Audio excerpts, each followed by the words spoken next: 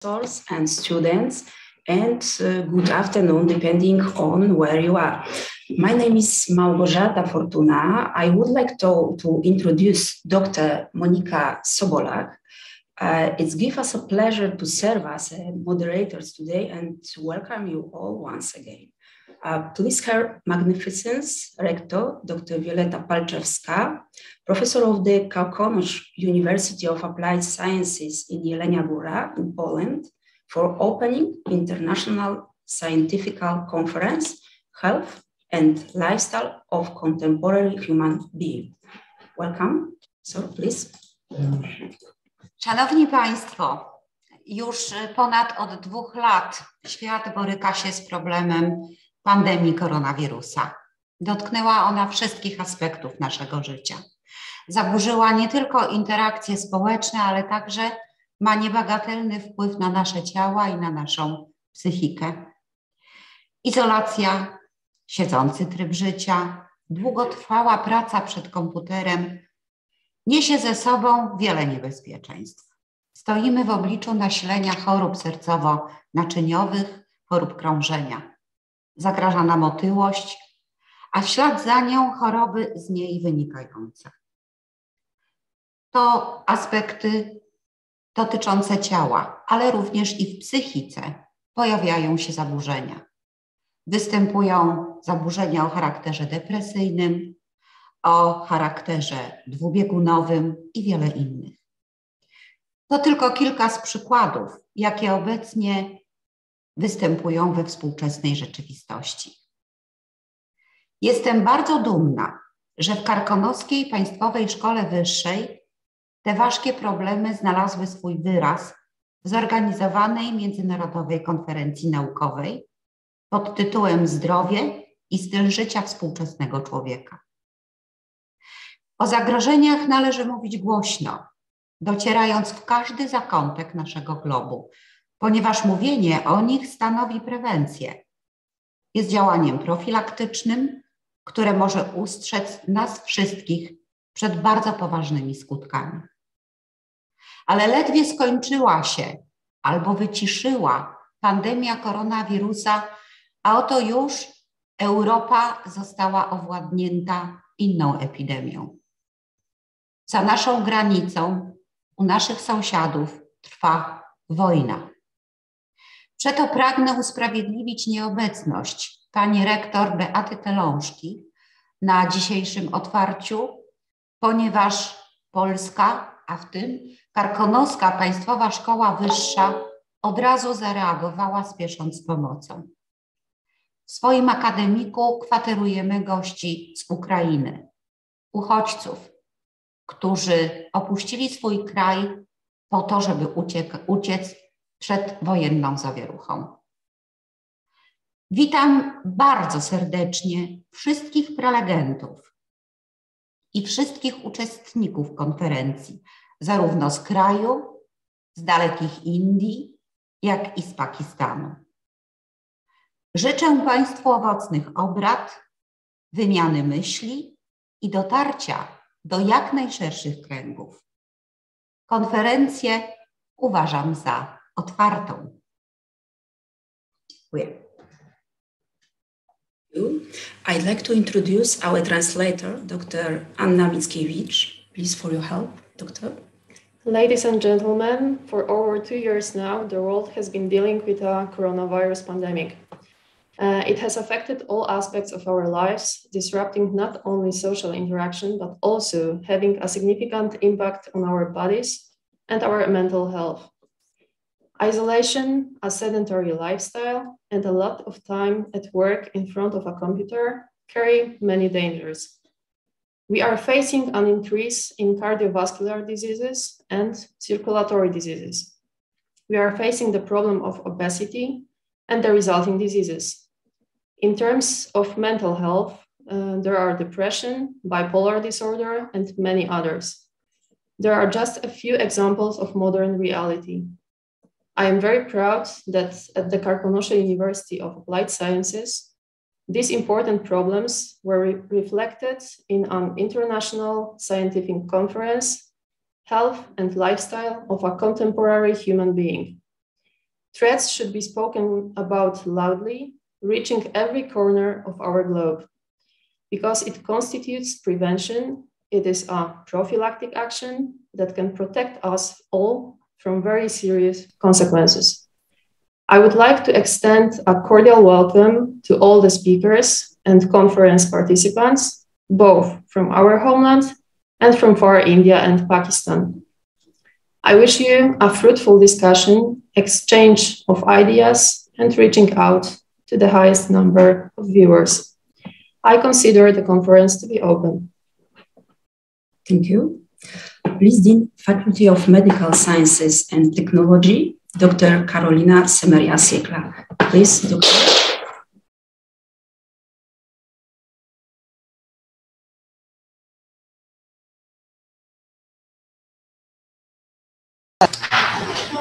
Jeszcze raz, słychać mnie? Yes, I can hear you. Okay, thank you. Witam wszystkich Państwa bardzo serdecznie na Międzynarodowej Konferencji Naukowej Zdrowie i styl życia współczesnego człowieka, zorganizowanej na Wydziale Nauk Medycznych i Technicznych Krakonoskiej Państwowej Szkoły Wyższej w Jeleniej Górze. Okres pandemii to był bardzo trudny z pewnością dla nas wszystkich, dla społeczeństwa, który istotnie wpłynął tak naprawdę na zmianę stylu życia. Ta zmiana stylu życia, czyli ograniczenie aktywności, spędzanie jak największej ilości czasu w domu, a także ograniczenie kontaktów społecznych, istotnie wpłynęło na zdrowie społeczeństwa. Dlatego tak ważnym jest, aby zrozumieć zależności pomiędzy zdrowiem człowieka a stylem życia, tym bardziej w obecnym czasie. Mam nadzieję, że dzisiejsze wykłady przybliżą nam troszeczkę te zależności i naświetlą, w jaki sposób pandemia wpłynęła na zdrowie, na styl życia, ale ogólnie na całe nasze społeczeństwo. W związku z tym bardzo dziękuję przede wszystkim dzisiejszym naszym prelegentom, którzy zdecydowali się podzielić swoimi doświadczeniami, swoimi obserwacjami. Również bardzo dziękuję komitetowi organizacyjnemu, czyli pani dr Małgorzacie Fortunie oraz pani dr Monice Sobolak za organizację, za przygotowanie bardzo ciekawego programu konferencji, no i właśnie za bardzo sprawną organizację. No i życzę bardzo ciekawych, udanych obiad. Dziękuję. I cordially welcome all of you to the International Scientific Conference, Health and Lifestyle of a Contemporary Human Being, organized by the Faculty of Medical and Technical Sciences. The period of the COVID-19 pandemic has proved to be a difficult test for our society, while at the same time changing our lifestyle. The limitation of physical activity and social contacts had a significant impact on the health status of all citizens. Therefore, it is so important to realize the relationship between health and lifestyle nowadays. I hope that today's presentations will help us understand this relationship and the impact of the pandemic on health. I would like to warmly welcome and thank all today's speakers who wanted to share with us their observations and experiences. I would like to thank the organizing committee, Dr. Małgorzata Fortuna and Dr. Monika Sobolak, for preparing an interesting conference program and the whole organization. I wish you a satisfying debate. Thank you. Welcome everybody to International Scientific Conference once again in Jelenia Góra in Poland. Thank very much Her Magnificence Rector Dr. Violeta Palczewska, Professor of University and Dean, Faculty of Medical Sciences and Technology, Karolina Semeria-Siekla, for the powerful opening this conference. We are so honored, all of you today. Thank you so much for that. I hope everybody enjoy our conference and have meaningful times. Before we start, we want to say a few words. Ladies and gentlemen, in the face of what is currently happening in Ukraine, we wanted to condemn Russia's actions and declare our support to Ukraine on behalf and the university community. So, today we are going to have two sessions with a 20 minutes break in between the sessions. And once again, I would like ask each speaker to finish his or her presentation within 70 minutes. I noticed that some of the speakers have prepared quite a lot of materials for their presentation. Please bear in mind that each speaker has a 70 minutes limitation. In each session, discussion will have about 20 minutes. It will be a time for comments and questions for those of participants who wish to make comments or ask questions. Please use the chatting window function on your monitor.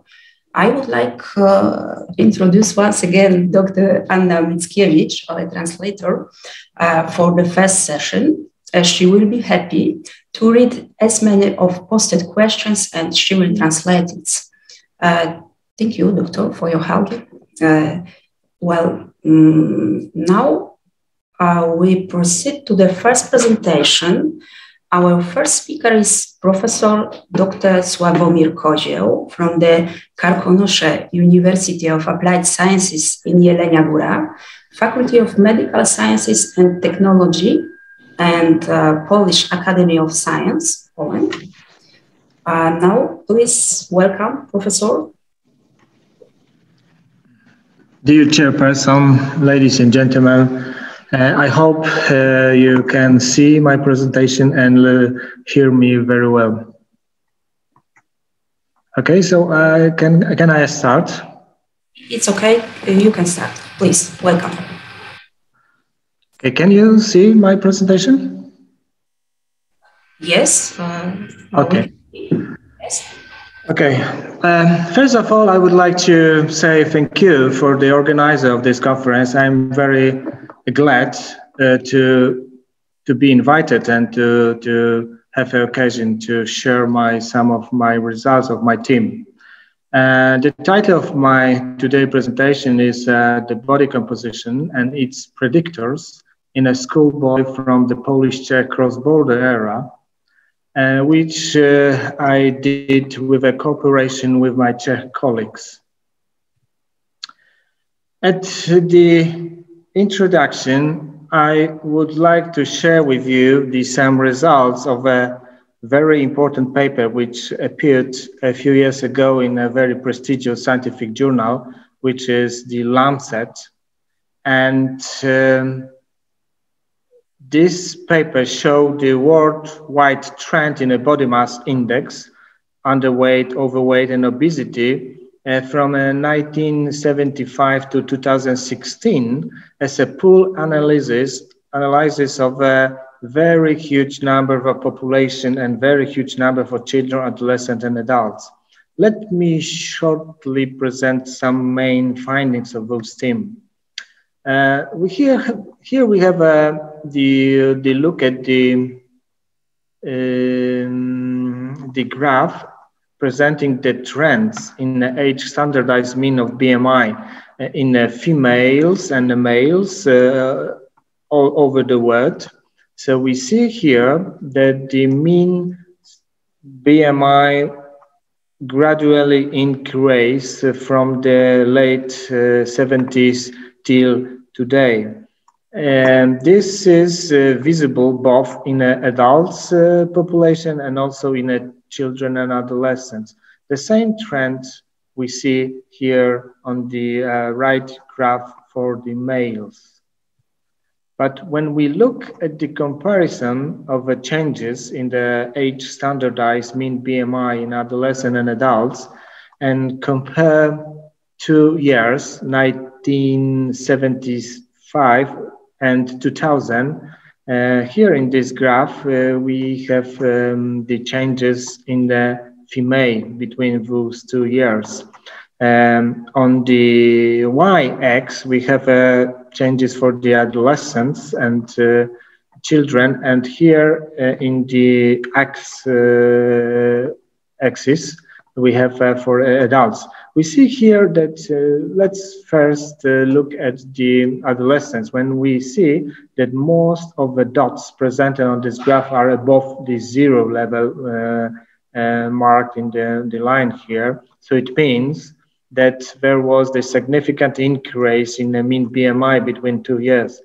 when we look at the adults, we also all dots exceed the 0 and are in the value of a plus. So it means also that there was a significant increase in a mean BMI. The same is true, the same pattern we see on the picture for the males.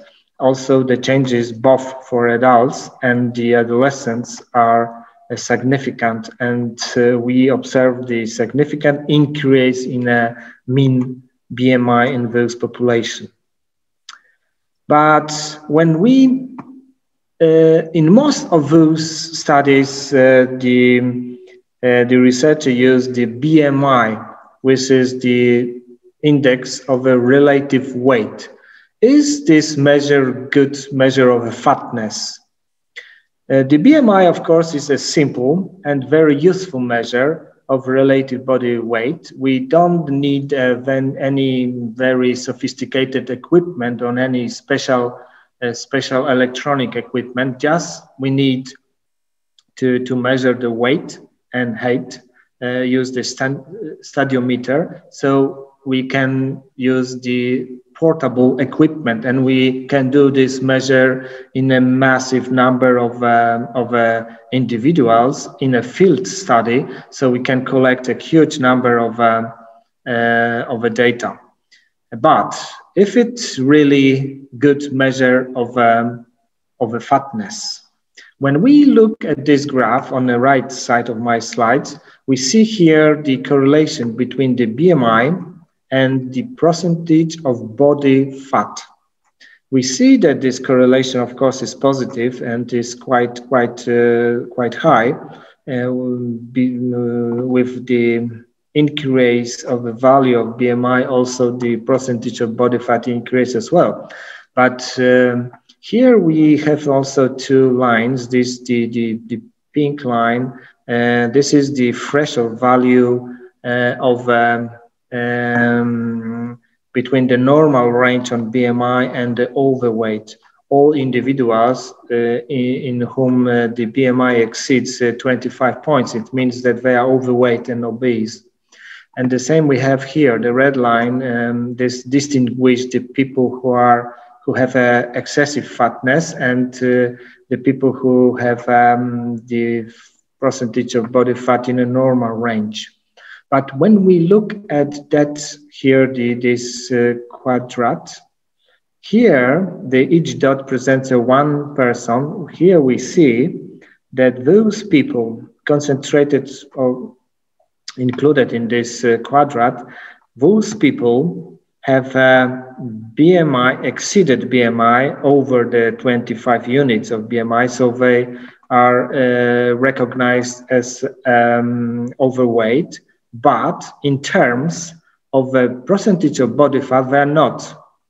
So this is the mismeasure of a BMI. And again, when we see on this left top quadrant here, we see here this any dot present one individual. We see here that those people here, they have excessive fat in terms of percentage of body fat, but in terms of BMI, they are normal, in a normal range.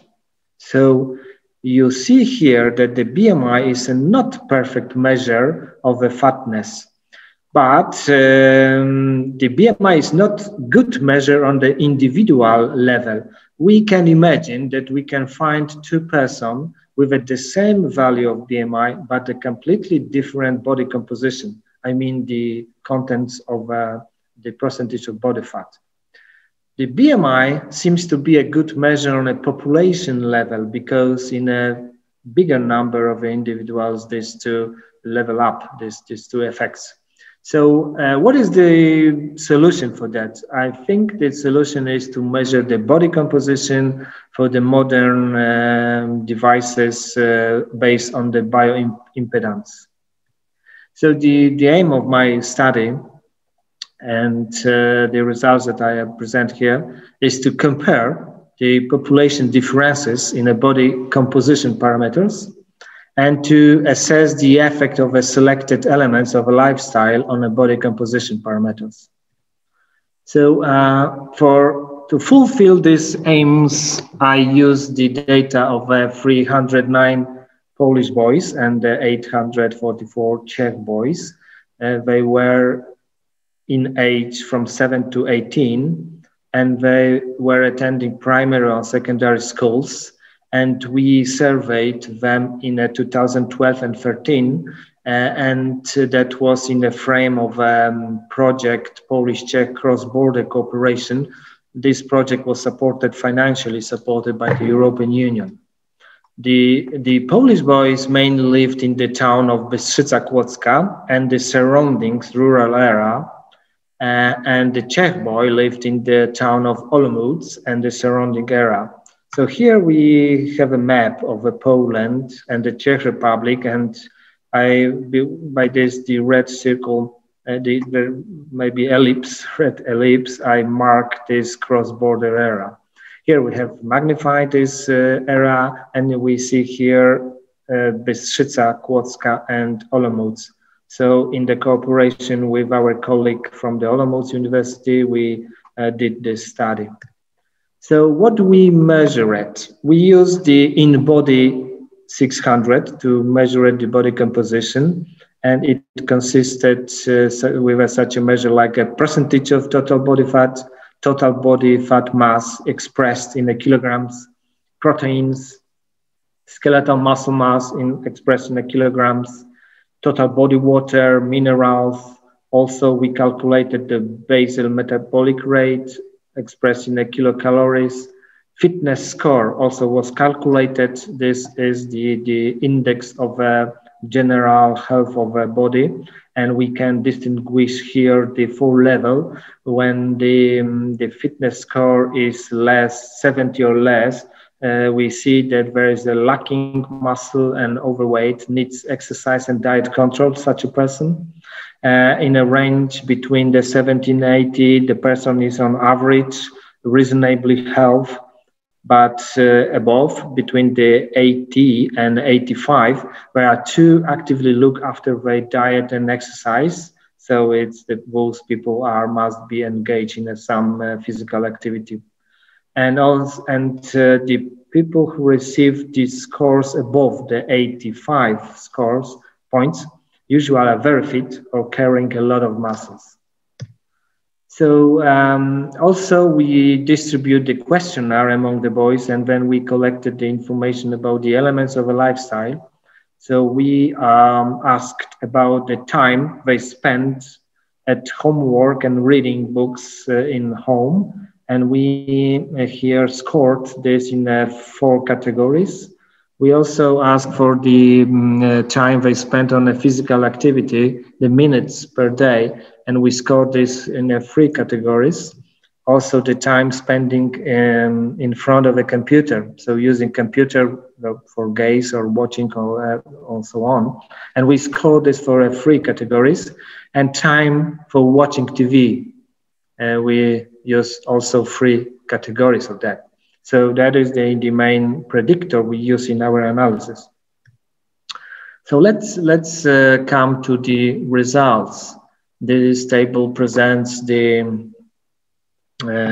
some descriptive statistics of the body composition parameters, and also the tests of the differences between them, these two populations. We use the student T test for independent sample.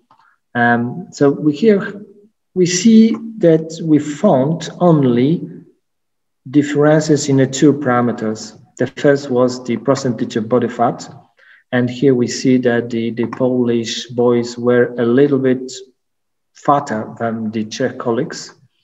And also we found in the differences in the mineral concentration, also the Polish boys got a little bit more minerals than the Czech peers. But we have boys in a very wide age range, so we divided them in 3 different development periods, and we defined the childhood. That was childhood included boys between 8 and 10. After the next period was the adolescence, and we we put in this group the boys in age from 11 to 15, and the post-adolescent period from 16 to 18. So we see here that we found much more differences between two populations. Still, we noticed the significant differences in percentage of body fat. We see here that in a childhood, the Polish boys were a little bit fatter than Czech peers. Also in the proteins, but the Czech boys get more. In skeletal muscle mass, the Czech boy seems to be more muscle mass. Here, the total body water, the Czech boys had more. And minerals, this is contrary, Polish boys had more minerals, significantly more, and basic metabolic rate was a little bit higher in the Czech boys. There are no any differences in the fitness score in any development period. We see also the minerals consistently repeated in the other two periods, and the Polish Polish boys had a more concentration of minerals, significantly more in the 3 periods. Also, we notice in a post-adolescent period that the Polish boys had a more percentage of body fat and also body fat mass expressed in the kilograms. So, but let's look at the differences in the elements of a lifestyle. So here we use the different statistical approach, and we use the chi-square test to assess the differences in a distribution among the categories of those parameters. So we see here this time spending on a homework and reading. We see significant differences in the 2 categories. The Polish boys significantly often spend half hour to 1 hour time, but the Czech boys significantly often spend more than 2 hours in a homework and reading. Using computer, we see here in the 2 categories significant differences. The Czech it seems that the Czech boys use shorter time the computer than the Polish boys, and the Polish boys we see here use more often 40 to 90 minutes per day computer. Let's look at the physical activity. Here we have significant differences also as well. And the Polish boys more often spend time on a physical activity from 1 hour to 2 hours, between 1 and 2 hours. But the Czech boys, the most often spend only no more than 45 minutes. And what about the time spending on watching TV? Also, we have significant differences, but it's much less differences. It's not so much expressed as in previous 3 factors. But anyway, we see the differences in the 2 categories. The Czech boys spend more often less than 45 minutes watching TV, but the Polish boys spend more often from 60 to 90 minutes per day watching TV. But let's look at the results. I am just coming to be summarize my presentation and the results. So we selected 3 body composition parameters for the further analysis, and we choose the percentage of body fat, total body fat, and minerals, and we run the generalized linear model to assess the effect of each element of a lifestyle and population on those parameters. So we see here that only 2 parameters significantly differentiate these parameters.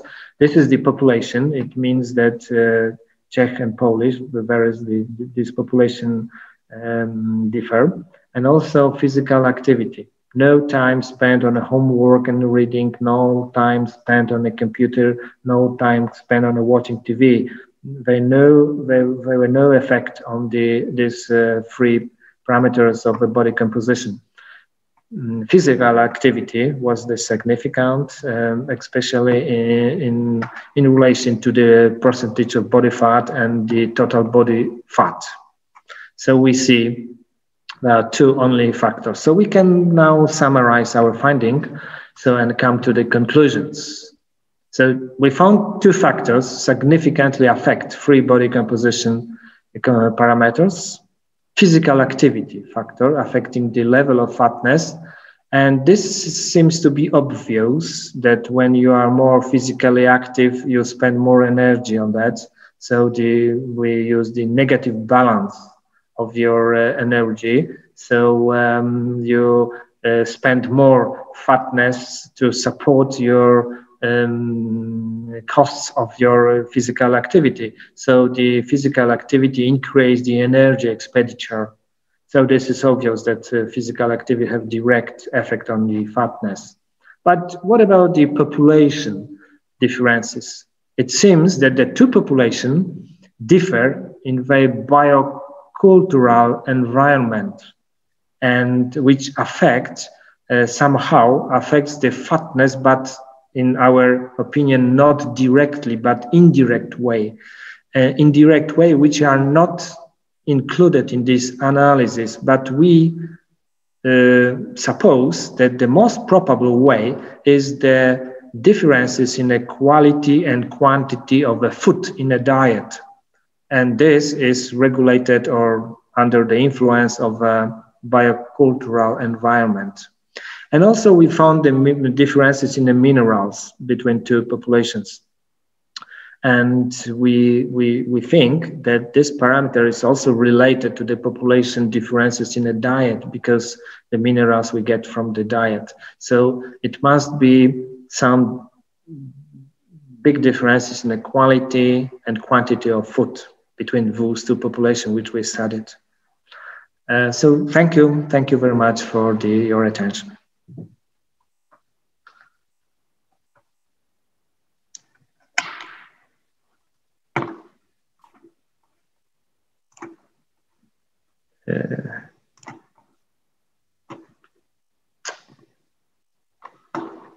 I can't hear you. I can't hear you. So maybe you unmute. You should unmute. Yes. Now, yes, it's okay.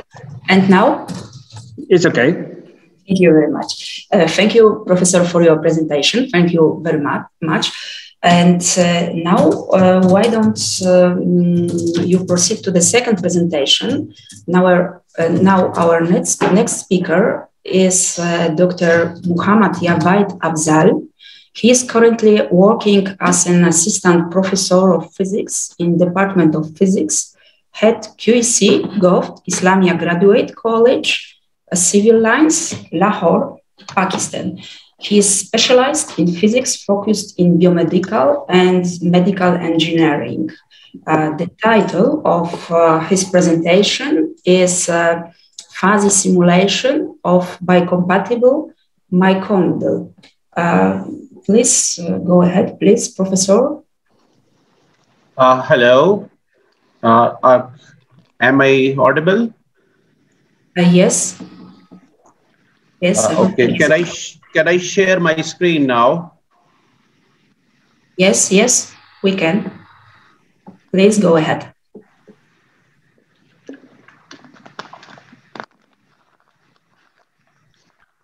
Can you see my screen now? Yes, we can see. Actually, I want to record it. So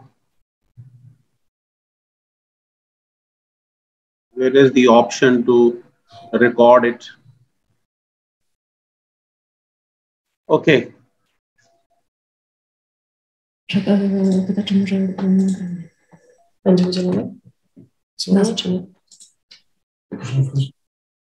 Okay, thanks for the invitation, and Dr. Pokowski has given me the task to present my research work in the International Scientific Conference, Health and Lifestyle of a Contemporary Human Being. So, Bismillahirrahmanirrahim. Rabbi shrah li sadri wa yassir li amri. My Lord, expand for me to my breast with assurance and ease for me my task. Wahlul uqdatam min lisani yafqahu qawli. And untie the knot from my tongue that they may understand my speech. So with the name of our creator, I have to start this. The topic is fuzzy simulation of biocompatible microneedle. And it is presented by me, Dr. Muhammad Javed Afzal. I am the head of QEC, Government Islamia Graduate College, Civil Lines, Lahore. So first of all, I want to give the introduction about the microneedles. Microneedles or microneedle patches, or we can call it microarray patches, are micron-scaled medical devices used to administer vaccines, drugs, and other therapeutic agents. While microneedles were initially explored for transdermal drug delivery application, their use has been extended for the intraocular, vaginal, transungual, cardiac, vascular, and gastrointestinal and intracochlear delivery of drugs. So they are actually a tiny needles, small enough that they are measured in millionths of a meter, means microneedles. And they are designed to deliver medicines, usually for vaccinations, etc. And so I have all to tell you this. The microneedles range in size, shape, and function, but are all used as an alternative to other delivery methods, like the conventional hypodermic needle or other injection apparatus. So microneedles were first mentioned in 1998 paper by the research group headed by Mark Francois at the Georgia Institute of Technology that demonstrated that microneedles could penetrate the uppermost layer. Subsequent research into microneedle drug delivery has explored the medical and cosmetic applications of this technology through its design. So microneedles were first conceptualized for drug delivery many decades ago. I have told it's 1998. So microneedles can be classified into 4 types. The microneedles you are looking at these are the microneedles. Actually, I am very afraid of injection in my childhood. So I got this idea that it is just the penetration on the upper skin. So we have the 4 types: solid microneedles, coated microneedles, hollow microneedles, and the dissolving microneedles. So if we can see the solid microneedle, so this is the solid microneedle. You can see in the picture that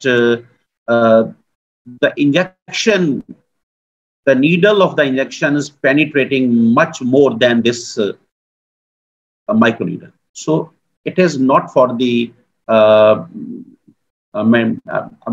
patient is very ill and he needs an injection. So, but this kind of microneedle is only used for the vaccines. So because it can penetrate only in the skin. So solid microneedles, it punctures the surface of the skin and applies the drug to the skin layer, allowing the drug slowly diffuse through the holes. It has the advantage of preventing pathogenic infection, but the drug delivery effect is very low. So the next one is the coated microneedle. So this is the coated microneedle. This is the semi 200 micrometer in size. So it is typically coated with the water-soluble drug. Microneedle is attached to the skin. The drug is quickly delivered to the skin. And then the microneedle is removed. It has an advantage of delivering a very small fixed amount of drug. But the remaining microneedle tips are dangerous because they can infect other people. So we have to waste it all. So microneedles are long enough to cross the stratum corneum, but not so long that they stimulate nerves which are located deeper in the tissues and therefore cause no or the very little pain. The next one is the dissolving microneedle. Unlike other types of microneedles, the dissolving microneedles are made of water-soluble material. When the microneedle is pushed into the skin, microneedle melts in the skin, releasing the drug in the microneedle. So these are the dissolving microneedles, and they are very perfect. What about the hollow microneedles? These are kind of hollow microneedles, and I'm working on it for the fabrication of this type of microneedle actually. So it is very similar to a conventional syringe of short length in shape, allowing liquid medication to be injected directly into the skin layer. So since the antigen presenting cells are largely distributed to the skin, the benefits of vaccines are ever greater when using microneedles. So these are the types of the microneedles. So here I have the picture of all the microneedles. The first one is the solid microneedle, and we have to remove it. In this, we have to remove it all. Then the coated microneedle, we have to remove this also after the penetration of the skin and injecting the drugs. Dissolving microneedle, after the penetration, we can remove only the cover because all other microneedles are dissolved in the skin. And this is the hollow microneedle. And we can deliver the drug here, which is shown in the yellow color, to the skin. So these are the 4 microneedles. So I want to simulate it with the fuzzy logic simulation, because we always do the simulation first and then the fabrication, so the fabrication cost can be minimized. So with the help of ANSYS and the fuzzy logic, I am used to simulate all the things before the fabrication and the practical applications. So what is fuzzy logic? Is an approach to computing based on degrees of truth rather than the usual true or false, as we can have in Boolean logic, 1 or 0, on which the modern computer is based. The idea of fuzzy logic was first advanced by Lofty Zadeh of the University of California, Berkeley in the 1960s. So actually this logic, the fuzzy logic, is a form of many valued logic in which the truth table of variables may be any real number between 0 and 1. It is employed to handle the concept of partial truth, where the truth value may range between completely true and completely false. So it does not require any mathematical equation. We just want to put the number of rules here, which can be completely false and can be completely true. So by contrast, in Boolean logic, the truth values of variables may only be the integer value 0 or 1. So in our day-to-day life, we might face situations where we are unable to determine whether the state is true or false. So fuzzy, the word fuzzy refers to something which is unclear or vague. So fuzzy logic in artificial intelligence provides valuable flexibility of reasoning. And in this article, we will learn about this logic and its implementation in this simulation of the microneedle. So generally, we use the fuzzy logic system for both commercial and practical purposes, such as it can control the machines and consumer products. It, if not accurate reasoning, it at least provides an acceptable reasoning. This helps in dealing with the uncertainty in engineering. So now that you know about fuzzy logic in artificial intelligence and why do we actually use it, let's move on and understand the architecture of this logic. So when I have used this FLC simulation for the fuzzy logic controller simulation for the biocompatible microneedle, because we always looked about for the biocompatibility of the microneedle, that we humans can cause any infection if we cannot use any biocompatible microneedle. So these microneedles should be biocompatible.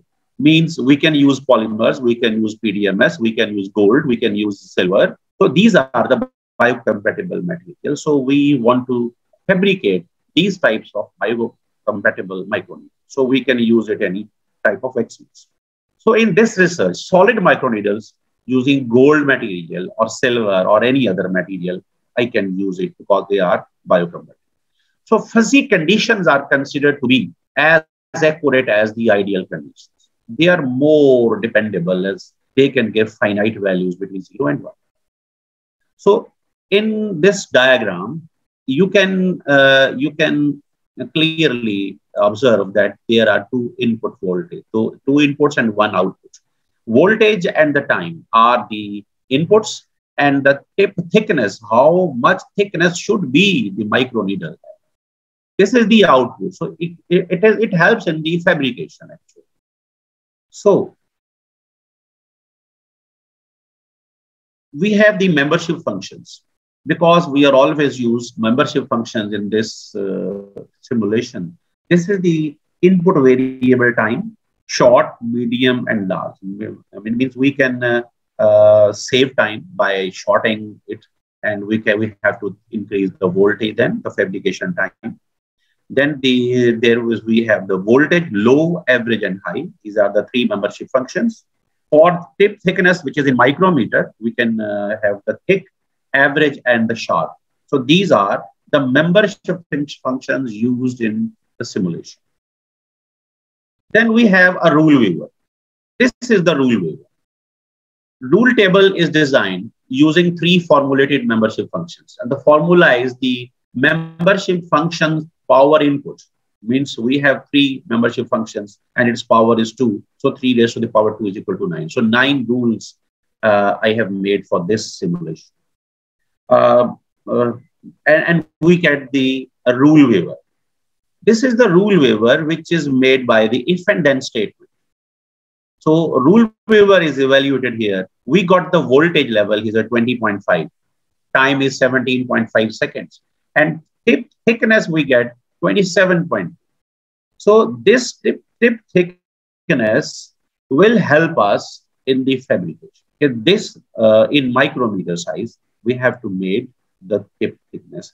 And in the literature, we have all the thickness values. How much thickness should be a microneedle has for the penetration in this skin. So we have the graphical results.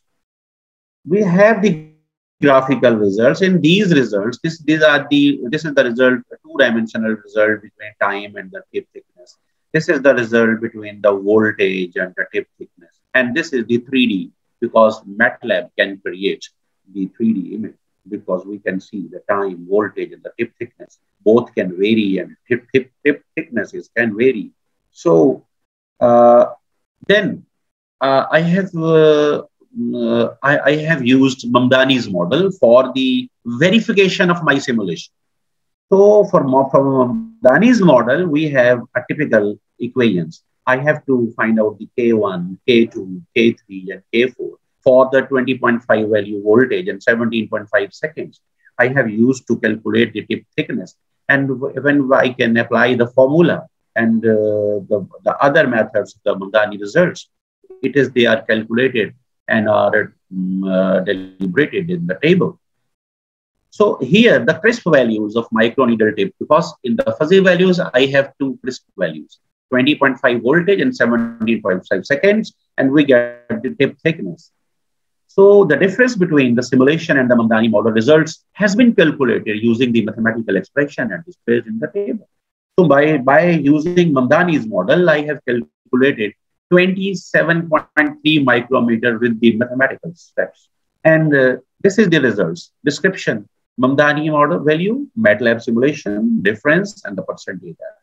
So tip diameter according to the Mamdani value, because of the mathematical steps, I got 27.3 micrometer. And with the help of fuzzy simulation, MATLAB simulation, it will be, it was to 27.2 micron.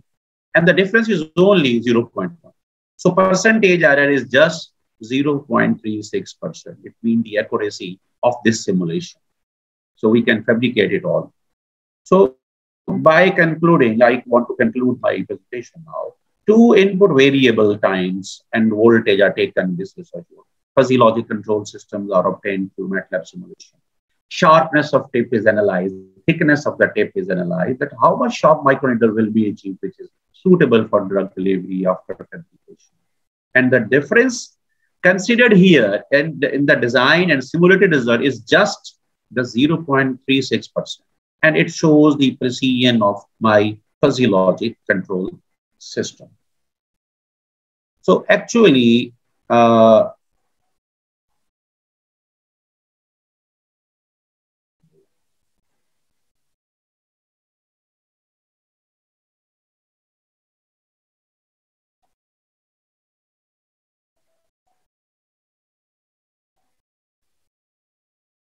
thank you very much. Thank you, Professor. You asked about recording. We can send you after the conference or record, or you want maybe only your presentation. I don't understand exactly.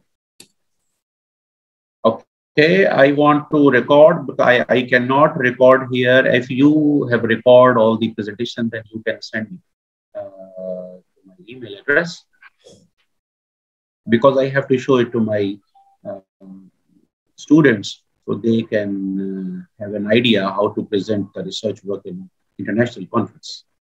So we will send you by email. It will be okay? Okay, it will be. Thank you very much. And on the next presentation, I would like to introduce Professor Dr. Małgorzata Sobieszczańska from the Karkonosze University of Applied Sciences in Jelenia Góra, Faculty of Medical Sciences and Technology, and Medical University in Wrocław, Poland. The title of presentation is Osteoporosis, the corneal pandemic of our time. Please, Professor.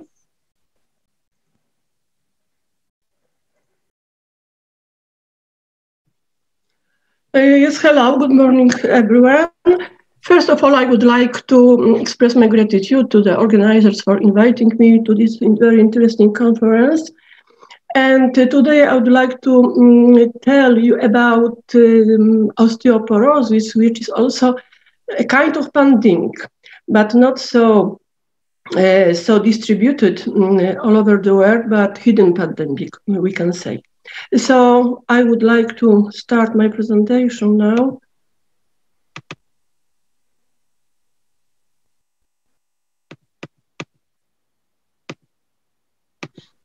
But I have some problem.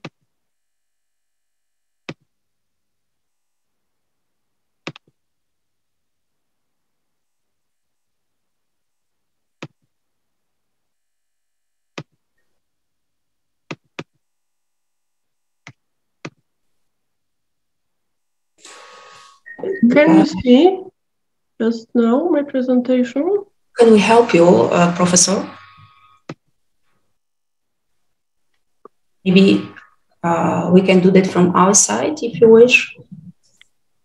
Oh, because it should be possible.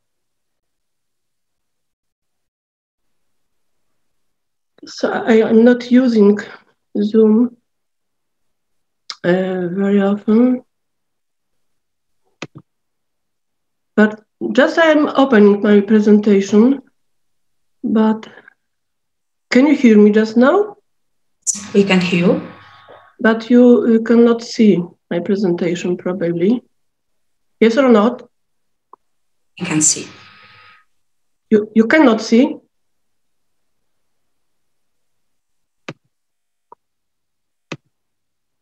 I don't know why.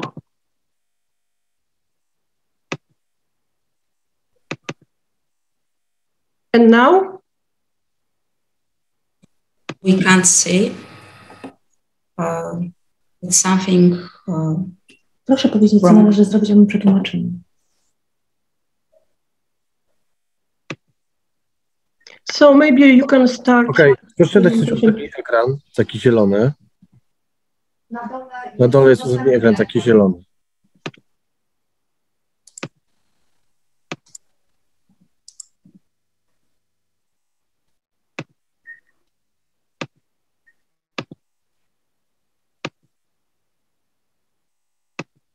I otwieram ten Zoom niebieski i widzę tylko Państwa.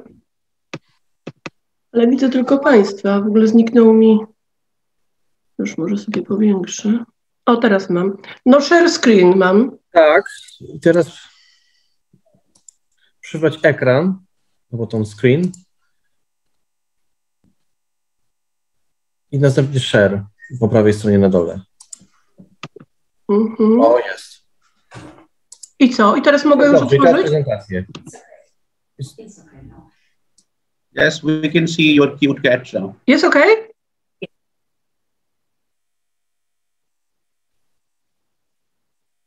Can you see now? Yes, we can. Okay. So, sorry for this trouble. So, osteoporosis just taken as a hidden pandemic of our times. It was just told even today about any other pandemics like cardiovascular disease, obesity, diabetes mellitus type 2, but also we should remember about osteoporosis, especially when we are thinking about elderly persons. As for today, it is even estimated that we have over 200 million people worldwide affected by osteoporosis. When we are considering European Union, osteoporosis occurs in about 22 million women and over 5 million men aged 50-84. And it, in consequence, just yields about 3.5 million fractures per year, and more of these cases are women. 2/3 of all cases are women. Also, we shouldn't forget about some economic burden. In the European Union, it is about 37 billion a year even. And unfortunately, we can expect that in 2025, so it is in 3 years of time, it will be an increase of even 25% of this economic burden and also increase of some cases of this disease.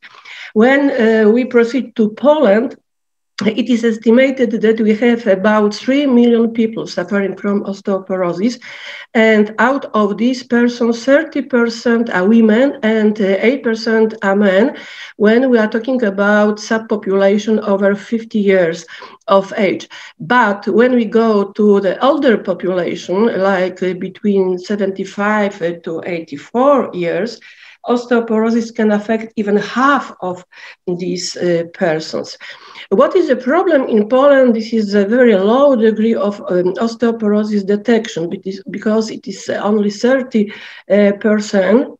And it was calculated as the ratio of the number of registered diagnosed cases of osteoporosis to the theoretical percentage of the population over 50 years of age, as it was estimated by the World Health Organization. So diagnosis level is very low in Poland, only 30%, so it is worth noting. Here you can see the most common size of osteoporotic fractures. This is most of all, first of all, vertebrae fractures, spine fractures, hip fracture, and also wrist fracture, which is also named Cole's fracture. When we say about osteoporosis definition, we can surely say that this is a civilization disease, the most common chronic multifactorial, it is interesting and important, multifactorial and generalized skeletal disorder. What are the features of osteoporosis? First of all, successive loss of bone substance, disturbances and weakening of the bone microstructure, and also reduced mechanical strength of the whole skeleton. And as a final consequence, we can expect increased risk of so-called low energy fractures. The other names for these fractures are osteoporotic and fragility fractures. These fragility fractures, osteoporotic fractures, are fractures that result from mechanical forces that wouldn't ordinarily result in fracture. And WHO just has quantified this as forces equivalent to a fall from a standing body height or even less. And we are able to achieve the maximum, the optimal mass, bone mass or bone mineral density at the age of between 20 and 30. 20 and 30 years of age. And after that, unfortunately, we can only expect a deterioration and the loss of bone mineral density. And finally, we can even just come into the zone just named fracture zone. So during our lifespan, we are able even to lose about 40 to 50 and even 60% of our maximum bone mineral density, our maximum bone substance. And this loss of bone mineral density is just successive. So, for example, as a result of a study performed by Greendale and his co-workers, which was performed on a population of nearly 1,000 perimenopausal women of different races, just revealed that we can observe a very rapid bone mineral density loss just 1 year before menopause occurs. And after that, this process can slow down, but doesn't stop at all to the end of life, unfortunately. So based on this investigation, a total of 10-year loss of bone mineral density in this population was estimated at nearly 11%, 10-year loss. But we can say, generally speaking, that within a few years after the end of ovarian function, the loss of bone mineral density is about 3% per year. But we must also remember about some special subpopulation of women which are named fast bone losers. And these fast bone losers just can loss even up to 7% of bone substance every year. What does it mean, osteoporosis? Osteoporosis is just a disease, a condition which can develop when we have more intensive resorption, bone resorption, which is performed by the cells named osteoclasts. Then this fundamental rebuilding process, which is just performed by osteoblasts. And as a result of this imbalance, we have just a reduction in bone mass. These bad, we can say, osteoclasts are formed in the bone marrow from a multipotent cell, which is transformed to granulocyte macrophage colony, just with help of the transcription factor PU1. After that, osteoclast proliferation occurs when we have just binding between the rank cytokine and rank receptor protein, which in the presence of macrophage colony stimulating factor initiates osteoclast differentiation. And this whole process is just named osteoclastogenesis. But fortunately, we have also in our body the protective protein, which is called osteoprotegerine, which is a rank inhibitor. And this protein is able to block rank from attaching to rank. And as the result of this protective process, there is an inhibition of bone resorption and at the same time activation of osteoblast proliferation. And owing to this, we can have bone structure rebuilding. And on this diagram, we can see this whole process, sorry. So when just this osteoprotegerine is in action, the process of binding this rank with rank is just made impossible, and instead of formation, the activated osteoclasts, which are responsible for bone resorption, we can observe just bone formation and rebuilding. Of course, as in case of many other diseases, also osteoporosis has in the background some genetic predispositions, some genetic determination. And we can say, however, that the clinical manifestations, expression, phenotypic expression of this disease is just the result of very complex relationships between genetic but also environmental factors. And all these combinations just shape the individual's predisposition to this disease. Of course, some studies just revealed that we have some families which can just be affected by the burden, some genetic burden of being more prone, more susceptible because of these genetic predispositions to express osteoporosis. And in these particular families, this genetic predisposition was just estimated as active, as responsible, and even in 50 to 85% of cases.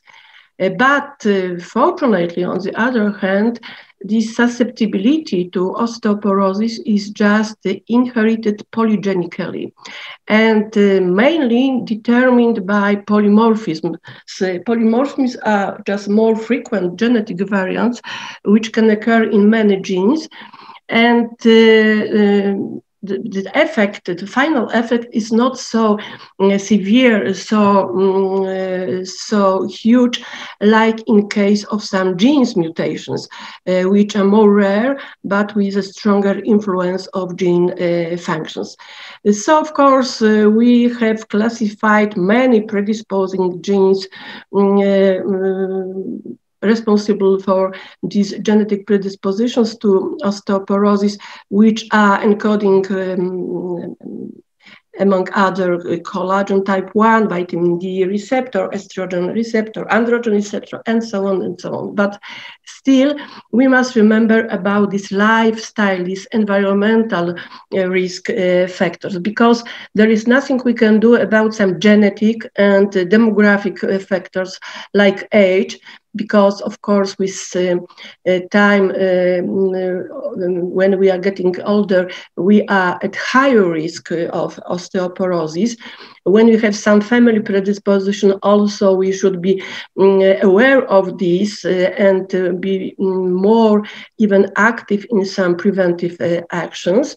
Also, it should be noted that especially women with slim stature and with low body mass index are at higher risk of osteoporosis. But still, I would like to emphasize that lifestyle is very, very important, because when we have just low calcium supply, some vitamin D3 deficiency, when we have insufficient but also excessive phosphorus supply, when we are under the impact of protein deficiency, but also, on the other hand, we are just consume too many proteins because of acidification. Acidification just is the state which make more possible the process of resorption of the bone mass.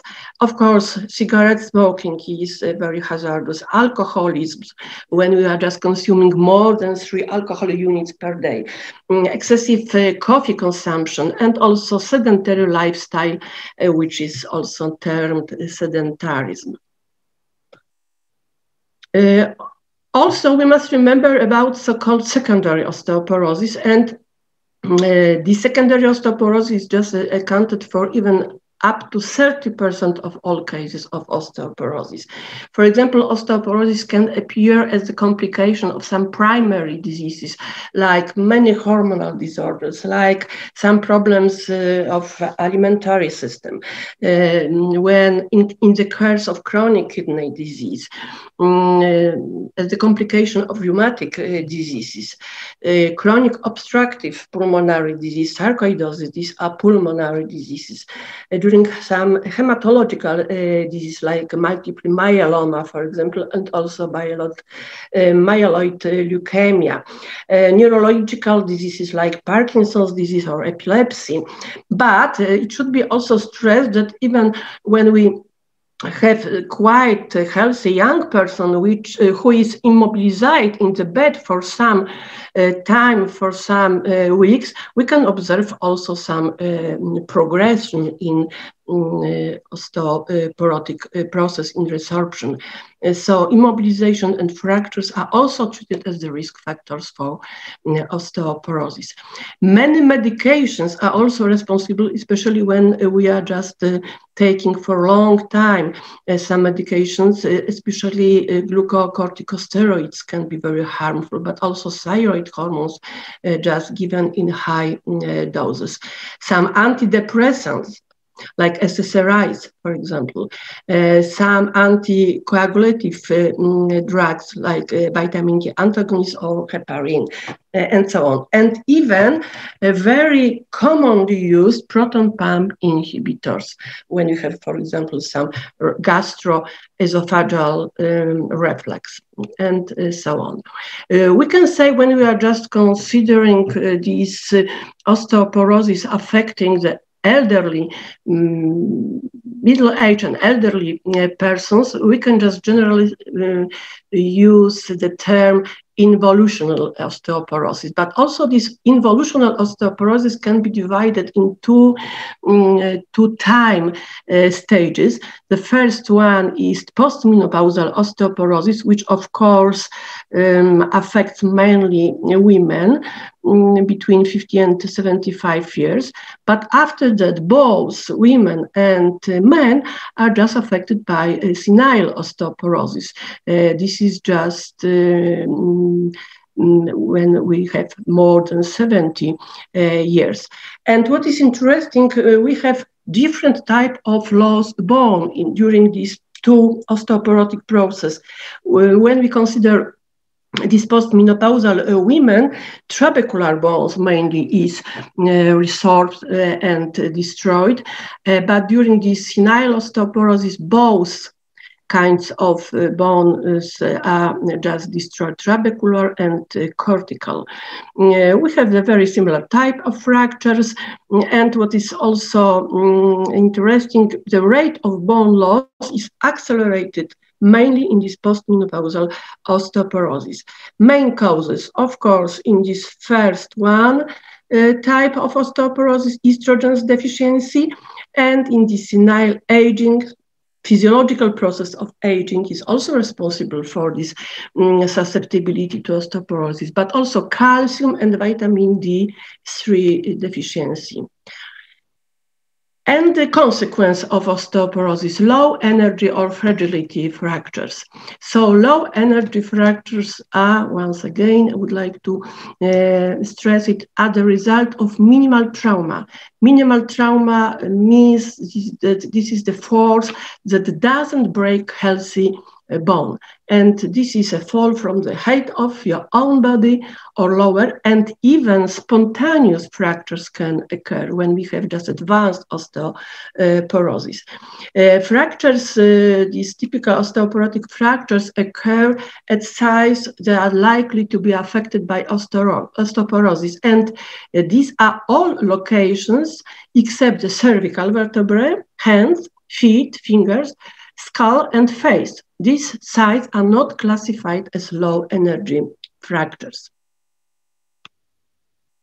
What are the consequences of osteoporosis? Of course, these osteoporotic low energy fractures, and it is estimated that osteoporosis causes about even 90% of fractures of the proximal end of the femur, which is also called hip fracture shortly, and also vertebral bodies in women. And osteoporosis is responsible for these fractures in 70% of men. Life risk of fracture, when we are just talking about people over 50 years of age, in women it is estimated as 40% and in men as 20%. Also, when we just observe the very first vertebral fracture, we must be aware that at this time we have threefold higher risk of subsequent vertebral fracture. And hip fracture is just worth noting because very often this is so-called last fracture. Last fracture because of the necessity of immobilization and some bad complications like, for example, pulmonary thrombi, which can be mortal, of course, and also pneumonia. So hip fracture is just estimated as the third direct cause of death, even after cardiovascular disease and malignant neoplasms. What are the long-term consequences? For example, after a hip fracture, even 20% of women die within the first year. The remaining 40% require assistance with moving around. 30% are immobilized in bed. And even 80% require the help of other people in carrying out any very fundamental basic daily activities. Of course, we have just some connection between osteoporosis and falls, which can be very, very dangerous in elderly persons because in consequence, these persons are affected by fractures. So why we can observe more frequent falls? Because during the osteoporotic process and some anatomic changes in the skeleton, we can observe, for example, a shift of the body center of gravity. Also, these elderly persons, especially after the first fall, are very anxious about the next fall and fracture, of course.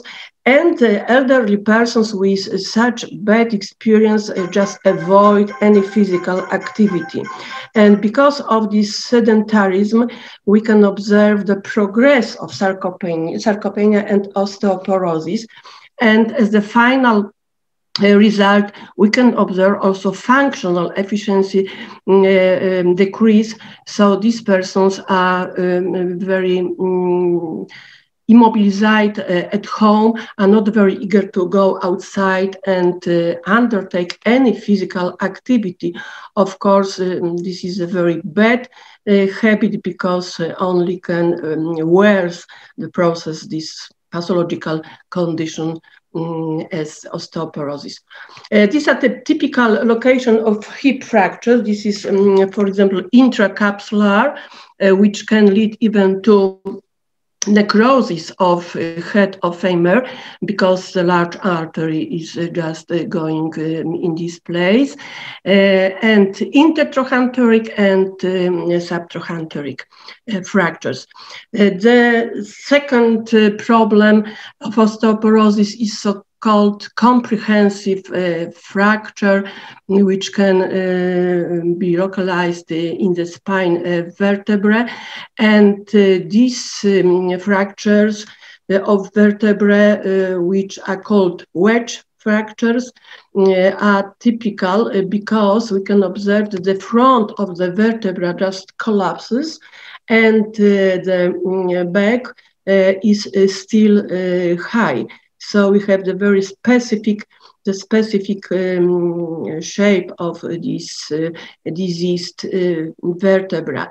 And after many years, when we have just even asymptomatic course of diseases, even up to 70% of all cases of all patients, we can observe the bad and absolutely deforming result, which is deep and very severe kyphosis and forming of so-called dowager's hump, like here. Generally, we can observe even 3 types of these spine fractures, especially occurring in advanced osteoporosis. This one is just wedge fracture, also biconcave fracture when the midsection of the vertebra can collapse, and also crash fracture.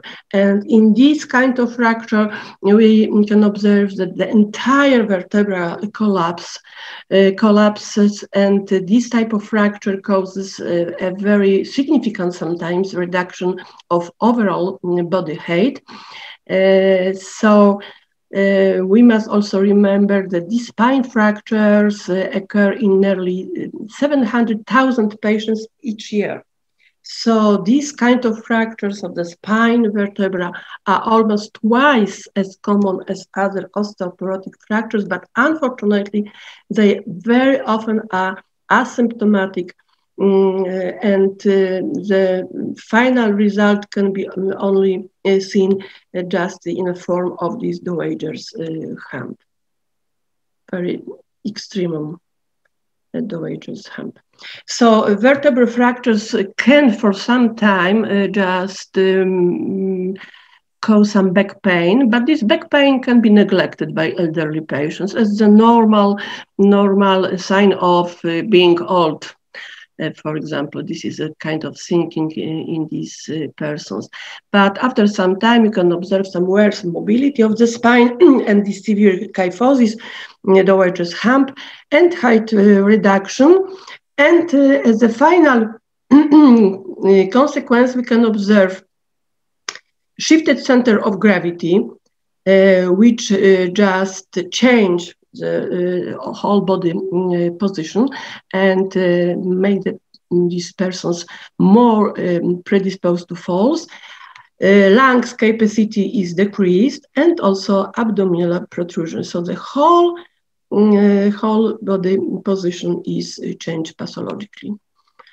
And osteoporosis very often is just named the silent bones thief, because for very long time we can observe no signs of these clinical features of the disease, and also the patients just neglect these back pains in most cases. When we have the final result of this crash or wedge vertebrae fractures, we can observe this significant reduction, height reduction of body, even more than 4 centimeters, and this dowager's hump is also present. But in many cases, the low energy fracture is just the very first sign of osteoporotic process. What is the process of diagnosis of osteoporosis? First of all, we must mention about the gold measurement technique, which is densitometry. Densitometry just measures bone mineral density, and now we are using dual energy X-ray absorptiometry technique, DXA method. Especially these measurements are just performed at the level of the lumbar spine or hip, especially in elderly patients, because of some aortic calcification, the formation of joints and vertebrae.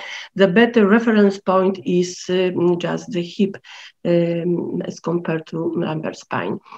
And osteoporosis can be diagnosed in postmenopausal women and men over 50 years of age when we obtain the DXA result equal or below minus 2.5 standard deviation, which is just reference to the mean value for the reference young, healthy adult population. But we must also be aware that because osteoporosis also means not only loss of mineral density of the bone, but also we can just observe disturbed bone structure and deterioration of bone quality. So because of this reduced bone strength, just regardless of bone mineral density, we can observe a very significant proportion of fractures, even up to 70% of all cases, which can occur in people without osteoporosis, but being in the stage which is named osteopenia.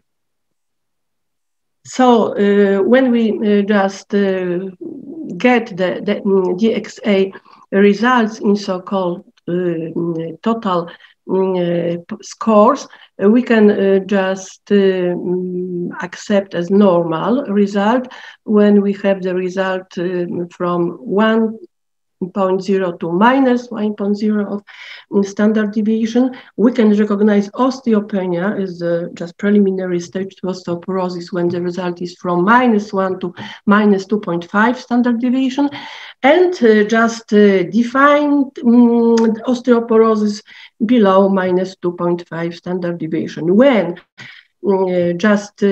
we can add to this some fracture, low energy fracture, this is just a severe osteoporosis stage of the disease.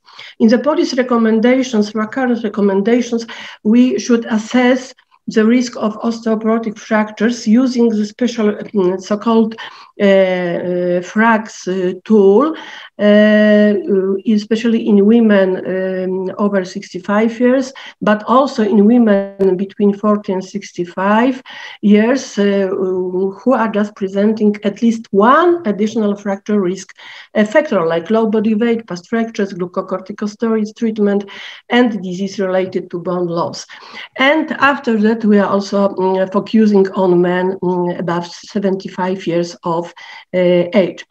And when we just obtained this FRAX risk more than 5%, absolutely obligatory is just to perform the measurement density, bone mineral density measurement using DXA method.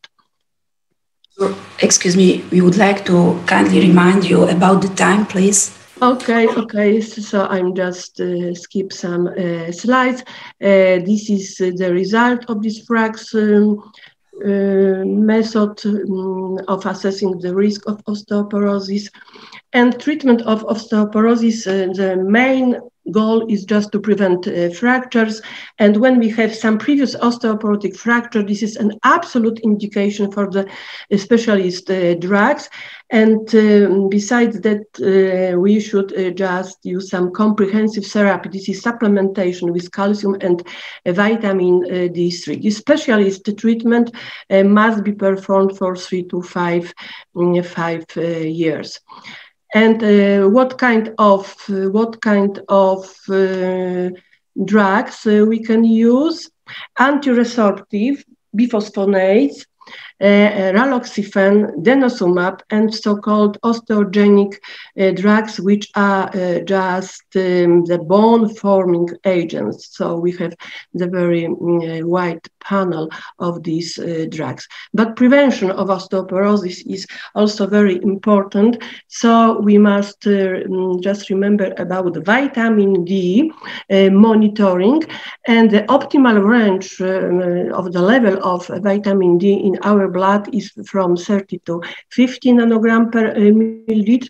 And what is very, very important, we should supplement vitamin D3, especially in elderly persons, for all year long.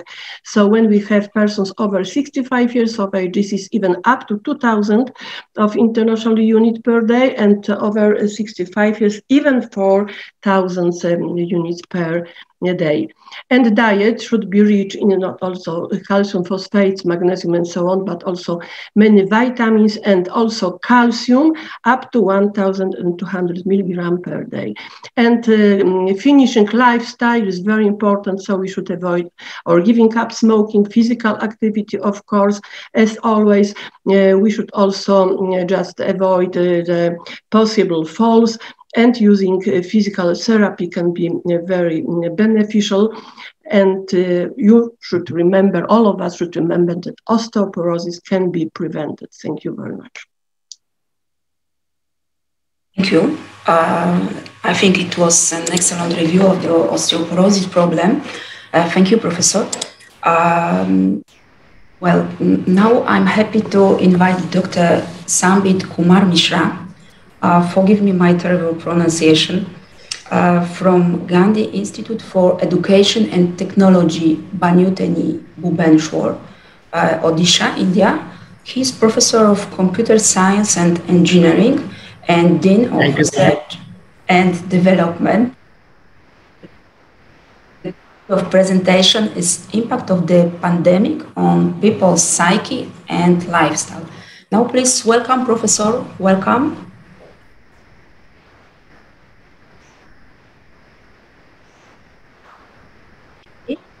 Thank you so much, ma'am. I'm really honored to be in this esteemed conference to speak something related to our topic, that is psychological impact on lifestyle and the health issues of a common man in this pandemic. Thank you so much, ma'am. And I'm really honored that you have given me such a chance to speak something in this esteemed conference. So this presentation, along with me, our co-researchers, Dr. Jesla Polkowski, sir, from Krakow State University Applied Science of Jelenia Gora, Poland, and Professor Jyoti Prakash Mishra, sir, from Gandhi Institute for Education and Technology, Banyuteni. On behalf of our authors, so I'm representing this paper. Basically, we focus on this psychological aspects and our behavioral aspect in this 2 years pandemic, being confined from our normal routine. So based on that, I have summarized some concepts of this behavioral aspects and the psychological impact that may sometimes they may take to the psychiatric problem or the physiological problems in general. So somehow, if we see that some common effects are linked to this pandemic, so it may lead to many issues. Specifically, being a teacher, being a professor in a esteemed institute. So I can say that it may be affected towards other students, the researchers, and in general, in a common man to carry out this its general activities. Basically, if you see that, and when we focus on the common effects, that is particularly the psychological response in a specific issue, we have seen that the response linked to this pandemic somehow it's a sense of fear and fears, and they can range based on some facts. Sometimes you can say the information that's circulated, in particular in the social media. Generally, what happens in such situation, it was really necessary to respond differently to the information from you can say from this global source and the local sources towards understanding. You can say this the basic symptoms. There is the distressful psychological symptoms, and you can say the maladaptive coping of the stress, and the understanding that the basic facts related to the situation. In fact, in this present situation, it has impacted our mental health of the entire community by, you can say, by creating the unprecedented mental health challenge that is you can say linked to some specific you can say the resources. So better, you can say now it is required to focus on the, you can say, this basically if we talk about a learning management, or you can say you talk about our you can say the general activity. So we have to think something more beyond the conventional strategies and to incorporate the emerging evidence-based strategies to us assessing the proper management. So in such cases, so generally to support, you can say that this, you can say the digital enabled learning mechanisms, and you can say maybe some you can say some practical issues. So we have to think in a different way and to visualize, you can say, or you can say to make it more provision to overcome this type of situations. In general, if we see in the present situation, I can say if we see in general, the social distancing, like you can say the quarantine, you can say it is required. But if you see practically, it's difficult to implement in all respect. So somehow you can say the based on some specific studies, it has been observed the psychological impact, like you can say the distress and the mental agonies, they have been increased during this period. So now this is the time to identify these psychological impacts of a common man, particularly in the quarantine period, and to obtain the necessary solutions to overcome this type of situations. Also we have to focus on some preventive measures, you can say, and the subsequent actions towards our, you can say, the social workers, the health workers, so that there can be a provision with the accurate and updated information. So generally, it may be in the situations we have the, you can say, various financial crises may be observed, the lack of opportunities in the service sectors, and practically it is really difficult to maintain the consistency as far as the psychological behavior is concerned.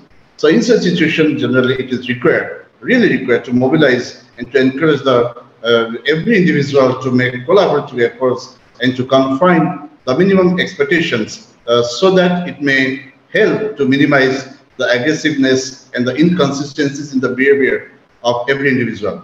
So we have so in this particular application, we have done some simulation mechanism by implementing the genetic algorithm to accumulate the measurement and to focus on the you can say some basic psychological impact in the symptoms.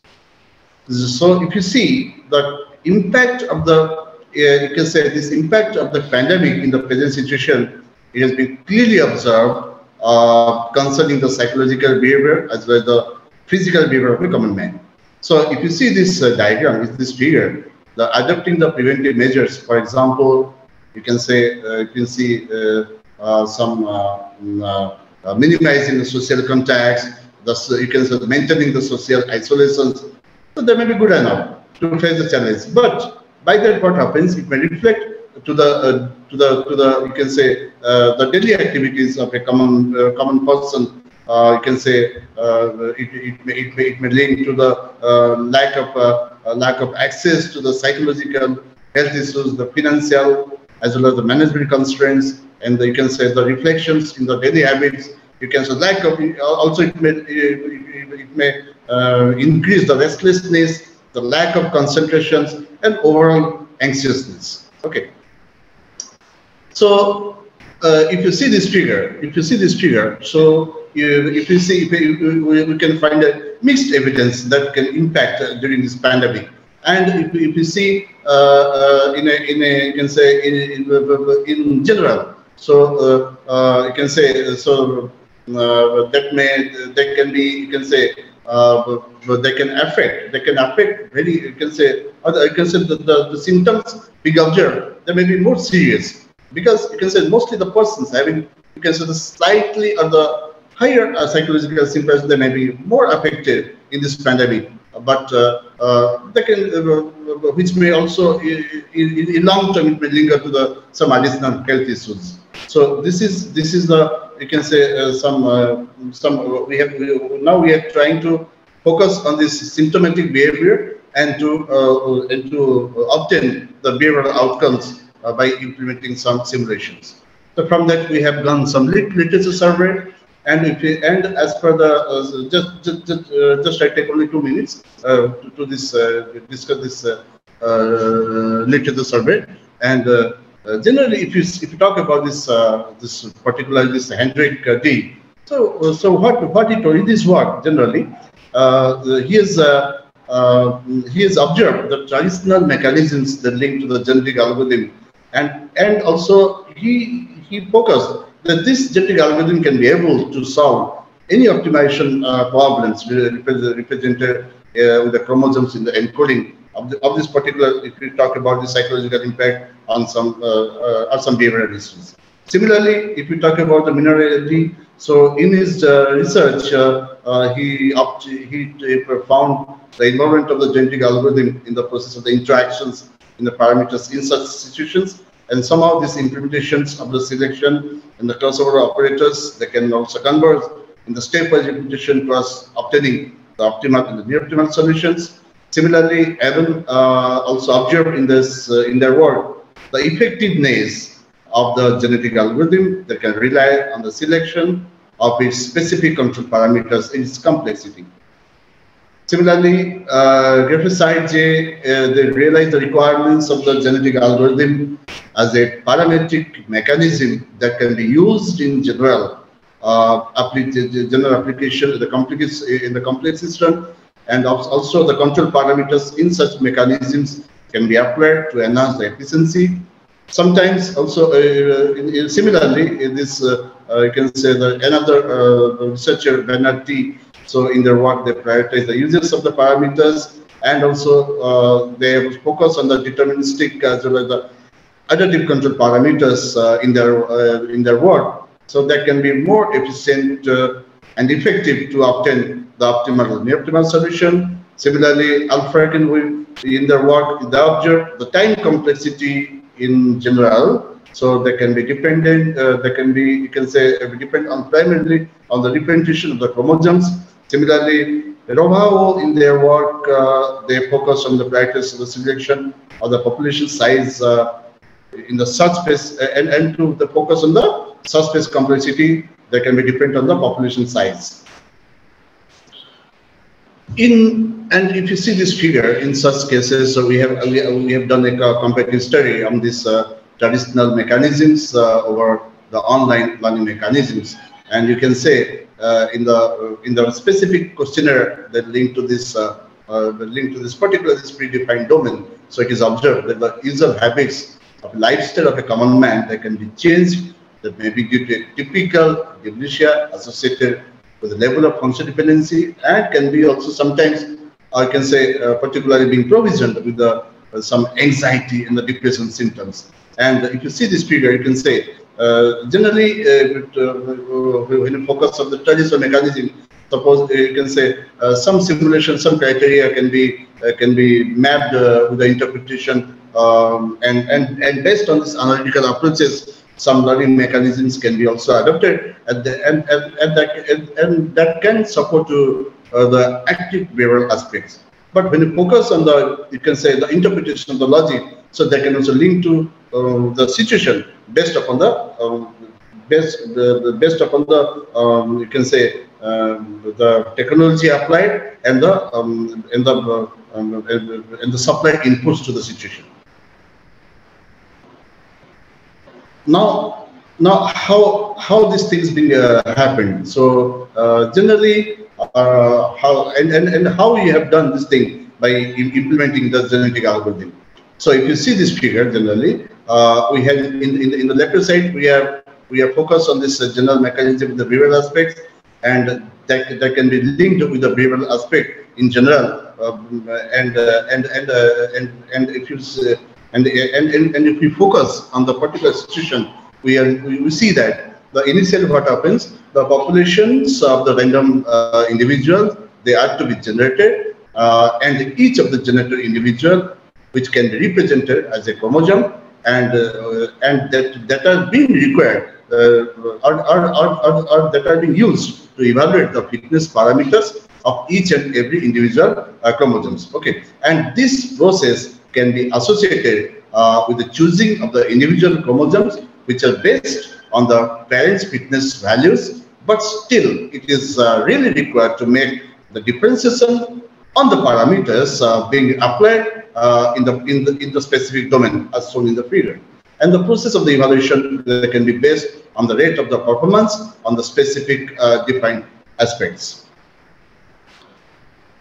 So this experimental analysis, what we have done. So generally, if you see this figure, what happens? So usually, what happens? So while we consider a common approach, it has been intended on the experimentation of the several parameters, and based on the optimality, the selection operation can be performed, and the parameterized, the major thing is the parameterized control, and the parameterized control operation, they focus on this crossover in the mutation parameter values, which can be able to expedite the process. And as shown in the figure, if you see the figure here, the crossover rates that depends on the size of the population, and the mutation rates can be the robust search in the considered size of the population. So particularly in this experimentation, what we have observed related to the behavioral aspects. So we have seen that the initial, you can say, we have done some tests by applying this specific MATLAB tool, MATLAB 13.B. We have used this MATLAB tool, and we have done some simulation, and we observed that the initial test being conducted using the crossover rate of 0.7, and the size of the population was conducted using 0.9 crossover rate, and the population size, it was varied from, if you see here, this it's not 1 to, but it's yes, 1 to 145. It is being fluctuated, and the aspect ratio in such situations, they can be measured by considering the comparison parameters with the current behavioral aspects. So this is the you can say this is the basic mechanism, or you can say this may not be accurate, but this approximation.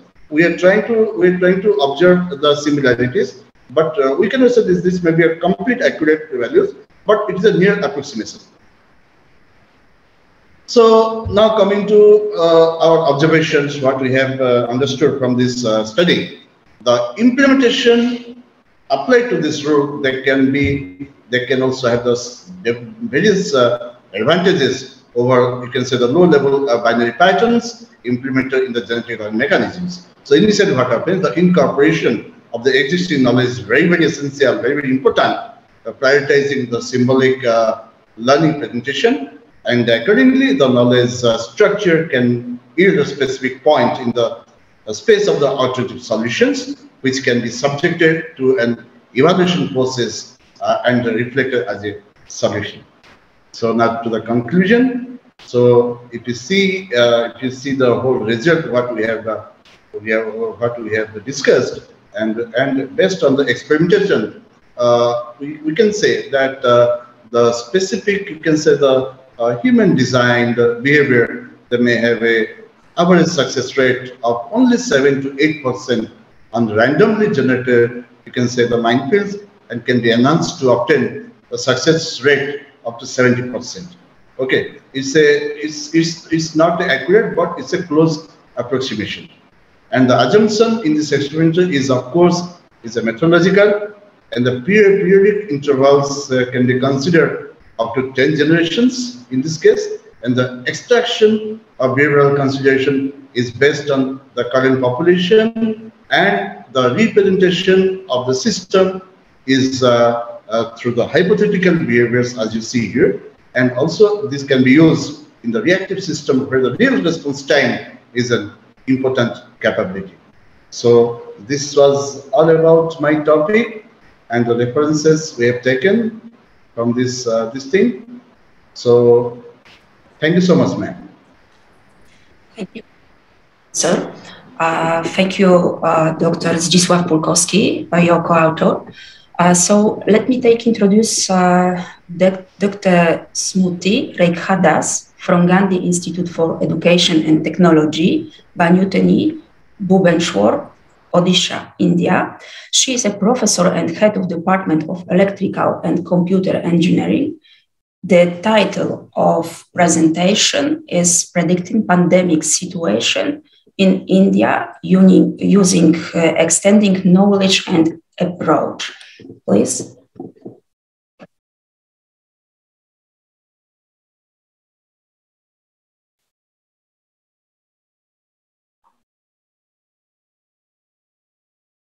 Welcome to all.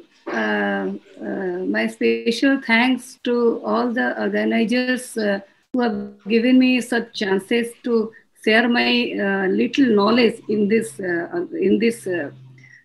scenario and in this conference. And welcome to the chairs. And also my special thanks to our institute chairperson, Professor Dr. Satya Prakash Panda sir, and Professor Jyoti Prakash Mishra sir, Professor Sindharani Panda madam, and our principal, Professor Dr. Jivananda Jena sir, for giving me such opportunities. And today, my topic that I will cover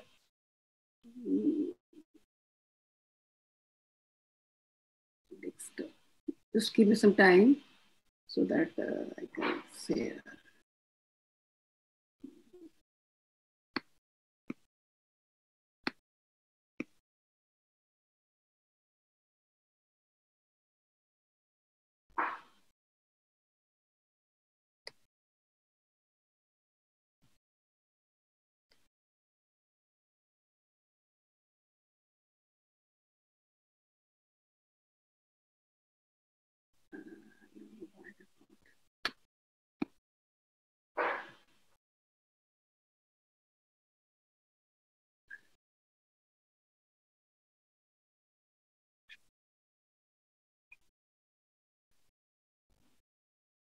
Just a minute, it's taking some time. Am I audible?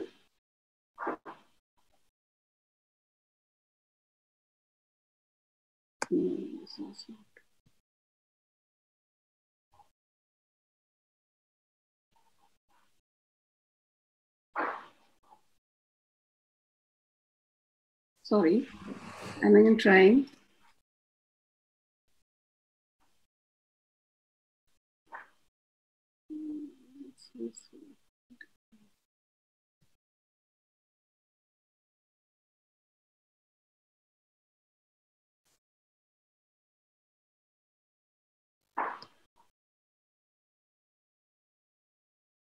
Yes, I think now it will be okay.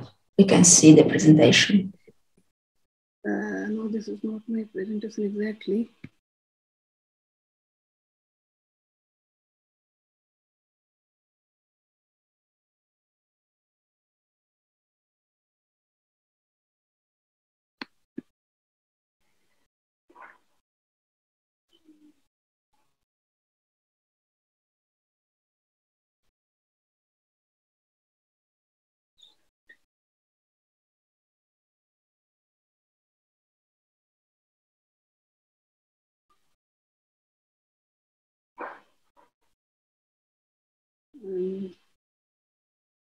If you give me 2 minutes.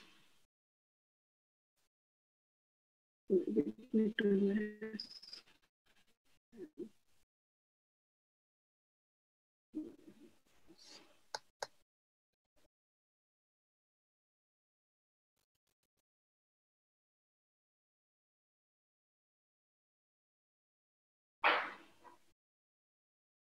Is it visible? Yes, yes, is it? Yeah.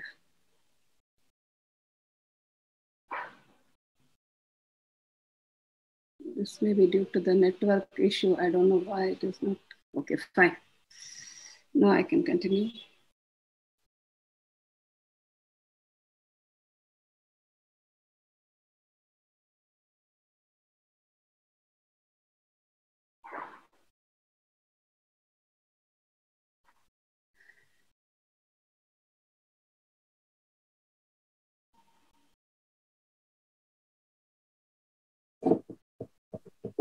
Sorry, is it visible?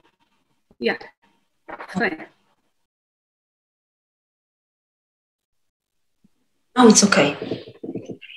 we can see. Okay.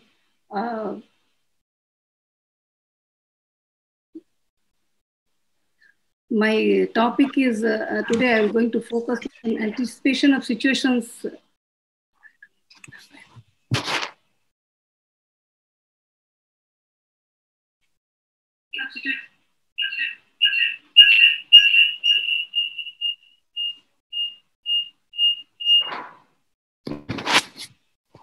My topic is anticipation of situations linked to pandemic in India, adapting enhanced knowledge and approach. Am I audible? Yes, yes, yes. So I'm Dr. Smruti Rekha Das, working as a HOD in the Department of Electrical and Computer Engineering at Gandhi Institute for Education and Technology. So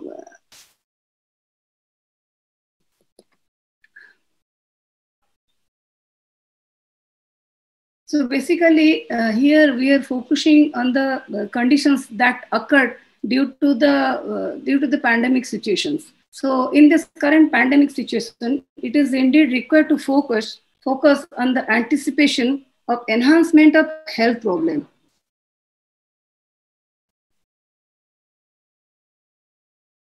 Just and issues. Sometimes this can be observed as psychological distress consequent to the diagnosis, as well as worries belonging to the others and concern about the recovery.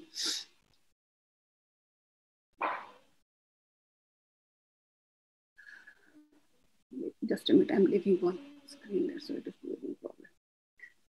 Okay, here anticipation means it shows in advance all possible outcomes. It basically deal with the problems before they arrive. So here the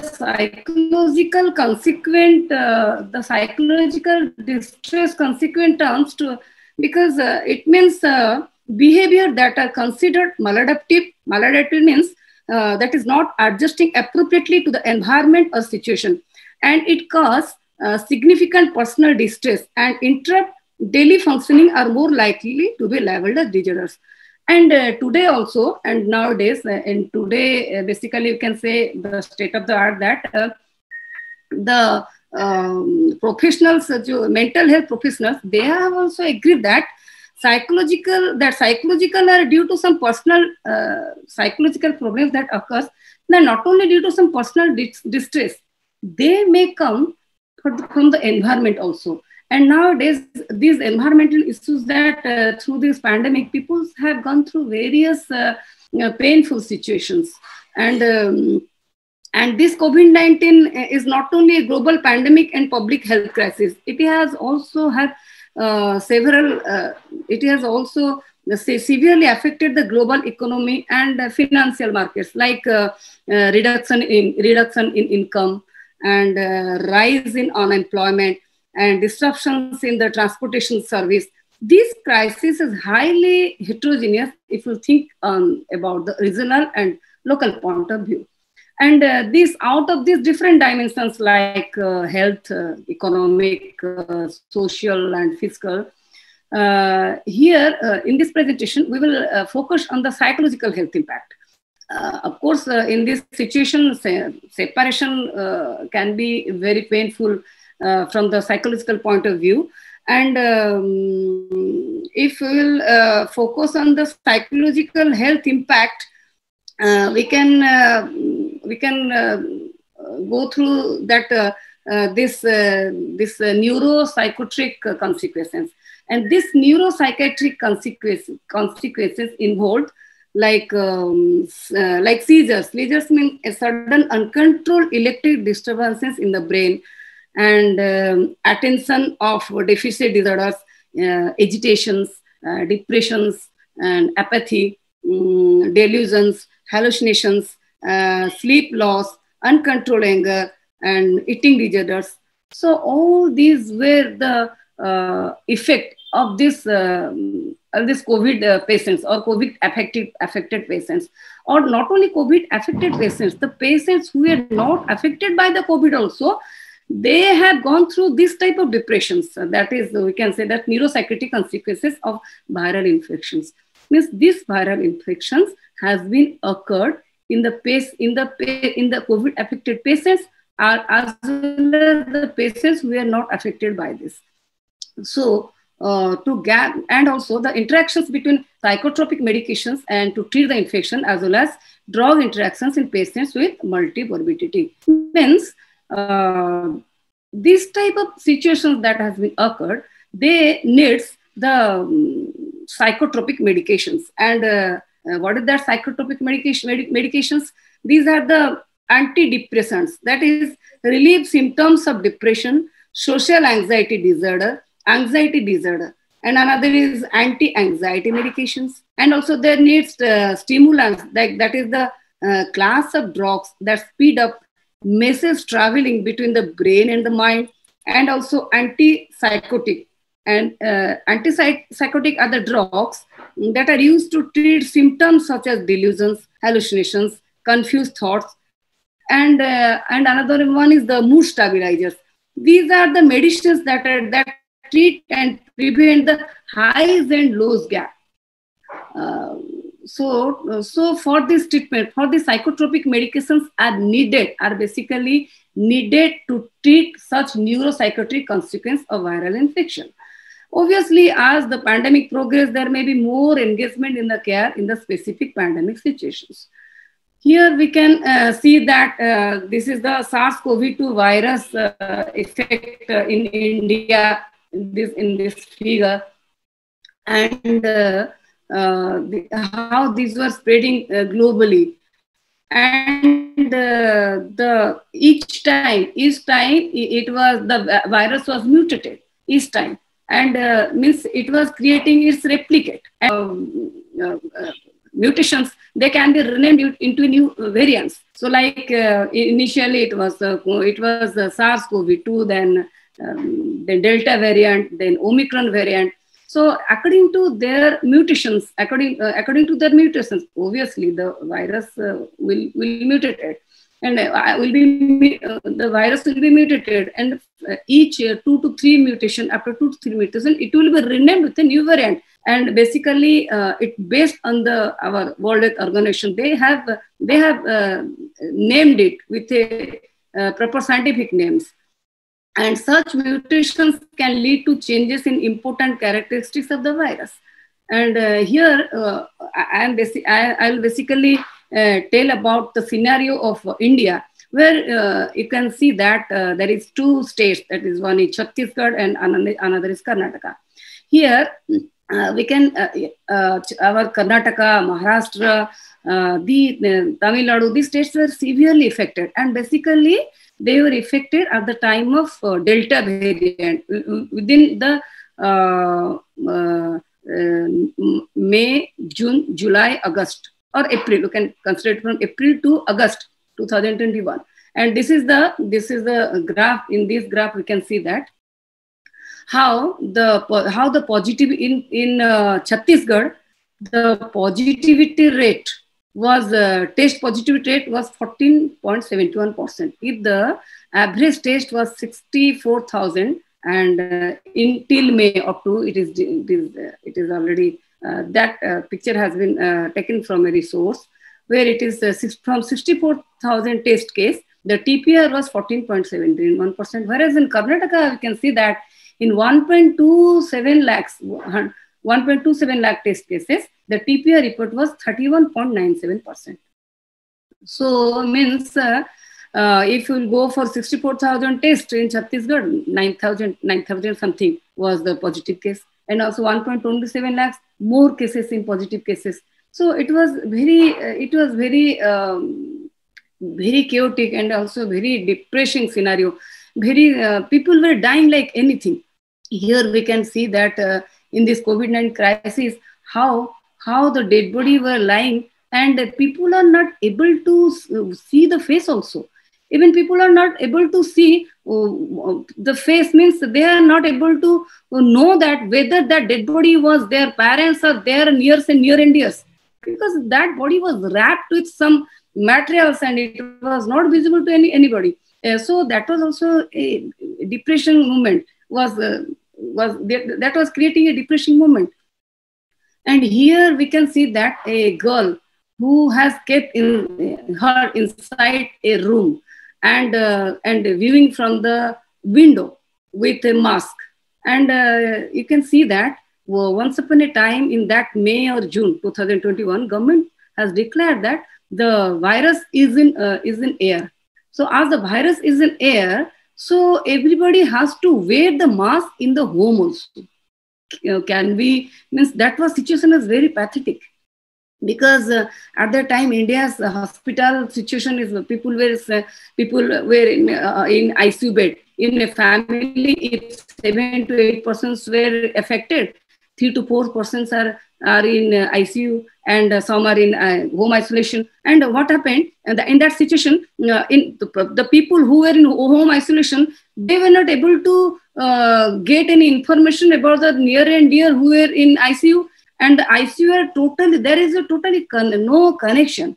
So what happened? Though we were in ICU, they were in depression. They were thinking about their near and dears who were in home, and the home who were staying in home isolation. They were thinking about their parents or their nears and dears or their belongings who were in ICU. So, and just can imagine what was that situation. And also that was not sufficient bed in medical.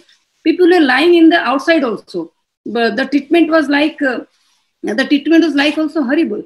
But what to do? That the situation, the maximum people were affected by these Delta variants, and Delta variants is so. I'm telling about the Delta variants, which is so easy, so dangerous variants.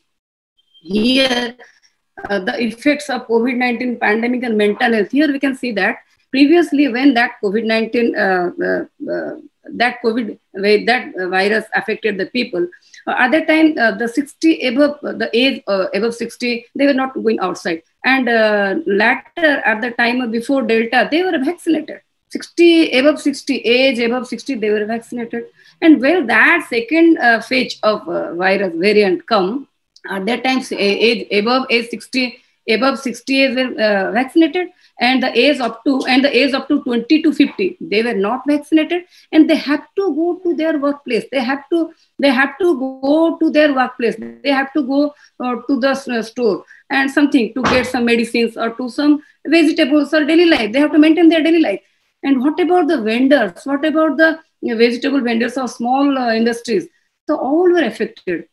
So we can see that in this graph, the age up to 18 to 24 was maximum affected. Then later it was decreased up to age 65, 29.3%, because at the age above 60 they were not going outside and they were also vaccinated. So this type of obviously when that lead to neurological and mental complications. If in a family 18 to 50 age persons will be affected and seriously, then what will be the mental conditions and the mental conditions of the affected people as well as mental conditions of the not affected people. So they were going through delirium, agitation, stroke, people with pre-existing mental and people with pre-existing mental, people which is having already mental problem, neurological problem, substance disorders problem, they are also vulnerable to this infection. Here from this survey, it has been observed that major disruptions to critical mental health services, because due to this situation, doctors were also affected. Doctors were also dying. So as the doctors were affected, and in hospitals, they are banned to the normal patients, the regular patients or the chronic patients, people who were affected with cancers or any other disease. They were in home and they were not allowed to go to the hospital because hospitals was totally filled with the corona patients, COVID patients. Also at that time, what happened? So some countries, they reported widespread disruptions of many kinds of critical mental issues. So basically over 60% reported disruptions to mental health services for vulnerable people, including children and adults, and 72%. That was a survey. And older adults, 70%. And women requiring antenatal and postnatal service, 61%. These services were disrupted. 67% saw disruptions to counseling and psychotherapy. 65% to critical harm reduction services, and 45% to opioid agonist maintenance treatment for opioid independence. And more than third, means 35% reported disruptions to emergency interventions. And what happened? And like the patient's prolonged seizure case and severe substance use withdrawal syndromes. So this type of services was disrupted. And 30% reported disruptions to access for medical, for mental, neurological, and substance use disorders. So, and in that case, some countries, basically some high income countries, they thought to go for telemedicine or teletherapy. They adopted this through teleservice, through teletherapy, telemedicines. Instead of going to the medical or instead of visiting to the doctors, they have gone through this through teletherapy. But telemedicines can bridge a gap for mental health, but it will not give a full satisfaction. Again, who has issued guidance to countries on how to maintain essential services, including mental health services during COVID-19, and recommend that countries allocate resources to mental health as an integral component of their response and recovery plans. So, although 89% of countries reported in the survey that mental health and psychological support is part of their national COVID-19 response plans, but only 17% of these countries have full additional funding for recovering these activities. So, so basically, if you go on highlighting the need for money, as the pandemic continues, so spending only 2% of national health budgets on mental health is not enough. And also from internal funding, we receive only 1%, which is also very less, because if you will go for both physical health conditions and mental conditions, we can imagine that physical conditions is somehow better than mental conditions, because a person's which is affected with some physical problem or something like this, he will receive his mental will receive, and he will take the medicines. He will cooperate with the doctors and family members. But in mental case, it's a very serious issue. They will not cooperate. They will not accept. They will not adjust with the environment. So mental case is a very severe case. So we should not keep it as a casually. We have to take serious about serious on it. And basically, people who do invest in mental health, they should reap rewards. Here we can see that post-COVID complications. Initially, when the people were affected with COVID situation, the isolation period was for 14 days. And the latter it was converted to 17 days. But in more complications case, it has again 21 days and up to 45 days also.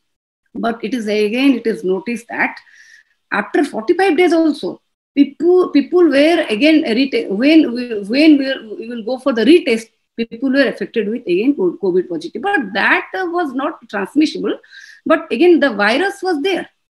So the people who were affected with this virus in very complicated way, they have gone through so many complications that was called post-COVID complications, like that can damage the lungs, brain, blood vessels, skin, nerves, kidney, heart. And that because that virus will remain in the body for 3 months. In some cases, not in all bodies, but in some cases it will stay. It has been stayed, or it will stay up to 3 months. And so for this, and also it has been observed that and noticed that some cardiovascular medications that situation has been occurred. And due to this, some depression has been associated with these B blockers and methyl dopa and reserpine. But basically, these cardiovascular situations has occurred in many cases. That here we can see that the people were affected with. I'm basically telling about that second phase, that Delta variant. without any symptoms, without knowing the symptoms. After 2 to 3 days, people were affected with the virus was affecting the lungs, and they were affected with pneumonia. Pneumonia means serious lungs infection, and there is a decreasing in oxygen decrease. The oxygen was decreasing, oxygen was falling like anything, and that will affect the cardiac problem. So people are dying due to this only. Before knowing the symptoms, in 2 to 3 days, it was affected the lungs, and lungs infection can go to any complicated cases. So and also it has been observed that in many cases after this post-COVID, so many within that 3 months in India, I can say about India, my relatives also, people has died in cardiac arrest. Before that, they were not any heart issues, but cardiac arrest. Maybe it may due to this post complication. It may be due to that post complication issues. Their lungs has been damaged to maximum extent, and that also creates some damage in their heart or something like this. That may be expected. So in all these scenario, it is concluded that due to this pandemic, means people due to this isolations and staying isolated in ICU and isolated in home, and watching and not able to see dead bodies of their near and dear, and thus listening in website or any social media, he is dying, they are dying, and all these situations. And also the people who are affected, they are also nervous system, their virus effects in the nervous system maybe drag them to the depression mood or anxiety. So is the depression and anxiety or psychic effect is not a good, their psychological symptoms is not good.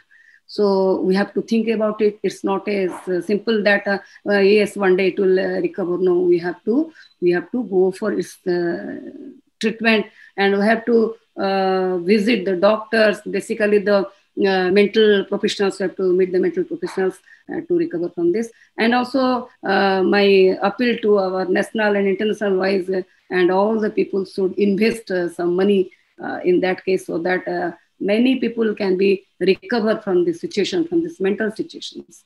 And this is all about my presentation. And thank you, everybody. Thank you, Professor. Invite Professor Shruti Ranjan Mishra from Gandhi Institute of Education and Technology, Banyuteni, Bhubaneswar, Odisha, India. He is professor and head of Department of Basic Sciences and Humanities, and the title of presentation is Social Concerns Affecting Psychological and Behavioral Aspect During a Pandemic in India. Please welcome, Professor. Good morning, all of you. Myself, Dr. Shruti Ranjan Mishra, Associate Professor and Dean Students Welfare of the Gandhi Institute for Education and Technology. Let me share my screen. First of all, I will thank all the dignitaries of this conference for being a part or inviting me for a part of this conference. Thank you. Thank you all. Let me share my screen.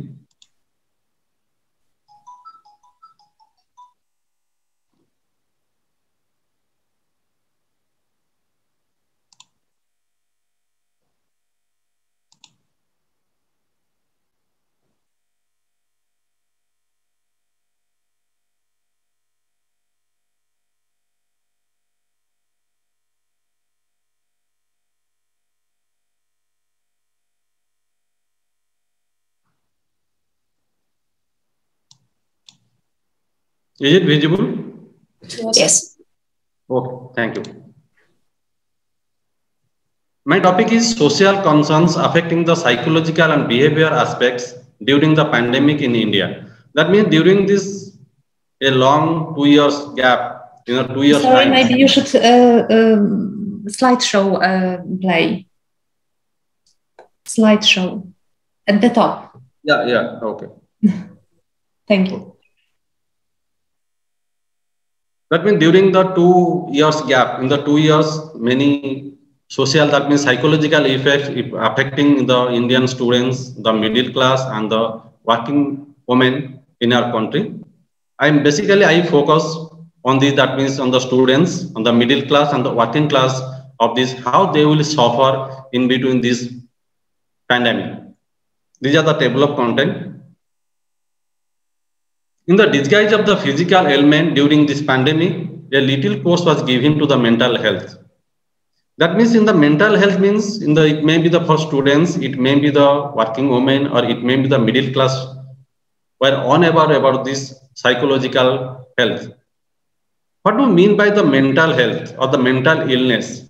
That means what we will think during this pandemic, where the many, that means all over the going through new situations, new type of things, we will go for these things, what we will think and what we will feel, and depending upon our behavior will changes. According to the WHO, the fear of the contracting the virus in the pandemic, like this COVID-19, are the significant changes to our daily lives as our movement are restricted. Faced with the new realities, before these things, we don't know what about the going in the future. The new realities are the work from the home, temporary unemployment. During this period, the temporary unemployment, homeschooling of the children. That means the boys, the kids, they are with the homeschooling are started. Lack of physical contact with the family members, friends, and colleagues. It is the most important part that we should look after our mental as well as the physical health, because always we look after our physical health, we will ignore the mental health. The social distancing, the isolation, the rising number of deaths or the fatality, it will give the enormous stress on the normal human being, because all these are the new terms, all these are the new things for us. The rarity of the virus that makes the even more grave and the serious. We don't know about the informations, how it will spread, what it will be, prevention will be there. It will give a panic between the common people in India in the initial period of the time, initial period of this pandemic. With all this chaos outside the mental health, a common man is remain unnoticed, because all these things, the mental health, mental illness, gradually it will increase. But the common people, with the increase of the work stress, this will be the unnoticed. The unnoticed mental health lead to the many serious issues like the depressions, suicide, etc. What do you mean by the mental health or human psyche? The mental health, another one is the mental disorder. So both are the two, that means two opposite parts. The mental health refers to the cognitive, behavior, and the emotional well-being. It is all about the what we will think, what we will feel, and how we will behave. Sometimes we use the mental health to mean the absence of the mental disorder, because in the mental disorder is something the different part, and the mental illness or the mental health is the something disorder. We, in the ignorance of this mental health, maximum time we can use the mental disorder. However, this will be work for the other directions, how the people lifestyle, the interpersonal connections or the physical factors can contribute to the mental health disruptions. That means whatever the mental illness will be there, in the mental illness, the people's lifestyle, the no connections, the physical factors, everything can be stopped. That's why the mental illness or the mental health gradually increases in the common people. Although the term mental health is the common use, many conditions that doctor recognize as the psychological disorder has the physical root. What is the physical root? The physical root is the impact of this pandemic. The WHO stressed that the mental health is more than just the absence of the mental disorder or the disabilities. Whatever the mental abilities are there, if the mental abilities will disappear, that means we don't think the proper way, then the mental disorders, it will come forth. The peak the mental health is about not only avoiding the active conditions, but also looking after the ongoing wellness and the happiness. There are different factors for this mental health or mental illness, the social and the financial circumstances, because increase of the unemployment, no connection with the family, other members, the biological factors, the lifestyle choice can all shape a person's mental health.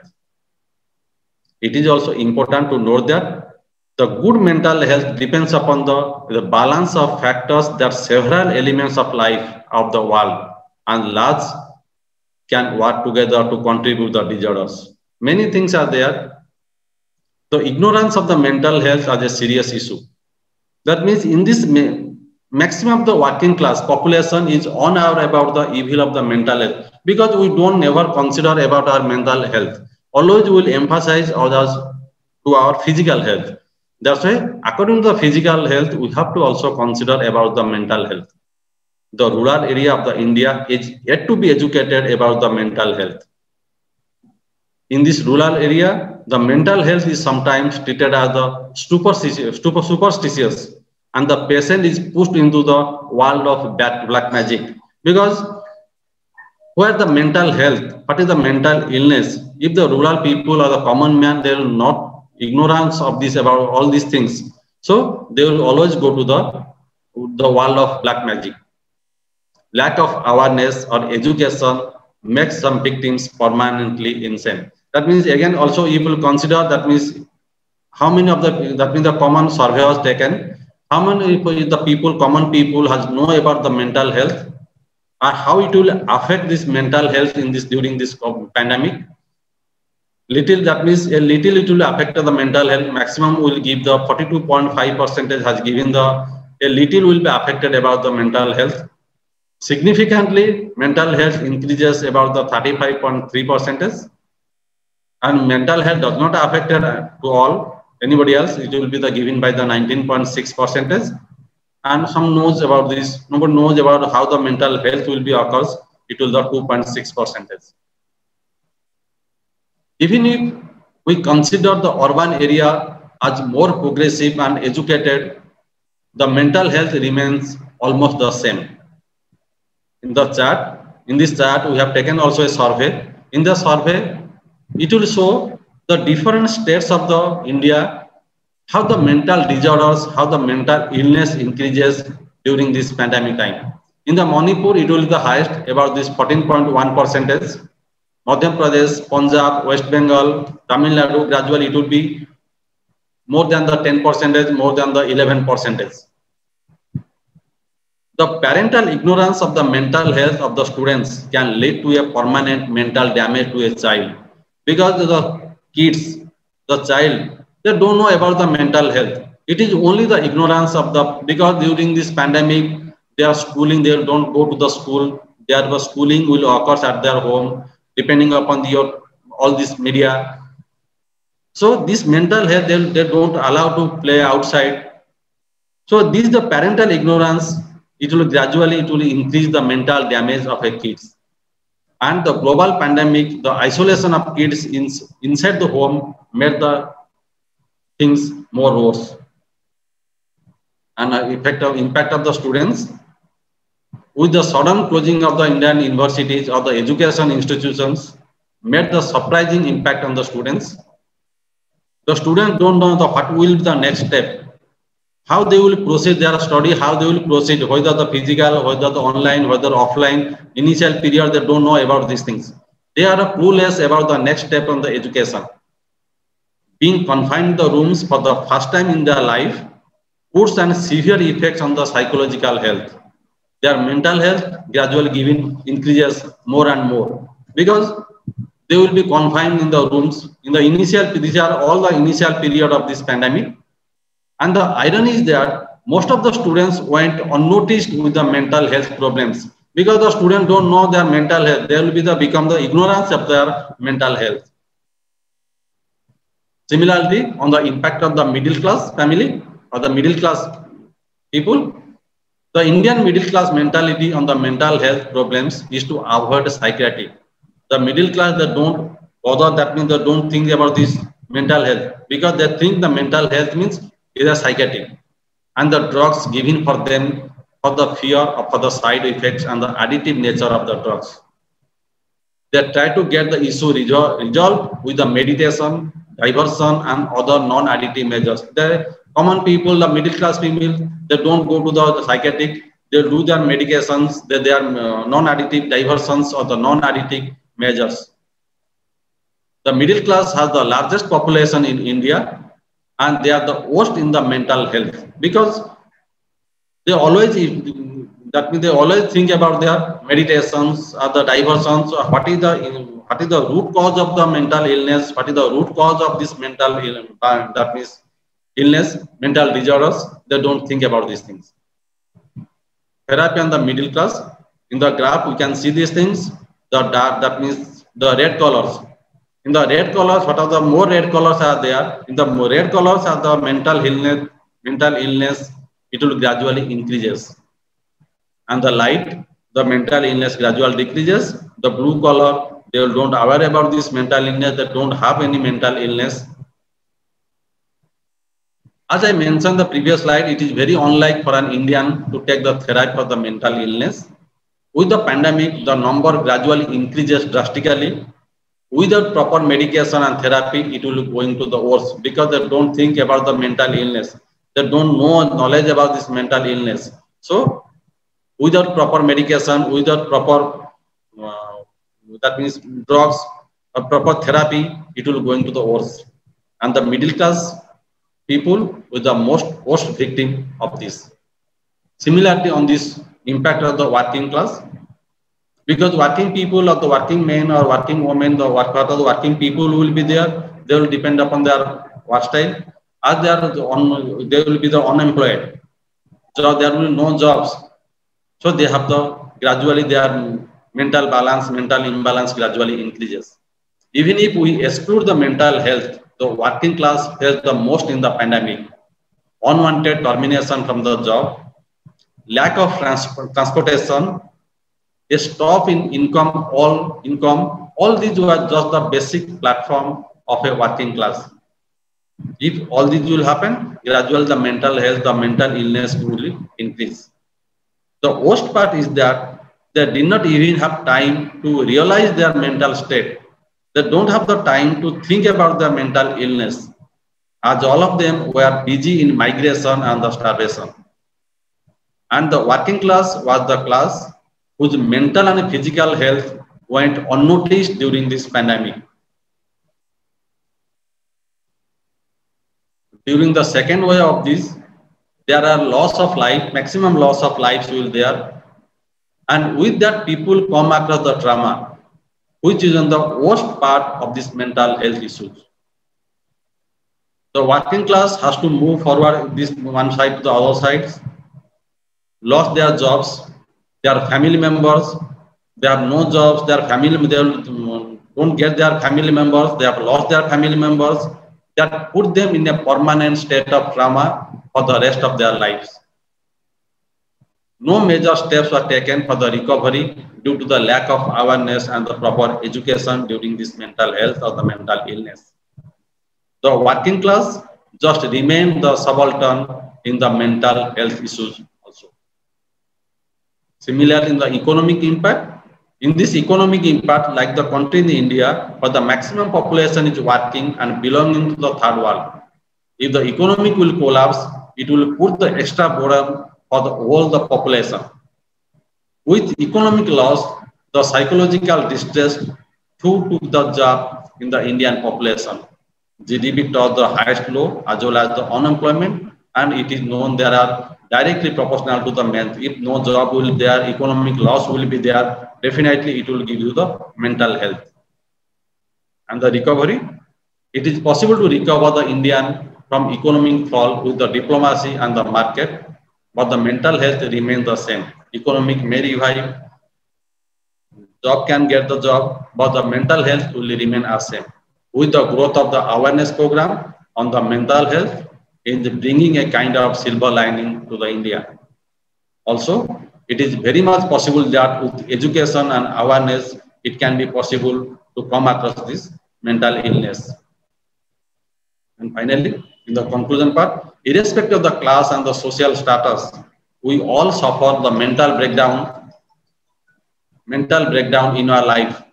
But the pandemic magnified it by making us confined to our houses.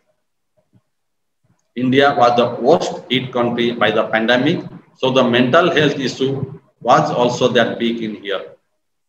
Many people lost lives, many were left in the permanent trauma. But with an optimistic note, I can say this too shall pass.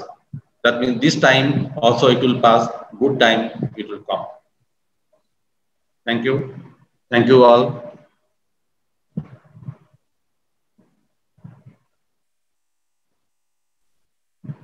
Thank you, Professor. Now, welcome Professor Banch Kumar Panda from Education and Technology, Banyuteni, Bhubaneswar, Odisha, India. He is professor and head of Department of Electronics and Communication. The title of presentation is Radiation from Smart Devices and its Impact on Human Health. Please welcome, Professor. Thank you, madam. Am I audible? Yes. Yeah. First of my presentation, I would like to thank all the organizers of this great conference, international conference, health and lifestyle of contemporary human being. Myself, Dr. Banch Kumar Panda, I am from Gandhi Institute for Education and Technology. I am HOD of Electronics and Telecommunication Department. And I thank to the session chair, Professor Malgorzata Fortuna and Dr. Monica Chevolak. Also, I thank to my management, my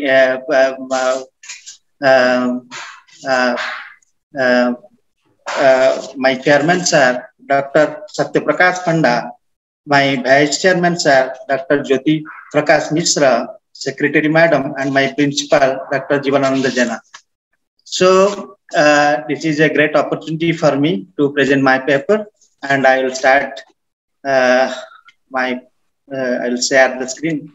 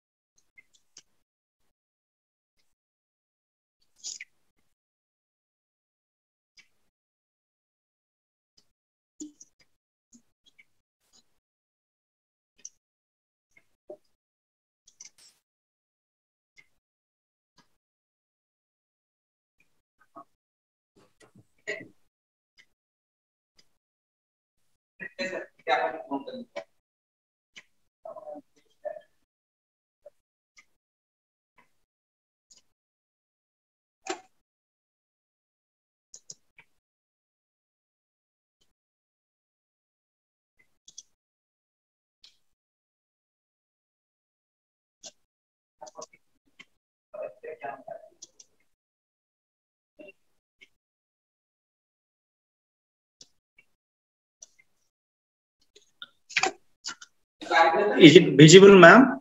No, we can't see you.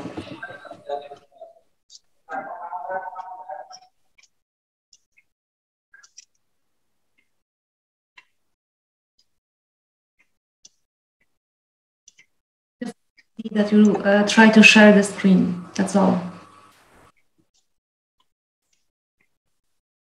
Is it visible? Yet. Ma'am? Yeah. Not yet. Not yet.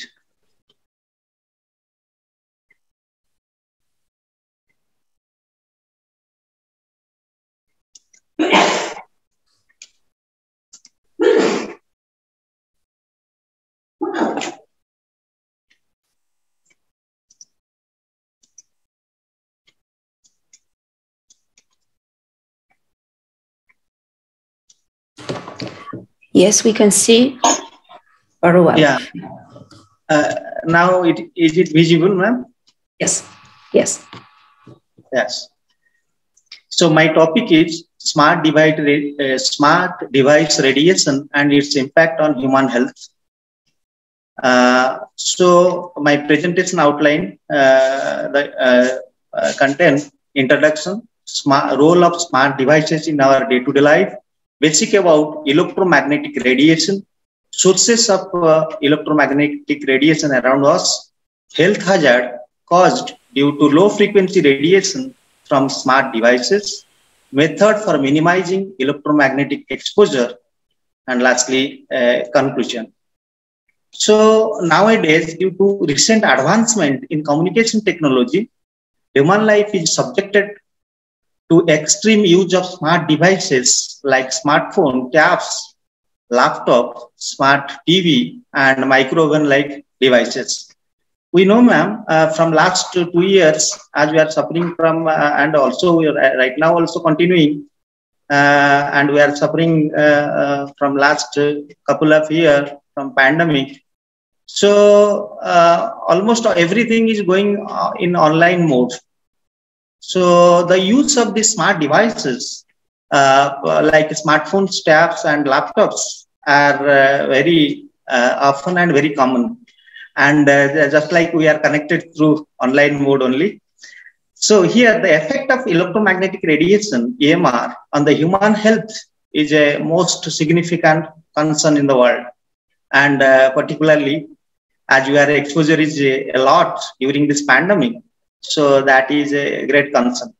In this presentation, the possible health hazard caused from exposure of electromagnetic radiation will be discussed, and also some preventive measures that what we should take should be taken care to minimize the human exposure to electromagnetic radiation.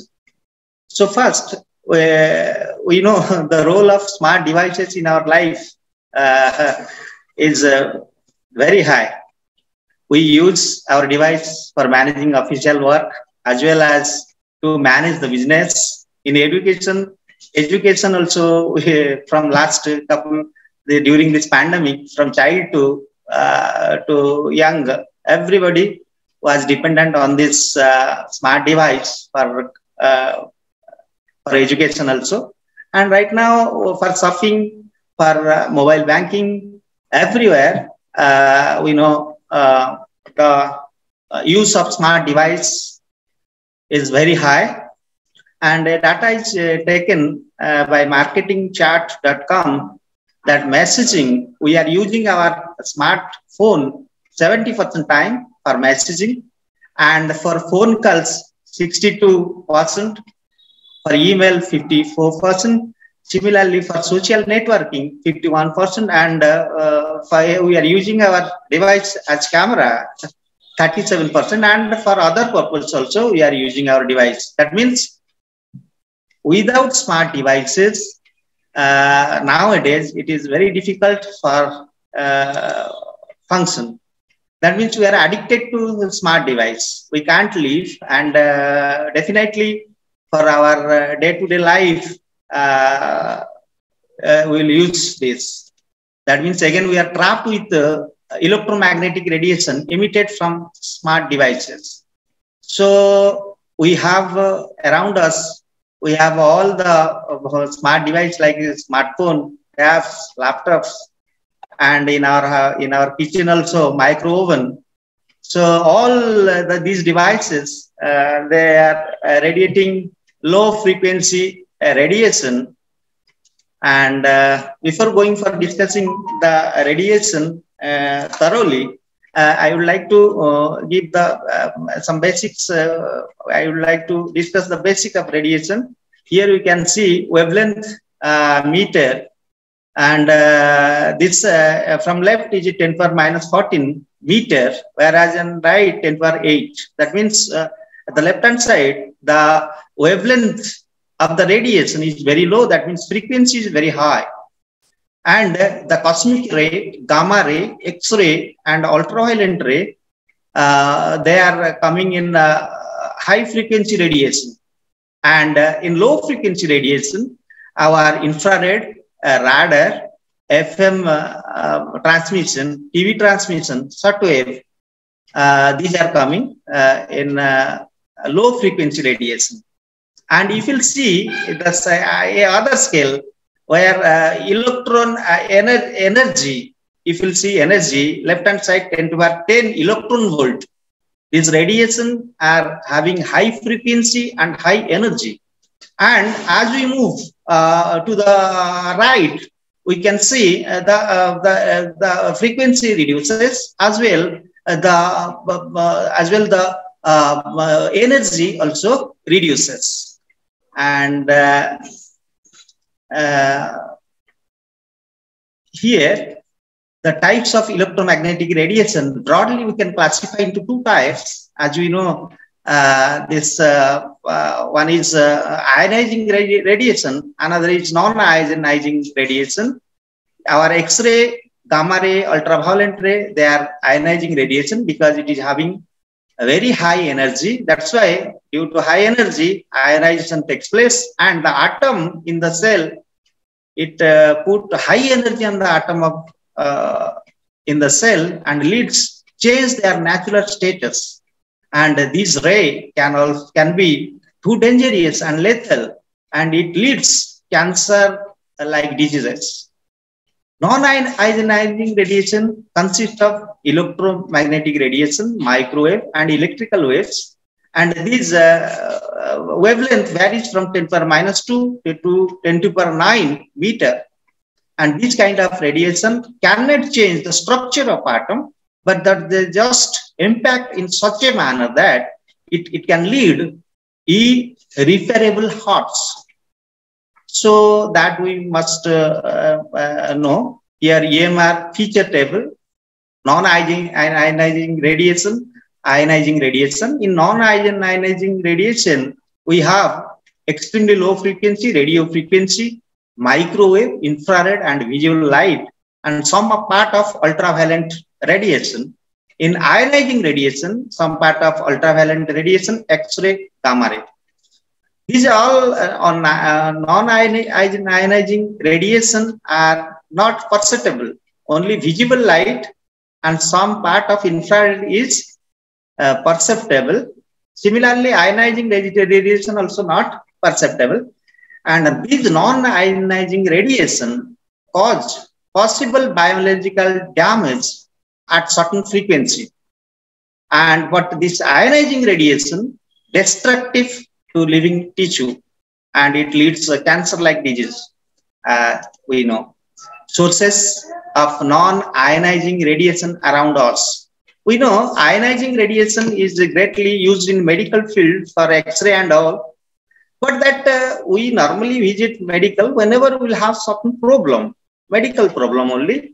But in our day-to-day life, we always surround with these smart devices like micro oven, Wi-Fi devices in our office, in our company, and in our medical, and laptop, tabs, smartphones, pagers, and antenna nearby our house, broadcasting antenna, and mobile towers is we are surrounded with, and health hazard caused due to low frequency radiation. That means almost all the time we are surrounding with low frequency radiations radiated from these smart devices. So smart phones, laptops, and tabs, it causes health problem like hypocampal lipidome. It is observed from an experiment on mouse. They have seen. And it agitates our brain and central part of nervous system and causes memory loss. So many times you will be, when we are keeping our smart devices around us during sleep and all, it causes memory loss. Extreme use of mobile phones can lead vision and hearing problems also. So extreme use of mobile phone also causes this. And in Wi-Fi system, the impact of long-term exposure of Wi-Fi sort of radio signals, which is around 2.4 gigahertz, At least if daily we will have 2 hours exposure, and for a month, specific absorption rate is 1.6 watt per kg, and it may cause progressive neurologic disorder. So in Wi-Fi system, due to high this specific absorption rate, it causes progressive neurological disorder, and it also causes some oxidative stress parameters. And the exposure of EMR, electromagnetic radiation, for 2.5 gigahertz may cause many changes in the brain and human expression due to fall in brain antioxidants.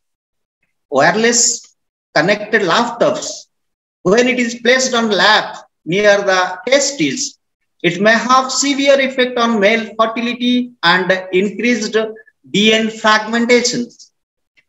It causes the decrease in sperm count, sperm motility, and morphology. So here we can see we are always surrounded with this, and that causes infertility. Sperm count decreases, sperm motility decreases, sperm morphology decreases, sperm vitality decreases, antioxidant also decreases. These are having very high effect on this. Similarly, smart TV and cell phone towers. The occurrence of leukemia, tumors, cancer are more in the community residing near smart TV and mobile phone towers, while the people staying far from the towers found less chances of these diseases. It has been seen. And women and child are suffering more from this disease like leukemia, tumors as compared to adults. Yeah. It is observed that people living near RF transmitters are suffering from high risk of the diseases such as cardiovascular problems, skin disease, irritability, visual distortion, hearing problems, and depression. So microwave, we normally we are using microwave oven in our house. Some studies suggest microwave heating destroy the garlic active allyl sulfur component formation, which relates to anti-cancer property. That means the exposure to this microwave for long causes cancer. Long-term exposure of low-frequency electromagnetic radiation from house appliances like microwave cause other health problems such as hyperactivity, sleep disorder, emotional instability. And not only this to the man, also it affects the biotic systems also. And it affects the flying birds, sparrow, pigeon, and also it affects, it causes adverse effect on migratory birds and all, as their body structure are very small. When they exposed to this microwave and this low frequency radiation, they used to get problem. Increased influence of EMR pollution causes certain loss of B near cell phone towers. Cell phone towers nearby cell phone. So that means I am actually I am trying to tell you here the effect it causes to human being, as well as even if this radiation causes many changes in the weight and growth of the plant, thickness level of the stem, that's so dangerous. And this pandemic, we have used so much time with these smart devices, and sometimes we sleep with our cell phone also. That is very dangerous. And we put a cell phone in our pocket, so that is also very dangerous. And the methods of minimizing the electromagnetic exposure, very simple, as we practice. Disable the wireless functions. Whenever you are not using, please disable these wireless devices, and keep the EMF forces at a distance. Whenever you are keeping such radiating device, low frequency radiating device, smart devices, Wi-Fi and all, don't keep in your living area where you spend much of the time. Rather, you keep with distance as possible in your case. Buy a device. Whenever you are changing for smart device, it is always suggested to purchase a device with low specific absorption ratio, absorption rate. Low SAR device is suggested, and change wireless with wired device. Like we are using the laptop. Normally we go for the wireless mouse handle. Rather going for a wireless mouse handle, you wireless mouse and headsets. Always you try to have a wired device wherever it is possible. And you know, we sleep for a little time. So before going for sleep, the area where the bedroom must be, in the bedroom must be all the devices, smart devices in the bedroom must be switched off before going to the bed. And another electromagnetic shielding also we can normally used. The process of minimizing electromagnetic field as the area by barricading the conductive magnetic material. Copper is used. Copper material used for electromagnetic shielding, which absorbs the electromagnetic waves. So that can help us. Lastly, the conclusion. It is quite impossible nowadays to avoid completely the use of such smart devices, but we should always try to adopt the measures so that the exposure to the electromagnetic radiation will be reduced, and hence the health hazard come from electromagnetic exposure can be reduced. And lastly, I would like to thank to the session chair professors for giving me such a wonderful opportunity to present my paper. Thank you, ma'am.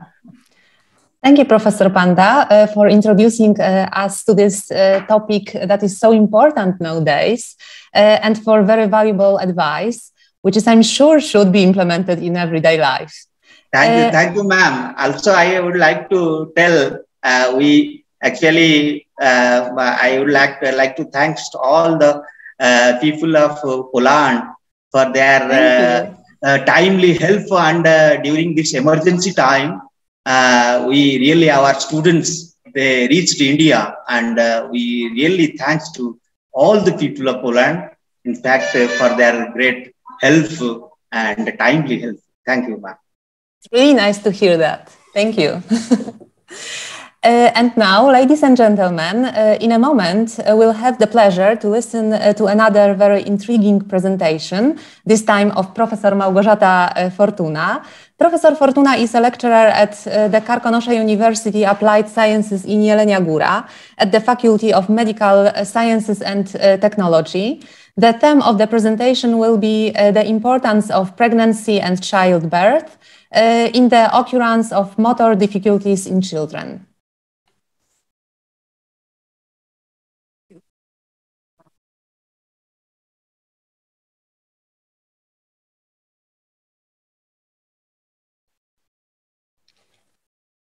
So,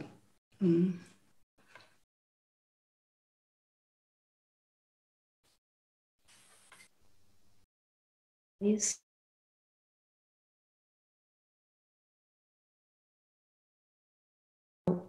the title of my presentation, my short presentation, because we are a little bit late, so I'd like to say about the importance of pregnancy and childbirth in the occurrence of motor difficulties in children.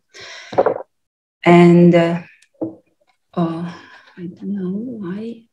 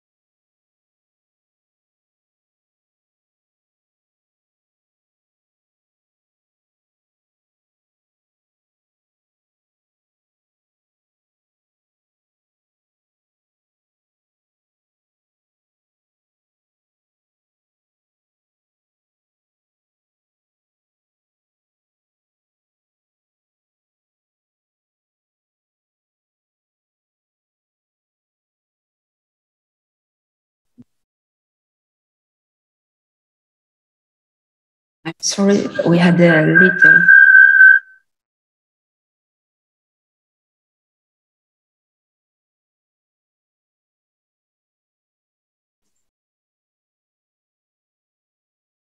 So I can start, yes? Yes.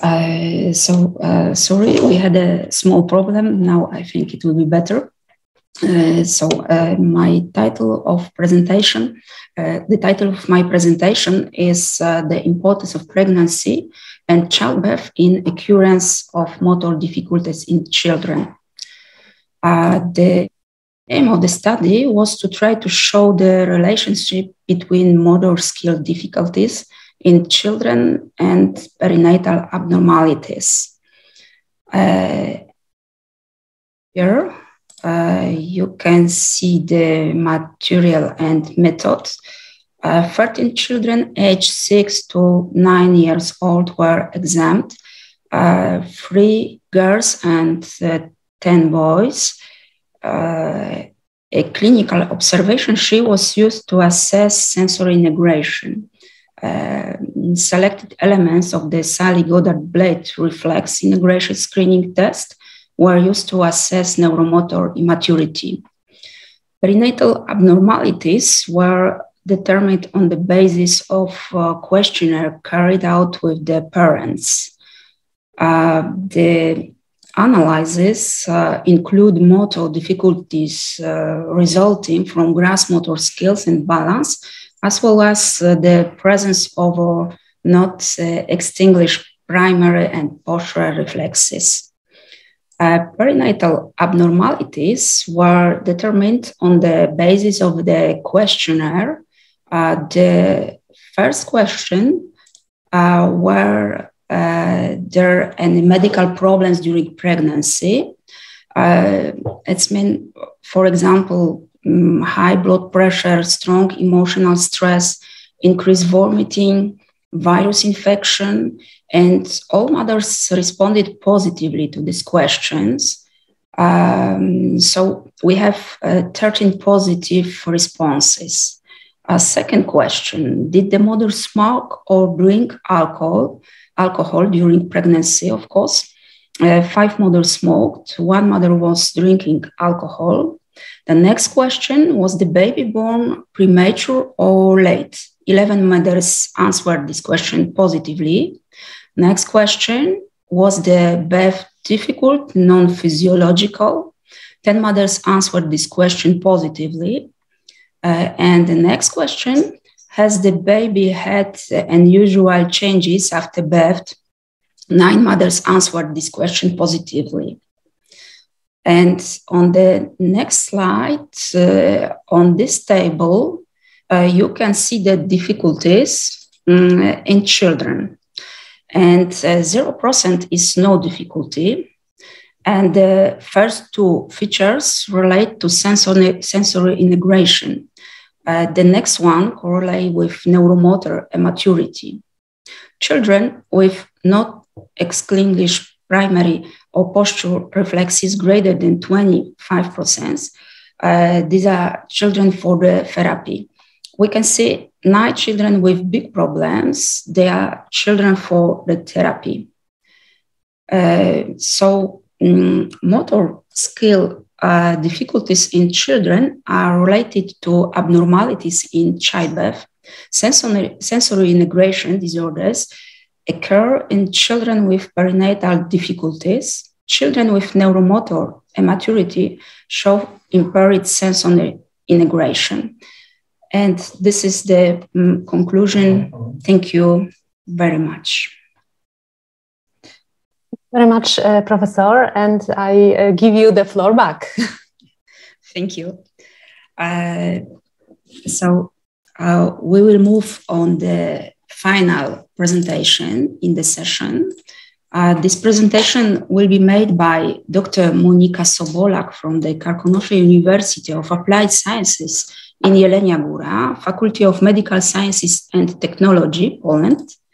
The title of presentation is Evaluation of the Effectiveness of Comprehensive Spa Therapy in patients with this disease of the lumbar spine. Now, please, Welcome.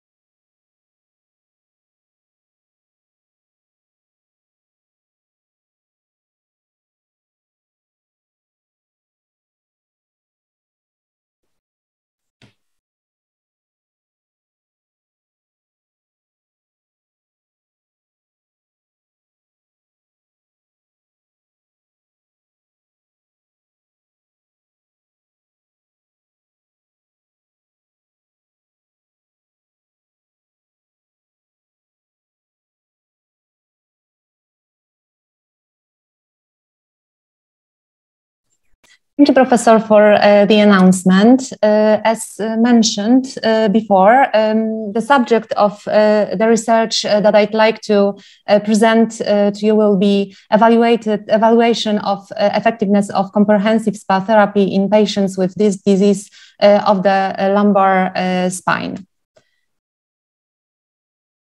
As well, as we all know, the subject of the broadly understood treatment of back pain syndromes concerns a large percentage of scientific reports and research. Of course, this is perfectly understandable because back pain syndromes are one of the most common human alignments. It is estimated that the incidence is higher than the ischemic heart disease and hypertension.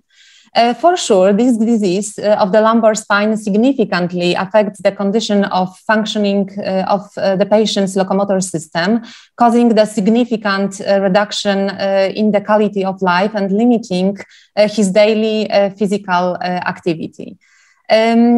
In the light of the latest literature data, it seems that the most effective treatment of low back pain should be multidisciplinary psycho, bio, social rehabilitation intervention.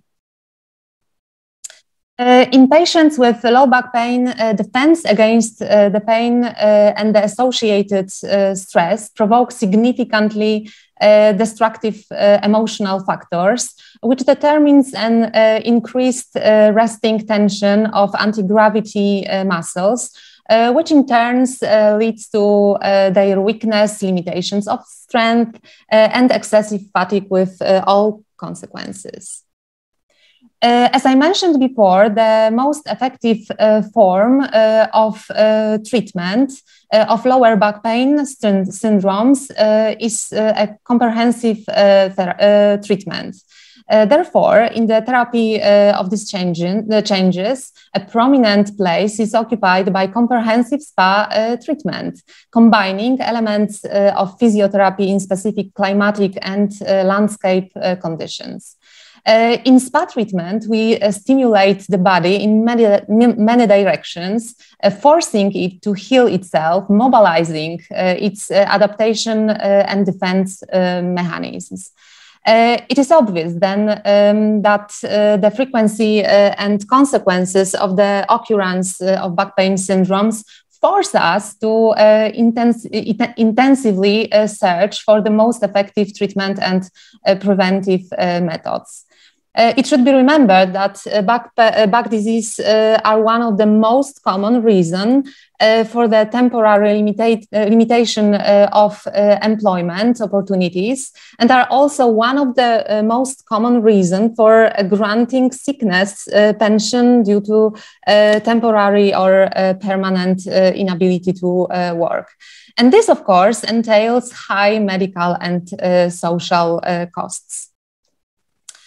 The aim of the work was to determine the effectiveness of spa treatment in low back pain by using the indirect, more objective apparatus method for assessment of muscle strength of knee extensor muscles, and with using the direct but subjective method, which is the visual analog scale.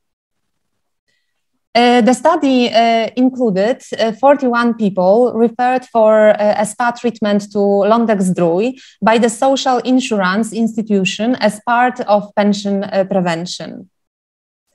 I would like to tell our guest from aboard that Zdrowie is one of the most famous and one of the oldest Polish health resorts.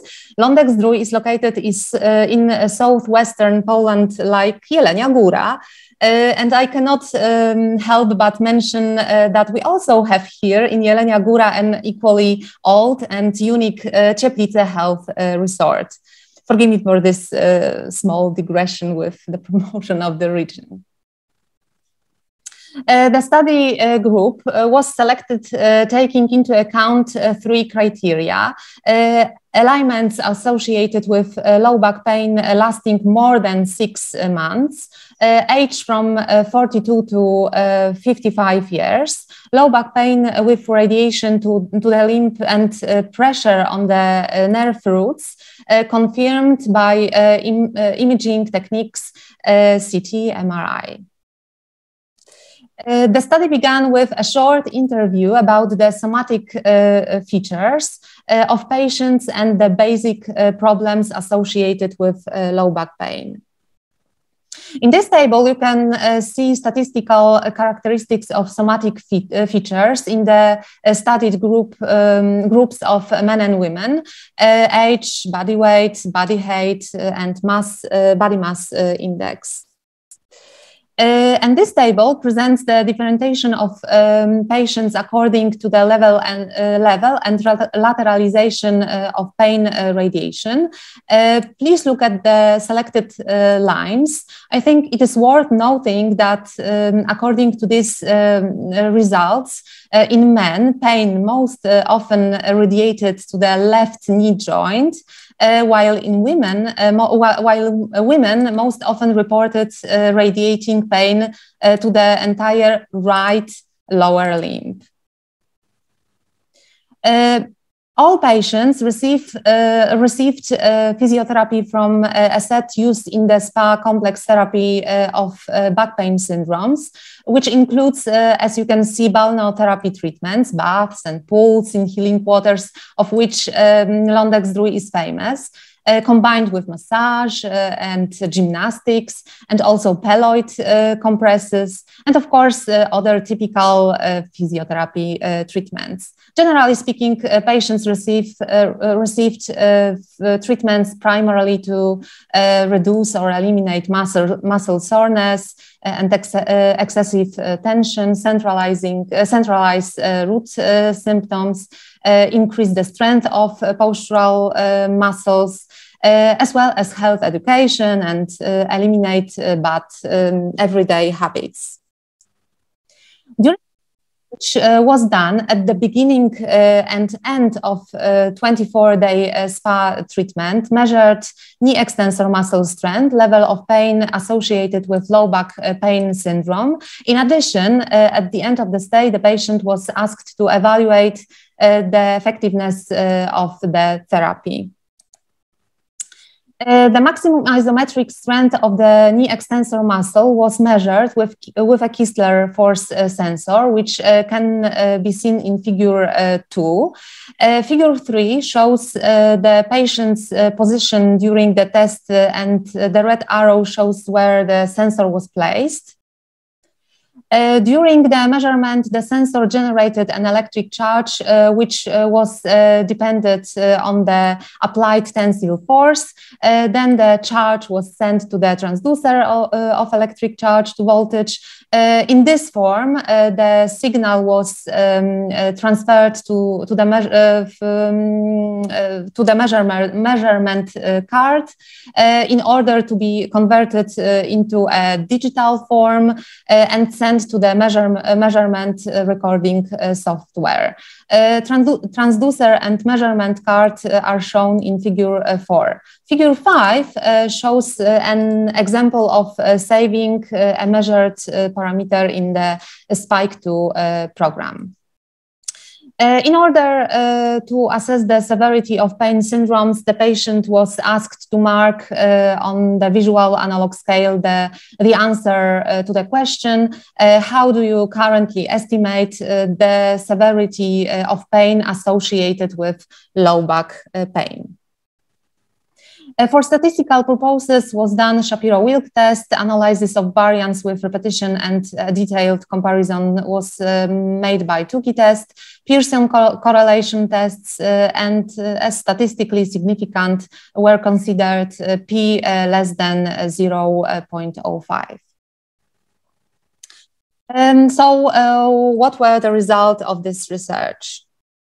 Let me start with the isometric strength of the knee extensor muscles. Figure 6 shows the level of generated maximum isometric strength of knee extensor muscle by men and women at the beginning and end of the stay, including lateralization.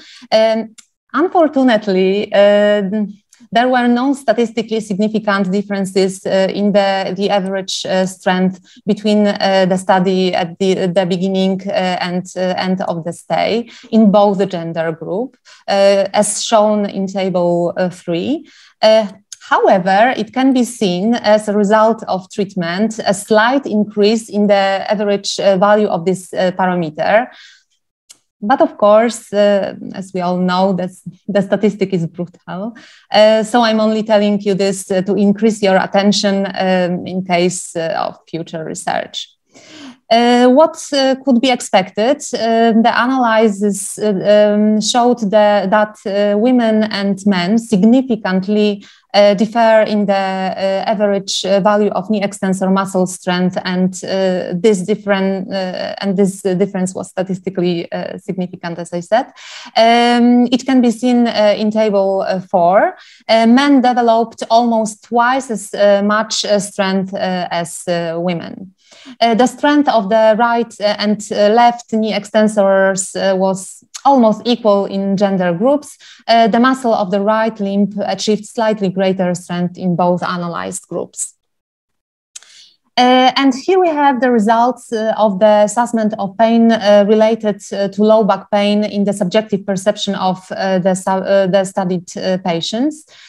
Figure 7 shows the level of pain associated with low back pain in gender groups at the beginning and end of the stay. And as with instrumental measurements, subjective pain assessment done by patients using the visual analog scale also doesn't show significant differences in the compared values of this parameter. Please see table 5 and 6.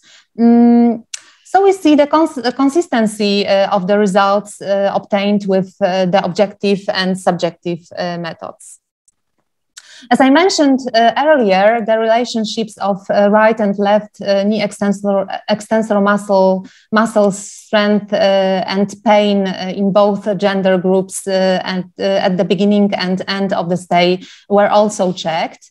On this slide, you can see the results of these relationships. In the whole studied group, the relationships was inversely proportional. It means that the strength of knee extensor muscle decreased with the increase of subjectively assessed pain. Men at the beginning and end of the stay were characterized by weak relationships between the tested parameters, while in women at the beginning they were average, including one statistically significant on the right side. And at the end, only right limb showed an increase in correlation to high, staying at a statistically significant level, while in the left limb, the correlation strength dropped to weak. Maybe at this point, I should remind you that the majority of women reported pain to entire right limb. At the end of the stay, patients were asked to complete a short questionnaire to assess the effectiveness of the therapy. There were 4 responses to choose from: significant, average, or no improvement, and deterioration. As shown in table 8, almost half of the patients experienced no improvement, and 41.5% of people reported just average improvement in health. Only 3 patients noticed a significant improvement and 1 of them a deterioration of health as a result of spa treatment. What are the conclusions? Firstly, the applied program of comprehensive spa therapy didn't show any significant effect on the parameters tested. Secondly, almost half of the patients reported no improvement in their health condition to the end of the spa treatment. And third, the obtained results may become an inspiration and contribution to further research and as a result, modification of treatment programs in order to increase the effectiveness of spa therapy effects. Thank you very much. Thank you, Doctor. Thank you very much. We have a time for a question now, and I'm looking in the chatting window and I don't see any notes from the participants. I'm happy to invite professors and participants from comments and question. Maybe any comments or question for the end of this session? So, no comments, no questions. So we are about 10 minutes before time break. So we are going to take a short break. On my watch is 12:30. We take the break long from 20 minutes to 30 minutes, half an hour. So could you please come back to this conference room by the half an hour from now? Would that be done? So all the speakers and all the participants, thank you very much for your participation and contribution. After break, we are going to have 7 presentations. So we will be back by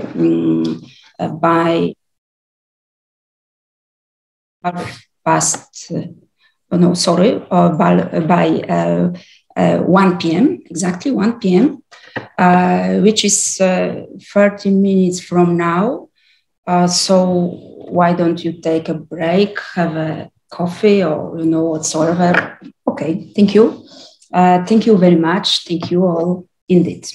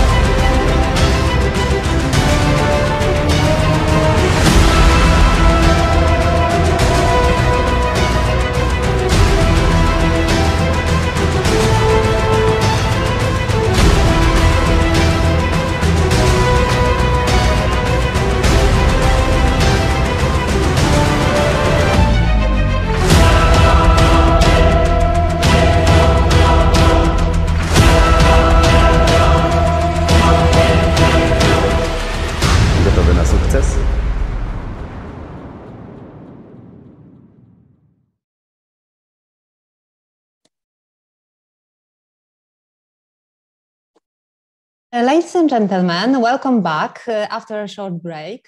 It's time to begin the second session that I will have the privilege to lead, of course, with my friend, Professor Małgorzata Fortuna. In this part, we have also a new translator who is Marek Runiewicz. And of course, Dr. Anna Mickiewicz stay with us in this session too. Before we start, let me remind you that in the chat you will find a link to the form for those who want to receive a certificate of participation in the conference. And of course, if you have any questions for the speakers of this session, please write them in the chat. And at the end of the session, our speakers will answer them. We will start this session with a very interesting topic, maybe a little different from the others, that will bring us closer to the issue of health promotion from a more humanistic perspective. So as the first one, I would like to invite Dr. Karol Morawski, who is a lecturer at the Karkonosze University of Applied Sciences in Jelenia Góra, at the Faculty of Humanities and Social Sciences, and who is also associated with Institute of Philosophy at the University of Wrocław. The subject of the presentation will be the idea of health promotion in a social philosophical perspective. So, Doctor, I'm giving you the floor, and I kindly ask you not to exceed the time.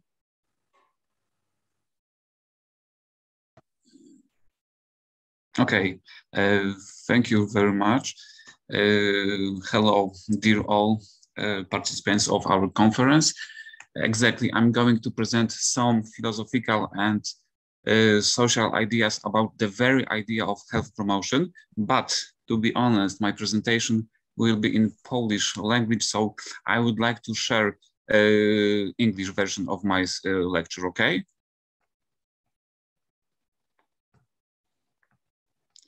Give me a sec. Okay, I hope that's okay for all of you. Yes, we can see. Can you see? Yeah? Yes, yes. Okay, so let's start because we don't have enough time for this kind of more or less difficult social and philosophical perspective. So let's start in Polish, of course. Krajem, który jako pierwszy w XX wieku podjął zakrojone na szeroką skalę działania w zakresie promocji zdrowia, była Kanada. Ówczesny minister zdrowia i opieki społecznej, Mark Landau, w przełożonym w 1974 roku parlamentowi kanadyjskiemu dokumencie A New Perspective on the Health of Canadians zauważa, iż system opieki zdrowotnej jest tylko jednym z wielu sposobów utrzymania i doskonalenia zdrowia.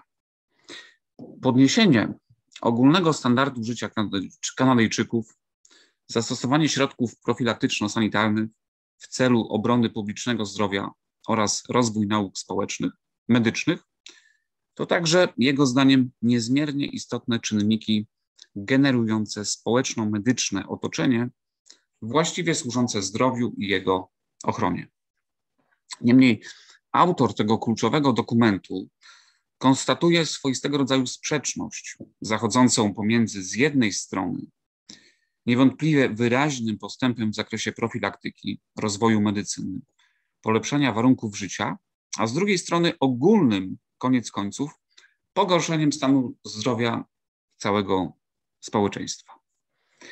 I tutaj autor konstatuje, że przeciwko zdrowiu działają pewne ciemne strony rozwoju gospodarczego. Chodzi tutaj chociażby o takie kwestie jak zanieczyszczenie środowiska naturalnego, życie w miastach, ale też nawyki lenistwa, uzależnienia od alkoholu, nikotyny i narkotyków, a także dieta, w której przyjemności, smaku dominuje nad realnymi potrzebami ludzkiego ciała. Kilka lat potem, w 1986 roku, rząd kanadyjski publikuje kolejny dokument, bardzo taki dokument o charakterze politycznym, w którym podnoszona jest kwestia promocji zdrowia. Dokument nosi tytuł Achieving Health for All, a Framework for Health Promotion i w owym dokumencie zauważa się, że wszystkie działania polityczne, które mają bezpośrednie znaczenie dla rozwoju zdrowia, wymagają koordynacji. Ich lista tych działań jest bardzo długa i zawiera m.in. zabezpieczenie dochodów, zatrudnienie, edukację, mieszkalnictwo, biznes, rolnictwo, transport, sprawiedliwość i technologię. I tutaj warto dodać, że w latach 80. podobna idea rozwija się na kontynencie europejskim. Chodzi tutaj rzecz jasna o ideę promocji zdrowia. Widoczne to jest między innymi chociażby i w polskich dokumentach, jak dla przykładu Narodowy Program Zdrowia. Zasygnalizowane powyżej przykłady strategii promocji zdrowia, które miały miejsce w XX wieku oraz na przełomie wieku XX i XXI, one mają przede wszystkim w moim wystąpieniu pokazać kwestie następujące. Po pierwsze, profilaktyce chorobowej jako działaniu stricte medycznemu towarzyszy i towarzyszyć musi również promocja zdrowia. Po drugie, zdrowie, podobnie jak i sama choroba, nie tworzone są w społecznej, ekonomicznej czy kulturowej próżni. I tutaj wydaje się, że najprostszą odpowiedzią na pytanie, gdzie tworzone czy też konstruowane wręcz jest zdrowie czy też choroba, jest stwierdzenie, że zdrowie lub i choroba tworzone są wszędzie tam, gdzie człowiek żyje, pracuje i odpoczywa. Innymi słowy, kategoria zdrowia, podobnie jak i kategoria choroby, uzależnione są od społecznych, ekonomicznych, kulturowych czynników. Nie ma zatem, innymi słowy, pewnej wyodrębnionej przestrzeni społecznej, zarezerwowanej li tylko dla zdrowia lub i choroby. W konsekwencji działania służące zdrowiu, zarówno w takim wymiarze prywatnym, jednostkowym, jak i w wymiarze publicznym, ogólnym, obejmować muszą różne dziedziny życia społecznego i nie mogą, rzecz jasna, ograniczać się li tylko do sektora służby zdrowia. Można by było powiedzieć, że te cele tutaj, które sygnalizuję mojego wystąpienia, one mają taki dosyć skromny charakter, ponieważ zamierzam tutaj dokonać takiego syntetycznego przeglądu idei dotyczących promocji zdrowia, idei, które pojawiają się już w starożytności i trwają również są widoczne we współczesnych kontekstach. I tutaj chciałem to dokonać ze szczególnym uwzględnieniem ich filozoficznego źródła, czy też ich takiego światopoglądowego, politycznego zakorzenienia. I tutaj, jak zauważa chociażby taki wybitny polski historyk medycyny Wacław Szumowski, i tego typu konstatacje z pewnością zbliżają nas do francuskiej teorii dyskursu, która jest niewątpliwie tutaj kojarzona z myślą Michela Foucault i o której jeszcze powiem na końcu mojego wystąpienia. Stosunki polityczne i społeczne, twierdzi Szumowski, opieka władców, stosunek rządu zawsze wywierały duży wpływ na stan i rozwój medycyny, raz hamujący, innym razem podsycający i kształtujący. Weźmy dla przykładu Austrię. Tak? Tutaj widać, że już w połowie XVIII stulecia Austria udziela silnego wsparcia medycynie i zajmuje się propagowaniem zdrowia. Chociaż tutaj z pewnością też dają się zauważyć jakieś silne interesy imperialne tego kraju. Podobnie sytuacja wygląda w wieku XIX i tutaj mam na myśli działania rządu pruskiego, a następnie innych krajów Rzeszy Niemieckiej.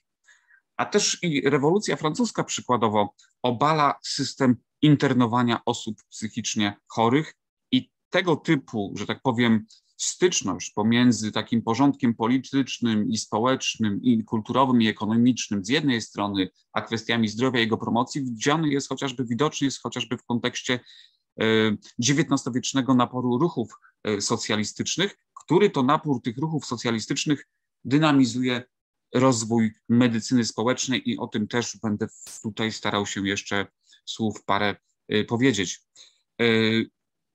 Biorąc pod uwagę podkreśloną wcześniej zależność pojęcia zdrowia i choroby od różnych systemów społecznych, czyli jak powiedziałby Michel Foucault, różnego rodzaju dyskursów, w moim wystąpieniu wyeksponowane zostaną takie motywy, które to zdrowie oraz jego promocję wiążą z szeregiem politycznych, ekonomicznych, kulturowych uwarunkowań.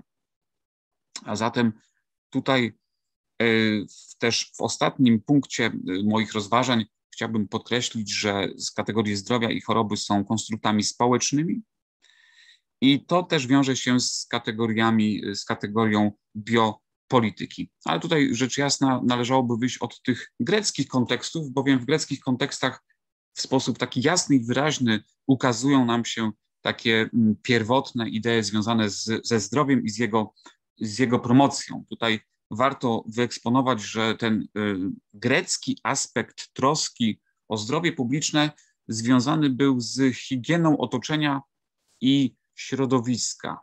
Wprowadzono rzecz jasna tutaj wiele rozwiązań, które stosowane były w następnych stuleciach świata starożytnego, na przykład budownictwa, akweduktów. Przede wszystkim rozwijała się wówczas kultura sanitarna, wodociągi doprowadzające wodę z gór, czy ogólnie dostępne łaźnie miejskie przyczyniały się do podniesienia higieny publicznej w miastach świata starożytnego, w miastach greckich, w miastach rzymskich, etc. Równocześnie kładziono silny nacisk na wychowanie fizyczne. Ćwiczenia fizyczne, gry i zawody sportowe, olimpiady. Samo zdrowie. I to tutaj mamy takie filozoficzne odniesienie do pewnej kosmologicznej idei uznającej człowieka za byt będący naturalną częścią przyrody samej. Samo zdrowie wynikało z harmonijnego współdziałania wszystkich składników ludzkiego ciała między sobą i środowiskiem zewnętrznym. Hipokrates, wybitny właściwie lekarz starożytności, twierdził zatem, że zdrowie jest pewnego rodzaju równowagą pomiędzy 4 płynami, czy też humorami, fluidami, jak krew, żółć, czarna żółć oraz flegma. I tutaj nie bez znaczenia dla naszych rozważań jest to, że Hipokrates zauważa, że również pewnego rodzaju przedsięwzięcia natury, powiedzmy, politycznej, czy też państwowej wręcz, mają niebagatelny wpływ na zdrowie i jego promocję. I tutaj właśnie jak pisze wspomniany Władysław Szumowski, szkoła Hipokratesa przywiązywała dużą wagę do czystości powietrza i gleby, do osuszania błot, do zaopatrzenia ludności w dostateczną ilość dobrej wody i właściwego pożywienia.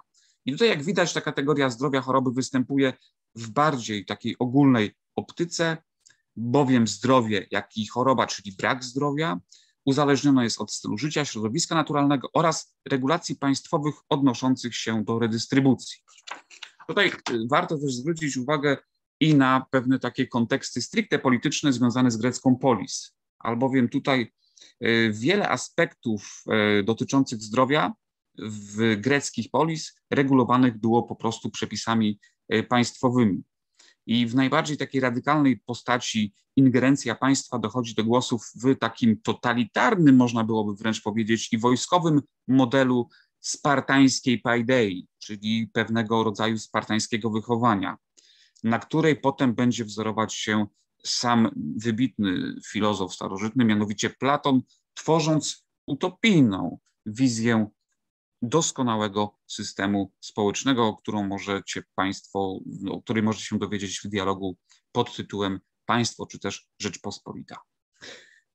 Promocja zdrowia czy też zdrowego stylu życia, jeśli w ogóle mielibyśmy użyć tego typu określenia do takich twardych, spartańskich rozwiązań, służyła przede wszystkim interesowi państwa w odniesieniu do, była kształtowana w odniesieniu do wychowania społeczeństwa wojowników.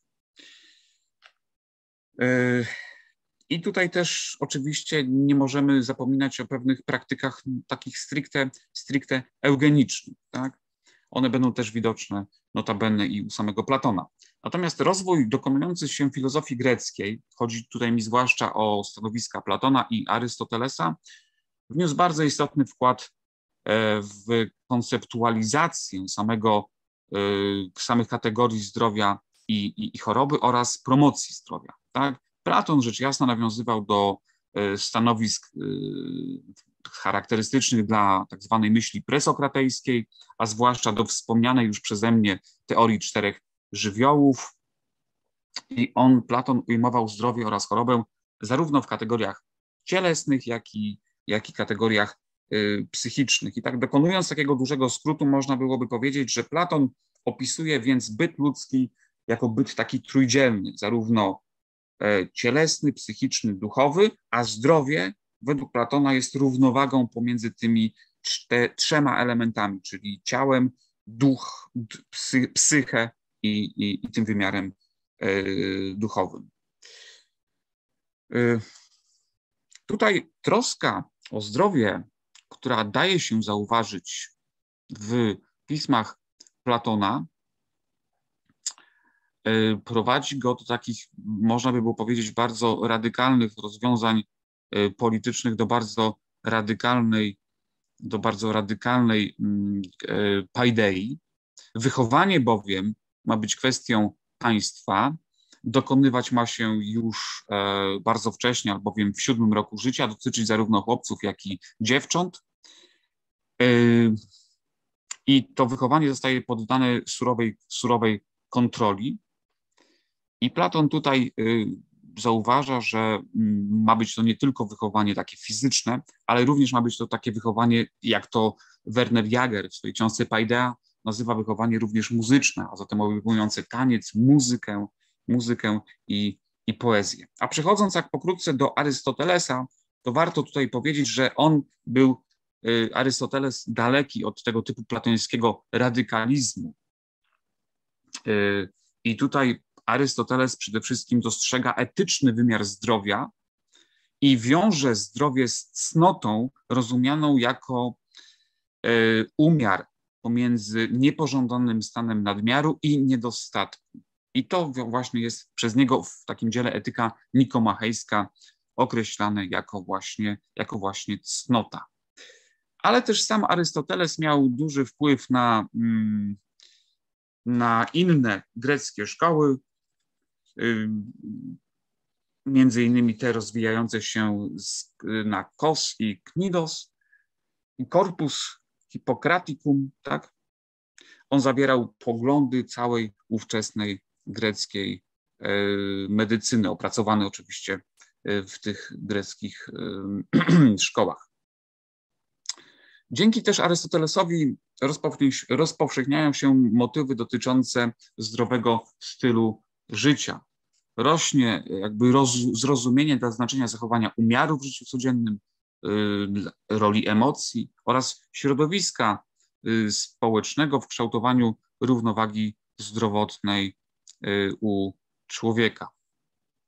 Tutaj przejdźmy może teraz pokrótce do kontekstów już teraz takich średniowiecznych. Przepraszam, tę część swoich rozważań nazwałem tak hasłowo Chrystus lekarz.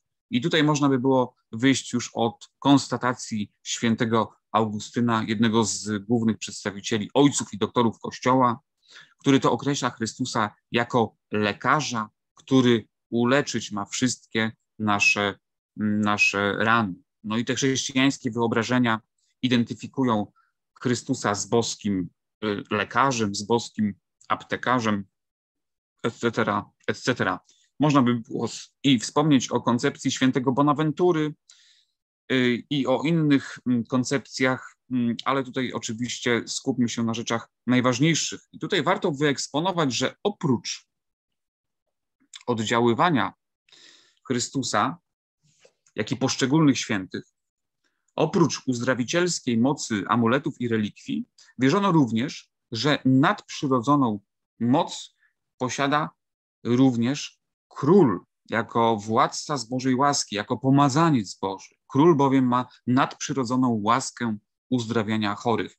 I to było widoczne w takich francuskich i angielskich zwłaszcza kontekstach, albowiem według takiej naiwnej wiary ludowej ową moc uzdrawiania chorych wykorzystywali zwłaszcza królowie francuscy i angielscy, którzy urządzali też specjalne uroczystości, podczas których to owych chromych, chorych, kalekich, cierpiących i tak dalej uzdrawiano. Natomiast ten obraz, powiedzmy, promocji zdrowia w czasach średniowiecznych jest dosyć obrazem, można by było powiedzieć, ponurym, ponieważ niezależnie od wiary w jakąś taką leczniczą siłę Chrystusa, jednocześnie deprecjonowano samo ciało, które w przeciwieństwie do duszy, rzecz jasna, traktowane było jako coś, jako zdegradowana forma bytu, jako coś mniej ważnego. I tutaj nie było ono godne naszych starań, zabiegów i utrzymywania w nienagannym zdrowiu. I ten podział rzeczywistości na sferę sakrum i sferę profanum de facto prowadził i do takiej duchowej i społecznej polaryzacji rzeczywistości, która też prowadziła koniec końców do wielu nerwic i psychos. I wydaje się, że tutaj kategoria promocji zdrowia w tego typu kontekstach jest raczej kategorią dosyć niefortunną. Właściwie można by na zasadzie anegdoty wręcz powiedzieć, że te starożytne, piękne, harmonijne, rozwinięte ciało ustąpiła miejsca zupełnie innemu ciału, innemu obrazowi ciała.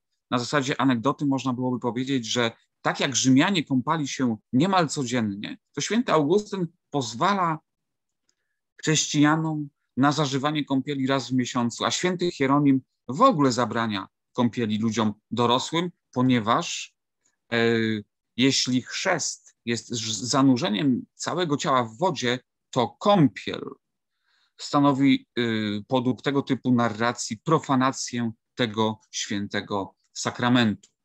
A teraz, drodzy Państwo, tutaj jeszcze słów parę na temat promocji zdrowia w czasach odrodzenia i oświecenia. Tak pokrótce można by było powiedzieć, że zgodnie z takim duchem antropocentrycznym, który niesie ze sobą renesans, jakby wygenerowane zostało też nowe spojrzenie na zdrowie i jego promocję. Tutaj nie bez znaczenia jest myśl chociażby Françoisa Bacona, który tutaj w swoim dziele Novum Organum podkreśla rangę nauki dla ludzkiego życia, dla doskonalenia ludzkiego życia i w związku z tym też i zdrowia. No według Bacona, rzecz jasna, tutaj ważna jest bardzo metoda eksperymentalna, czyli jakby takie dokładne zbadanie dróg, po których, jak pisze Bacon, chodzi śmierć. I tego typu metoda eksperymentalna doprowadzić ma do wiedzy na temat przedłużenia ludzkiego życia, ludzkiego organizmu. I co ciekawe, też Bacon jako wielki, być może fantasta, wizjoner przepowiada wielkie postępy chociażby w zakresie dentystyki, chociaż i podkreśla, co jest ciekawe, że należy zachować zęby własne i powinny być one białe. A w innym z kolei jego dziele odnajdujemy wskazówki dotyczące indywidualnych działań prozdrowotnych. Bacon zaleca więc swoim czytelnikom wstrzemięźliwość, zdrowe pokarmy oraz ćwiczenia ruchowe. Ale w ogólnej perspektywie wiek XVII nie przyniósł znaczącej poprawy, jeżeli chodzi o warunki sanitarne miast i wsi. Brakuje zatem takich znaczących działań podejmowanych przez władzę, które miałyby na celu ochronę oraz promocję zdrowia.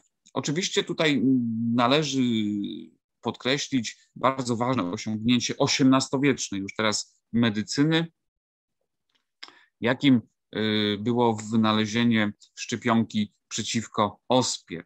I to w rezultacie otworzyło drogę do szerokiego stosowania szczepień ochronnych chociażby w Londynie, a następnie innych krajach europejskich, które miały taką prężną administrację państwową.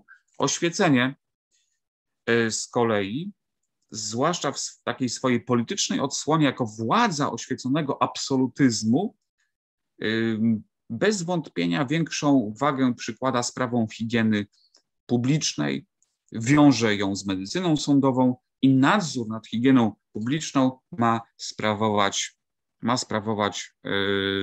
sprawować państwo. A teraz słów parę należałoby powiedzieć o wieku XIX w takim telegraficznym skrócie, jak i czasach współczesnych. Tutaj warto powiedzieć, że w wieku XIX coraz szybsze tempo rewolucji naukowo-technicznej zwiększające wydajność gospodarek europejskich. Tym samym to wszystko przyczynia się do znaczącego wzrostu ludności na kontynencie i tym samym jak gdyby uwypukla kwestię zdrowia i jego promocji. Można by było powiedzieć i tak, że socjocentrycznie zorientowane środowiska lekarskie kształtują nowy paradygmat. Obok takiej medycyny, jak ja to nazywam, indywidualno-leczniczej, powstaje medycyna społeczno-zapobiegawcza.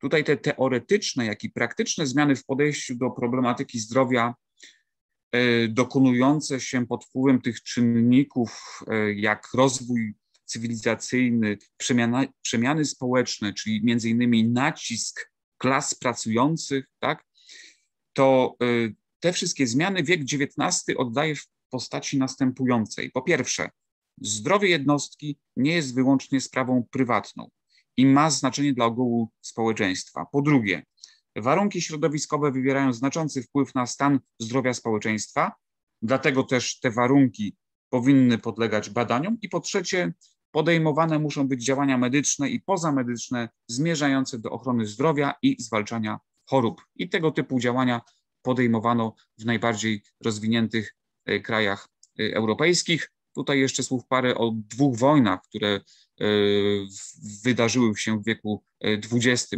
Rzecz jasna, one dziesiątkują europejską populację, ale i generują nowe problemy higieniczne i epidemiologiczne, ale jednocześnie też stymulują rozwój medycyny praktycznej. I tutaj połowa XX wieku, czyli te czasy zwłaszcza po II rewolucji zdrowotnej, dzięki upowszechnieniu skutecznych leków, a zwłaszcza antybiotyków, też jak gdyby są mocnym tutaj impulsem, jeżeli chodzi o zdrowie i jego promocję. I tutaj, drodzy Państwo, kończąc, słów parę jeszcze na temat tak zwanego konstruowania zdrowia oraz kwestii biopolitycznych, bo koniec końców jakby implicite w moim wystąpieniu zawarta była pewnego rodzaju konstruktywistyczne spojrzenie na zdrowie, na kategorię zdrowia, jak i kategorię choroby. Albowiem nie są to jakieś wyizolowane, jak powiedziałem, ze społecznego, politycznego, kulturowego, ekonomicznego kontekstu, czy też podglebia kategorie. Wszędzie tam, jak mówiliśmy, gdzie człowiek żyje, odpoczywa, pracuje, etc., tworzone jest zdrowie i tworzona jest choroba. Właśnie w kontekście takiej współczesnej teorii dyskursu, którą między innymi tutaj głośnym orędownikiem jest Michel Foucault, moglibyśmy powiedzieć, że zdrowie i choroba to są po prostu politycznie, społecznie wykreowane dyskursy. I to koniec końców stricte związane jest z tak zwaną kategorią pewnego rodzaju biopolitycznych strategii, czy też biopolitycznych interwencji, które polegają na politycznej organizacji tego, w jaki sposób żyjemy, na politycznym zarządzaniu naszymi ciałami. To właśnie między innymi podkreśla Michel Foucault, tak jak powiedziałem, w swoim fundamentalnym dziele pod tytułem Historia seksualności, w którym zauważy, że człowiek nowoczesny jest zwierzęciem w polityce, w której postawiona zostaje kwestia jego życia jako żyjącego bytu. Ja już kończę.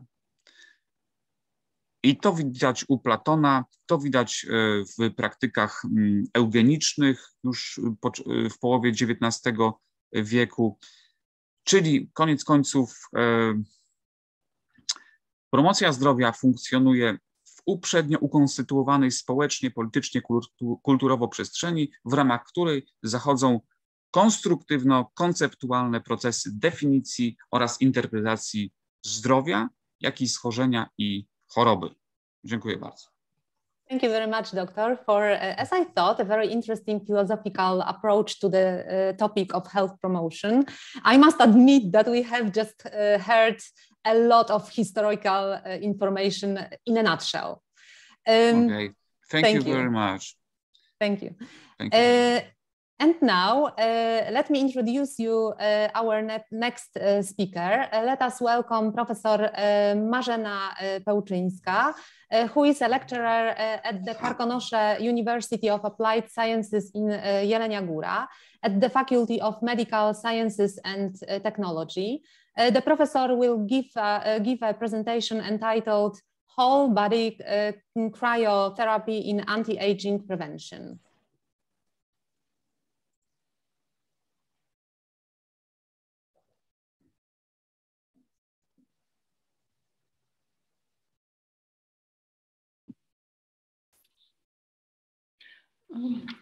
Good morning.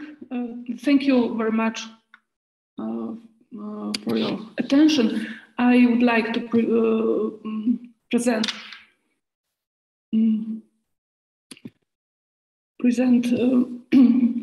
about whole body cryotherapy.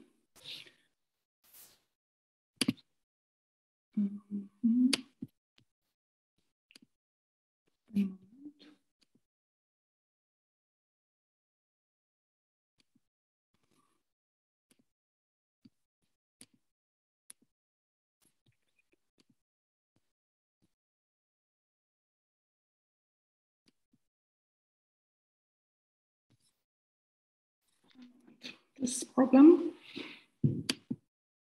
Can we help you in some way?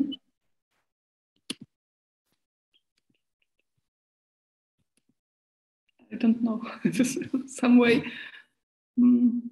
Na dole jest na zielono zaznaczone. Wiem, ale coś nimi muszę chyba poprosić informatyka o pomoc. Mamy tutaj przy sobie informatyka, także pani profesor, proszę pytać, będziemy odpowiadać. Albo możemy puścić od siebie, tylko nie wiem, czy mamy... Nie, wolę z tego, będzie mi łatwiej. Na dole jest udostępnij ekran, klika się udostępnij, potem się wybiera pole z prezentacją.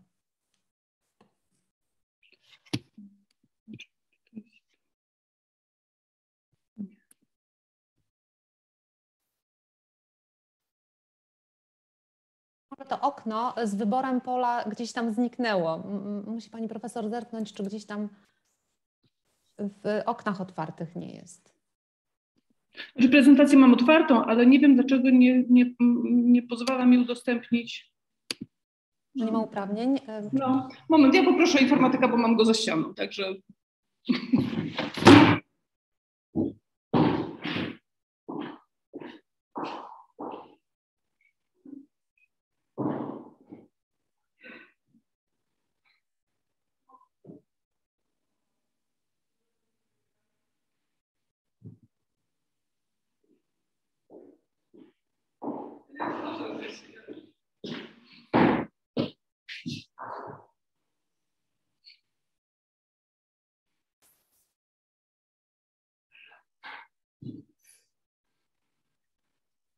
Pani profesor, czy się słyszymy? Ja słyszę, tak. A może zmienimy kolejność i będzie... Dobrze. Tak? Dobrze. Okay, so I would like to ask our next speaker to prepare, Dr. Monika Stanaszek, Assistant Professor at the Karkonosze University of Applied Sciences in Jelenia Góra, at the Faculty of Medical Sciences and Technology. The topic of the speech will be the assessment of the fitness of adult men with varied daily activity. Doktor, please take the floor. Dzień dobry, witam Państwa. Już udostępniam prezentację.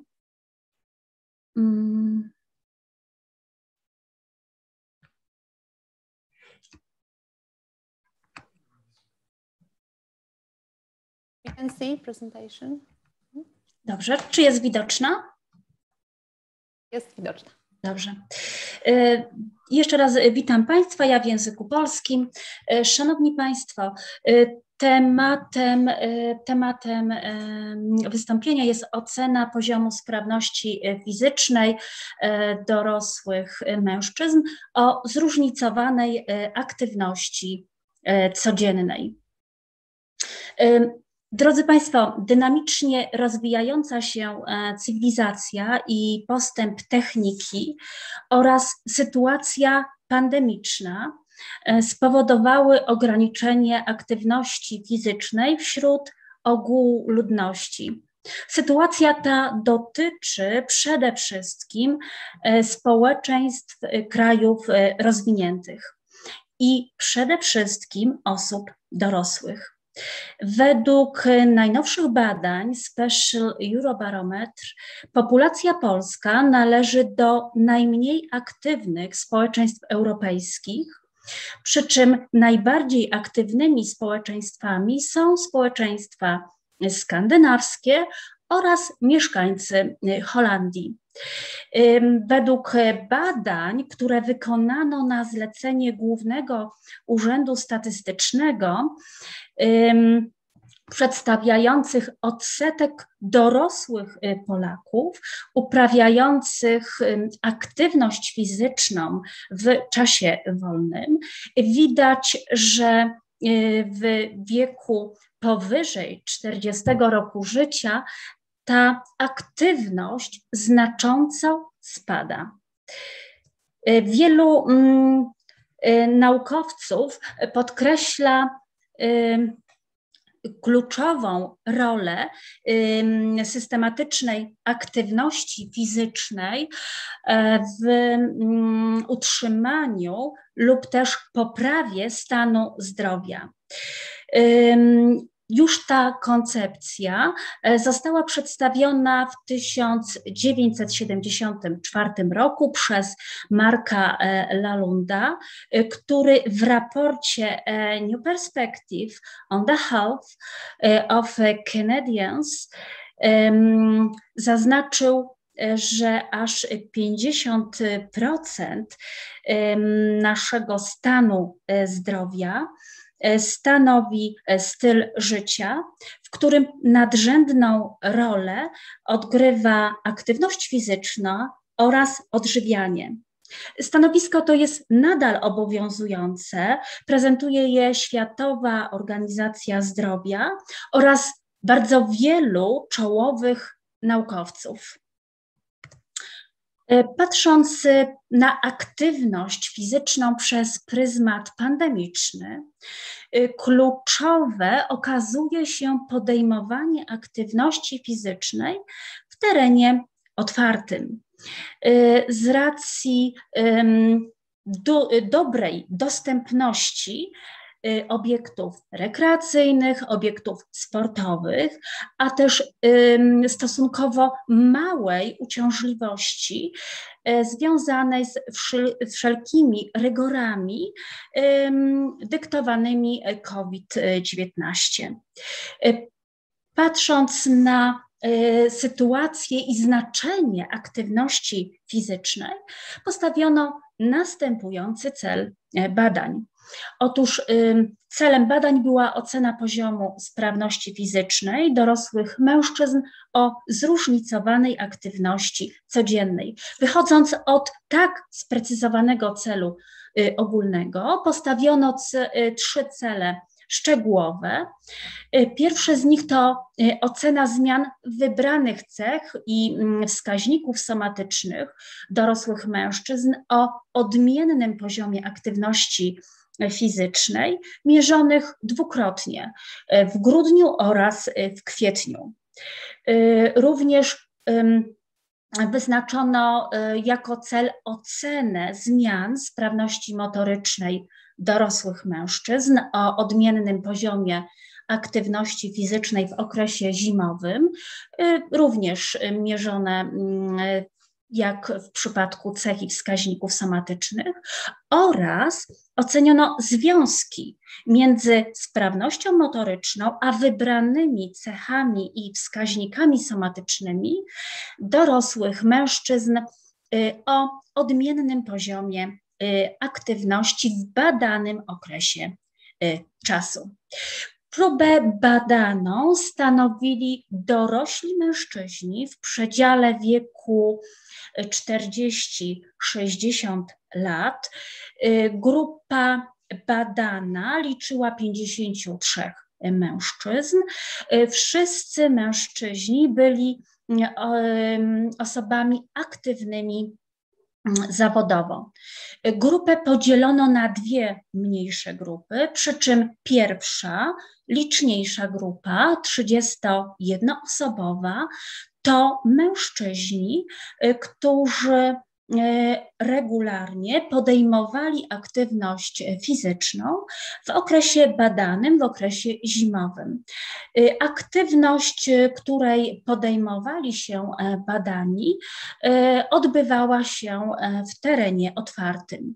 I tak mężczyźni uprawiali narciarstwo biegowe, zjazdowe oraz skituring, również uprawiali biegi terenowe, jak też kolarstwo.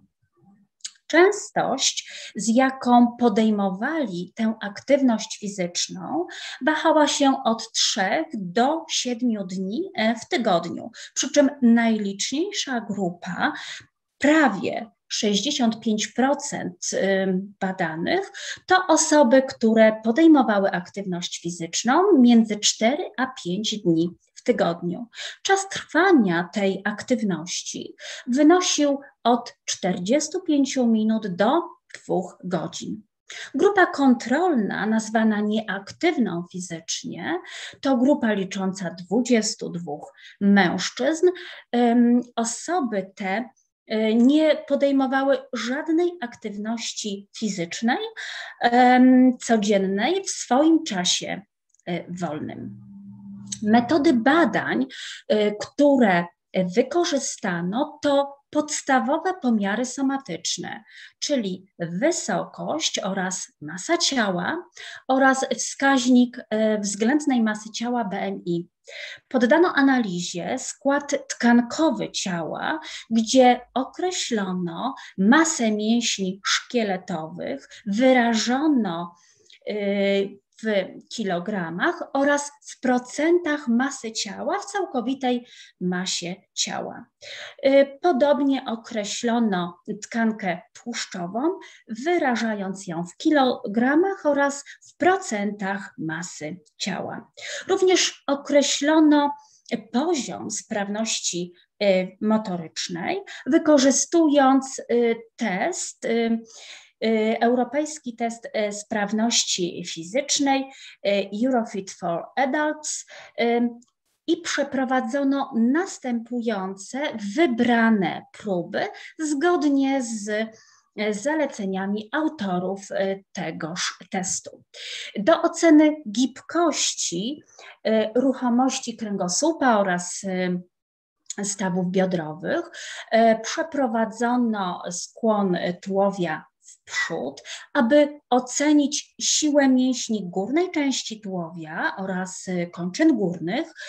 Przeprowadzono zwis na ramionach ugiętych. Do oceny siły mięśniowej dolnej części tułowia przeprowadzono siady z leżenia tyłem oraz aby ocenić wytrzymałość krążeniowo-oddechową, przeprowadzono wytrzymałościowy bieg wahadłowy. I poddano analizie zmiany cech i wskaźników somatycznych w 2 badanych grupach i określając kolejno średnią wartość masy ciała, stwierdzić należy, że po okresie zimowym średnia masa ciała grupy aktywnej fizycznie obniżyła się o blisko 0,6 kg. Zmiana była istotna statystycznie, natomiast w grupie nieaktywnej fizycznie nastąpił nieznaczny przyrost masy ciała. Różnica ta nie była istotna. Zmiany średnich wartości wskaźnika względnej masy ciała nosiły znamiona istotności statystycznej.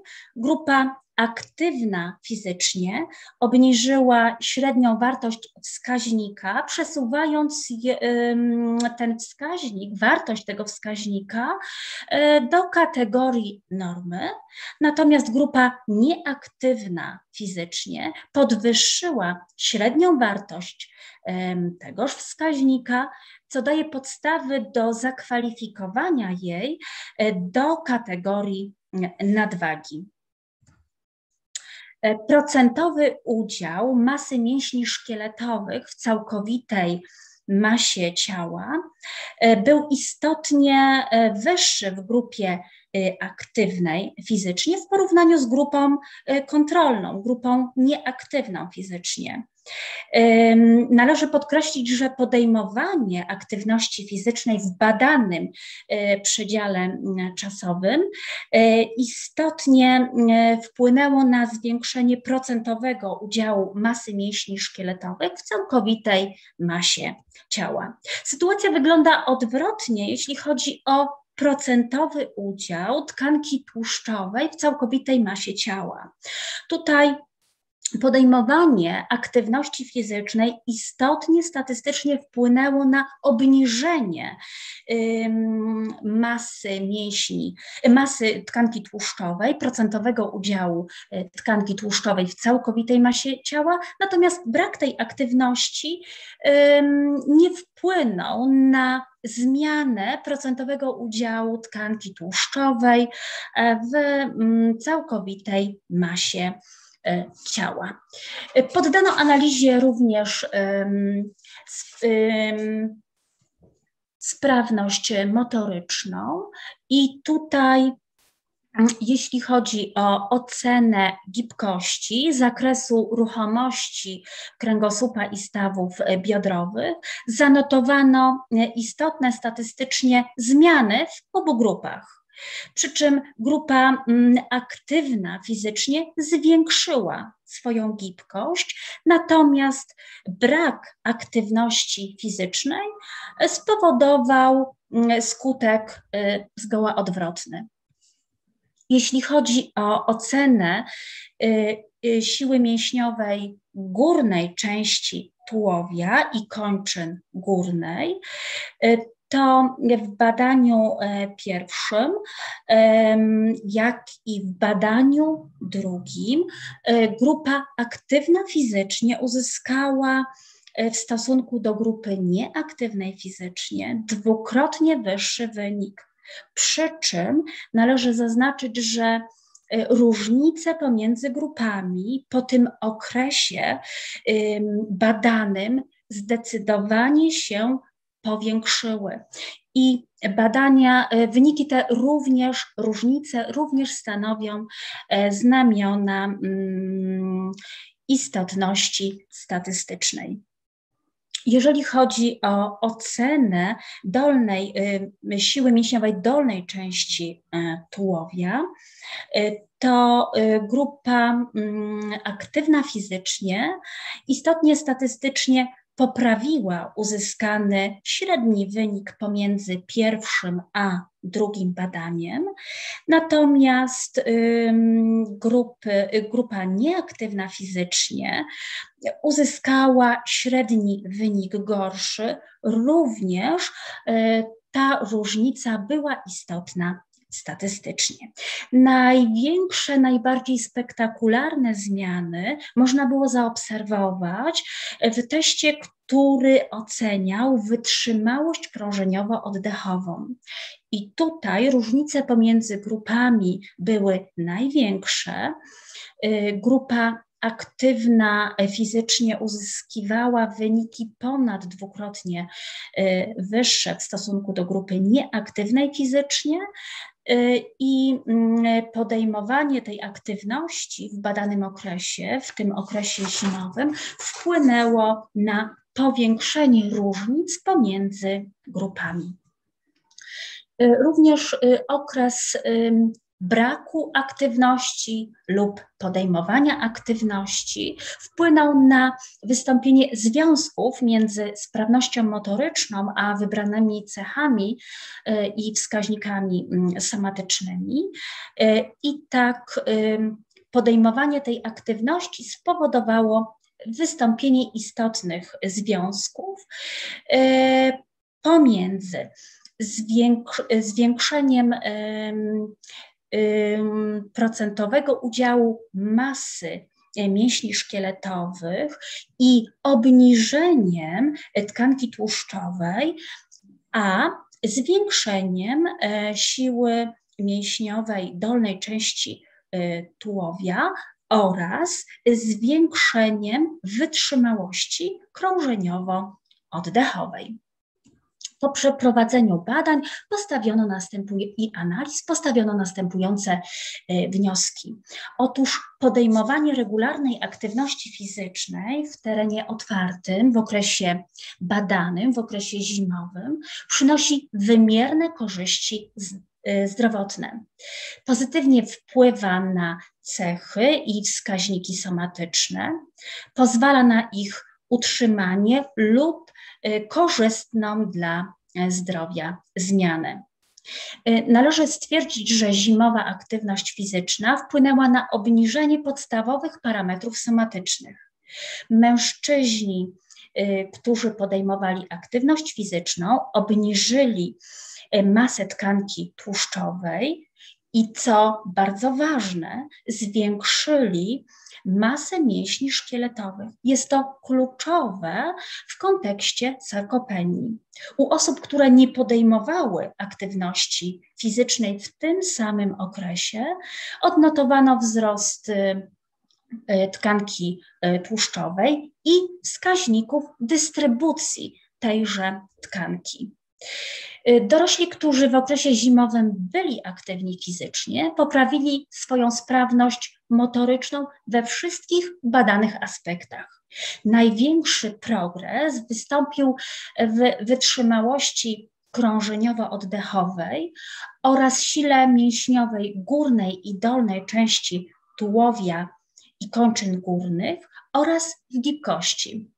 Niepodejmowanie aktywności fizycznej spowodowało obniżenie poziomu sprawności motorycznej i największe, najbardziej spektakularne spadki dotyczyły wytrzymałości krążeniowo-oddechowej.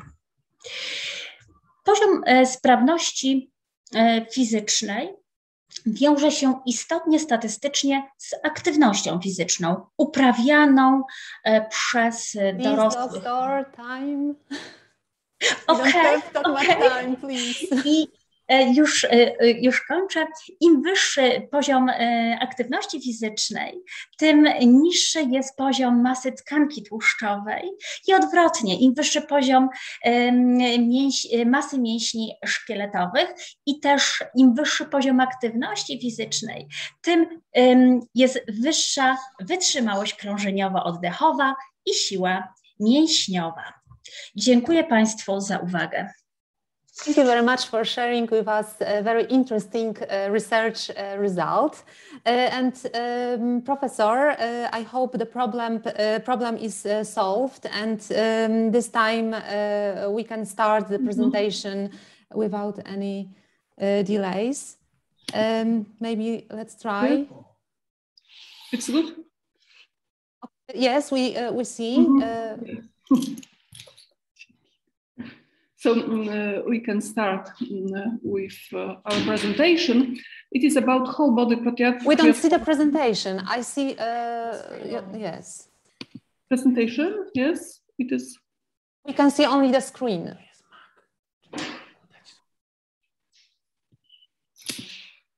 It's good? You should change the window.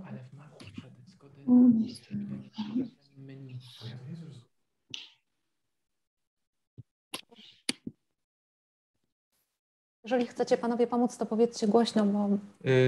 To ja mogę powiedzieć, bo ja też mam komputer Maca i wydaje mi się, że nie ma pani tutaj profesor zgody w systemie na udostępnianie wideo i tam trzeba w taką specjalną wejść, poszukać miejsce, bo inaczej będziemy zawsze widzieć tylko pulpit. Tam musi być specjalna... Czyli gdzie musi pani profesor wejść? W ustawienia systemu, gdzieś w preferencje systemu, tam na jabłuszko kliknąć Nie, ja już wiem mniej więcej, jak to jest. Musi być tu, i teraz spotkanie, to jest chyba... Już mam udostępnienie, włączyć.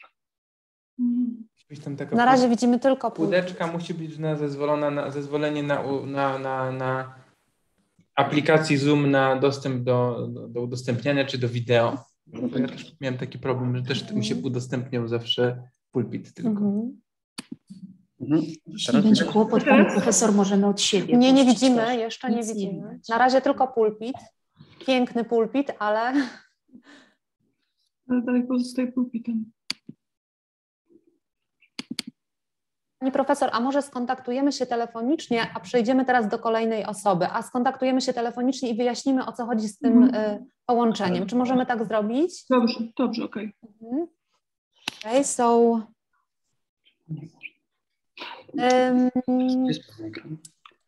so now let me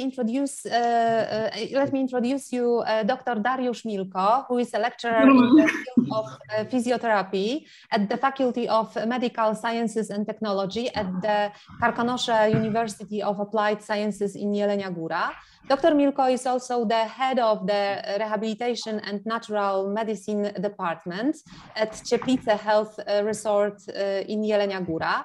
The topic of the presentation will be correlation of selected functional fitness parameters on the results of load distribution in patients with hip osteoarthrosis. You can start. Dziękuję, dzień dobry Państwu. Serdecznie dziękuję tutaj za możliwość uczestniczenia w tej konferencji, jakże bardzo aktualnej, związanej między innymi z tą pandemią panującą we wszechświecie, w świecie naszym. Mam nadzieję, że temat związany tutaj między innymi z problemami stawów biodrowych znakomicie się wkomponuje w główną tematykę tej konferencji. Chciałem się tylko podpytać, czy widać tutaj tą prezentację? Widać, tylko poproszę o pokaz slajdów. Tam na górze jest pokaz slajdów i będzie wtedy idealnie. I od bieżącego, czy to od początku? Tak. Teraz jest wszystko ok. Dziękuję bardzo jeszcze raz. Proszę Państwa, sama choroba w ogóle zwyrodnieniowa stawu, osteoartroza, uznana została za jedną z większych przyczyn niepełnosprawności, ograniczeń funkcjonalnych człowieka w XXI wieku. Oczywiście ma na to wpływ problemy związane z cywilizacją, z ograniczeniem aktywności ruchowej, także tutaj z tymi czynnikami związanymi, jak podkreślali tutaj moi przedmówcy, związanymi między innymi z otyłością. Także również wpływ ma na to tutaj między innymi pandemia, gdzie nasilenie też tych objawów związanych ze zmianami zwyrodnieniowymi, z ograniczeniami funkcjonowania wynikającymi z izolacji, z ograniczenia kontaktów społecznych również powoduje to, że tutaj te problemy związane z dysfunkcjami stawów, z powstawaniem zmian zwyrodnieniowych nasilają się.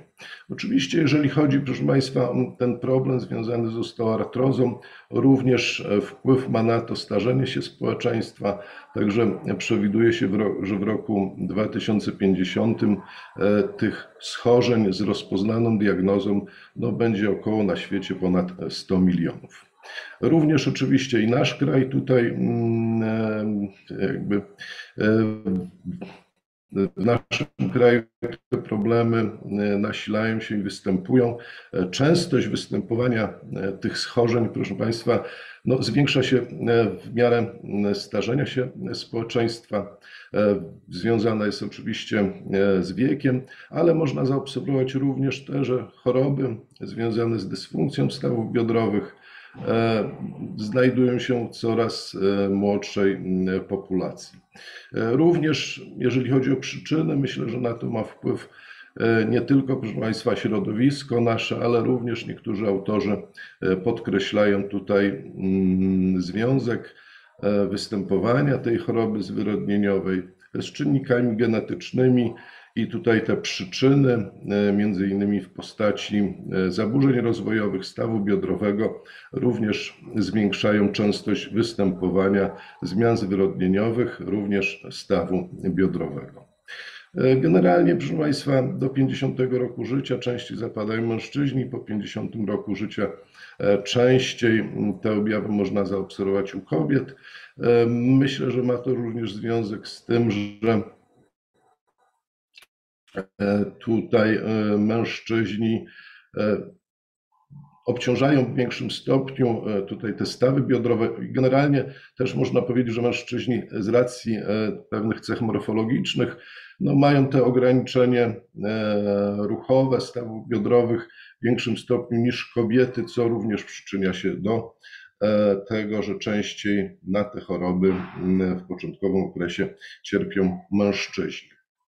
Jeżeli chodzi, proszę Państwa, o etiologię chorób zwyrodnieniowych stawu biodrowego, no to możemy podzielić tutaj na dwie grupy, czyli ta koksartroza pierwotna, gdzie działanie, występowanie czynników poza tym stawem osłabia wydolność struktur tego stawu, a prawidłowe funkcjonowanie doprowadza do przedwczesnego zużycia.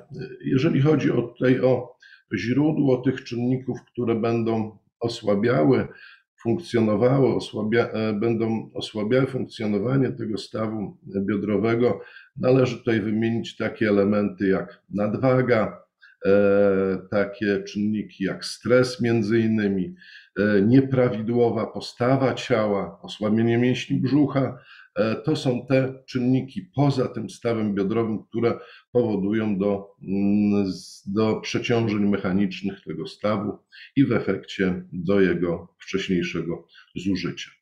No i proszę Państwa, te zmiany wtórne w stawie biodrowym, czyli wada w kształcie stawu, doprowadza do osłabienia tegoż funkcjonowania i wcześniejszego zużycia tegoż stawu. No i tutaj do tych czynników, które będą powodowały te zmiany wtórne w tym stawie biodrowym, należy zaliczyć między innymi te wady rozwojowe, o których mówiliśmy, stawu biodrowego, dysplazję, różnego rodzaju martwice głowy kości udowej, które powodują niekongruencję tego stawu, niedopasowanie tego stawu, ale również te czynniki związane z urazami tego stawu to są również te elementy, które doprowadzają de facto do wcześniejszego objawienia się choroby zwyrodnieniowej stawu biodrowego.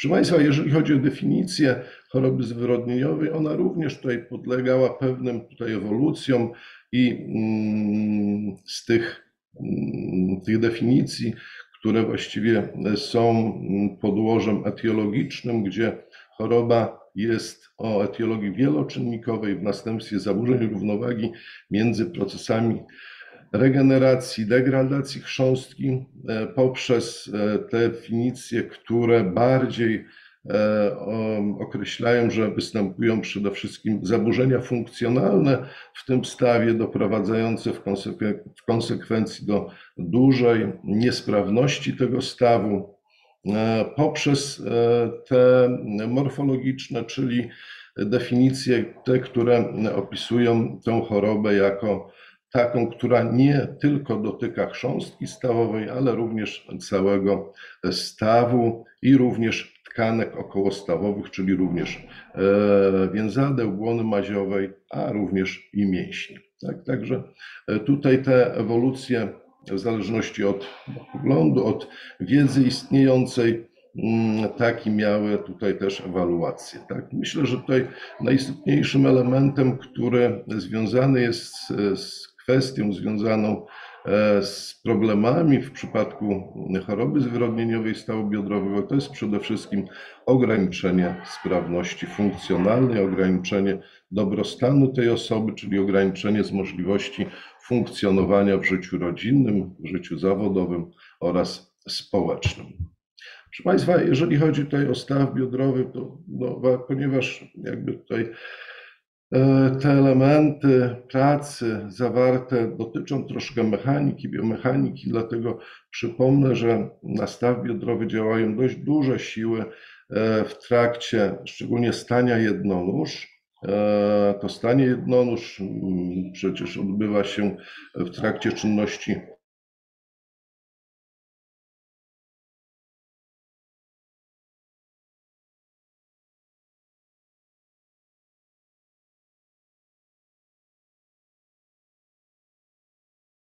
kończyn górnych oraz głowy, czyli relatywnie można powiedzieć, że osoba, która o masie swoje 60 kg, no w momencie stania jednonóż siła reakcji na ten staw biodrowy wynosi około 200 kg. Także są to dość duże oddziaływania na ten staw biodrowy.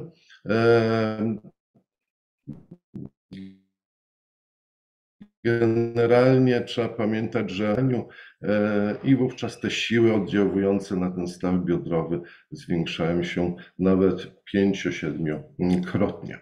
Także tutaj te siły, które występują na tym stawie biodrowym, jeżeli nie jest tutaj utrzymana równowaga związana z odżywianiem stawu, z prawidłowym funkcjonowaniem, zostaje często szybko zakłócona przez nieodpowiednie funkcjonowanie nasze w otoczeniu czy oddziaływanie środowiskowe. Proszę Państwa, jeżeli chodzi o konsekwencje koksartrozy, część badaczy podkreśla tutaj korelację między zmianami wynikającymi w obrazie RTG, w obrazie makroskopowym chrząstki stawowej czy stawu, powierzchni stawowych stawu biodrowego z tymi ograniczeniami funkcjonalnymi u pacjenta. Jednakże niektórzy autorzy podkreślają, że ta korelacja nie istnieje za wielka, także obraz RTG, obraz ten, który obrazowanie tego pacjenta stawów biodrowych nie zawsze jest adekwatne do jego stanu funkcjonalnego. Także zdarza się czasami, że w przypadku dużego zaawansowania choroby zwyrodnieniowej, zniszczenia całkowitego chrząstki, nawet pacjent może funkcjonować z ograniczeniem zakresu ruchu, ale często zdarza się, że nawet nie występuje ból, ale to są pojedyncze oczywiście przypadki. Generalnie, proszę Państwa, choroba zaczyna się objawiać często dość podstępnie, to znaczy te bóle nie są w początkowym okresie choroby tak zlokalizowane w obrębie stawu biodrowego, one często promieniują, czy też występuje ten ból w stawie kolanowym, w części lędźwiowej kręgosłupa. Dopiero w późniejszym okresie, w miarę narastania zmian degeneracyjnych tegoż stawu, te dolegliwości zaczynają występować w okolicy stawu biodrowego i to też, proszę Państwa, bardzo zróżnicowany jest ten obraz kliniczny, dlatego że ból ten może występować i po wewnętrznej stronie stawu biodrowego, w pachwinie, z przodu, po bocznej stronie, z promieniowaniem również do zewnętrznej części stawu kolanowego, jak i z tyłu w okolicy tkanki mięśniowej. Również często ten obraz jest maskowany przez objawy związane z występowaniem, z objawami rwy kulszowej, także leczenie wówczas nieukierunkowane, niepoparte odpowiednią diagnozą, badaniem funkcji stawu biodrowego, wyłącznie opierające się na objawach chorobowych, które pacjent zgłasza, no, powoduje często te błędy terapeutyczne i pacjent leczony jest na staw kolanowy, na część lędźwiową kręgosłupa, a przyczyna często występuje w tym stawie biodrowym.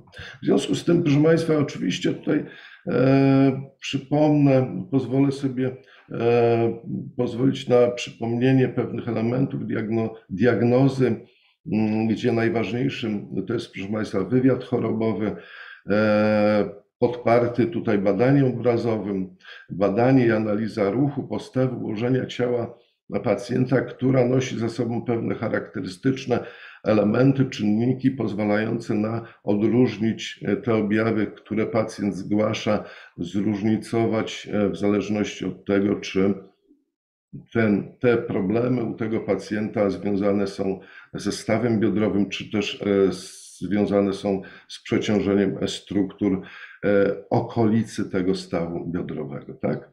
Również diagnostyka różnicowa, tutaj też musimy pamiętać, że unerwienie wspólne związane na przykład z pracą narządów wewnętrznych, narządów miednicy mniejszej, gruczołu krokowego również może tutaj powodować dolegliwości promieniujące w tą okolicę stawu biodrowego, co w efekcie może być tutaj objawami choroby organicznej, choroby nowotworowej, a nie dysfunkcji stawu biodrowego.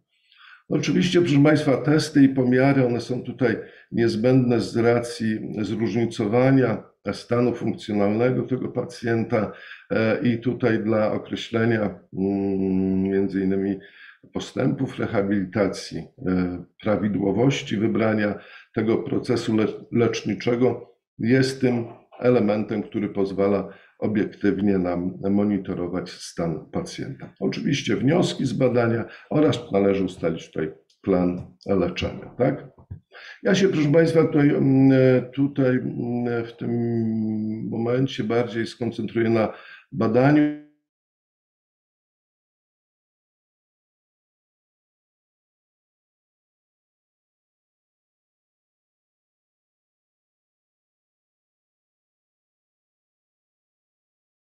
Oceny dystrybucji obciążeń z testami funkcjonalnymi Harris-Hip score.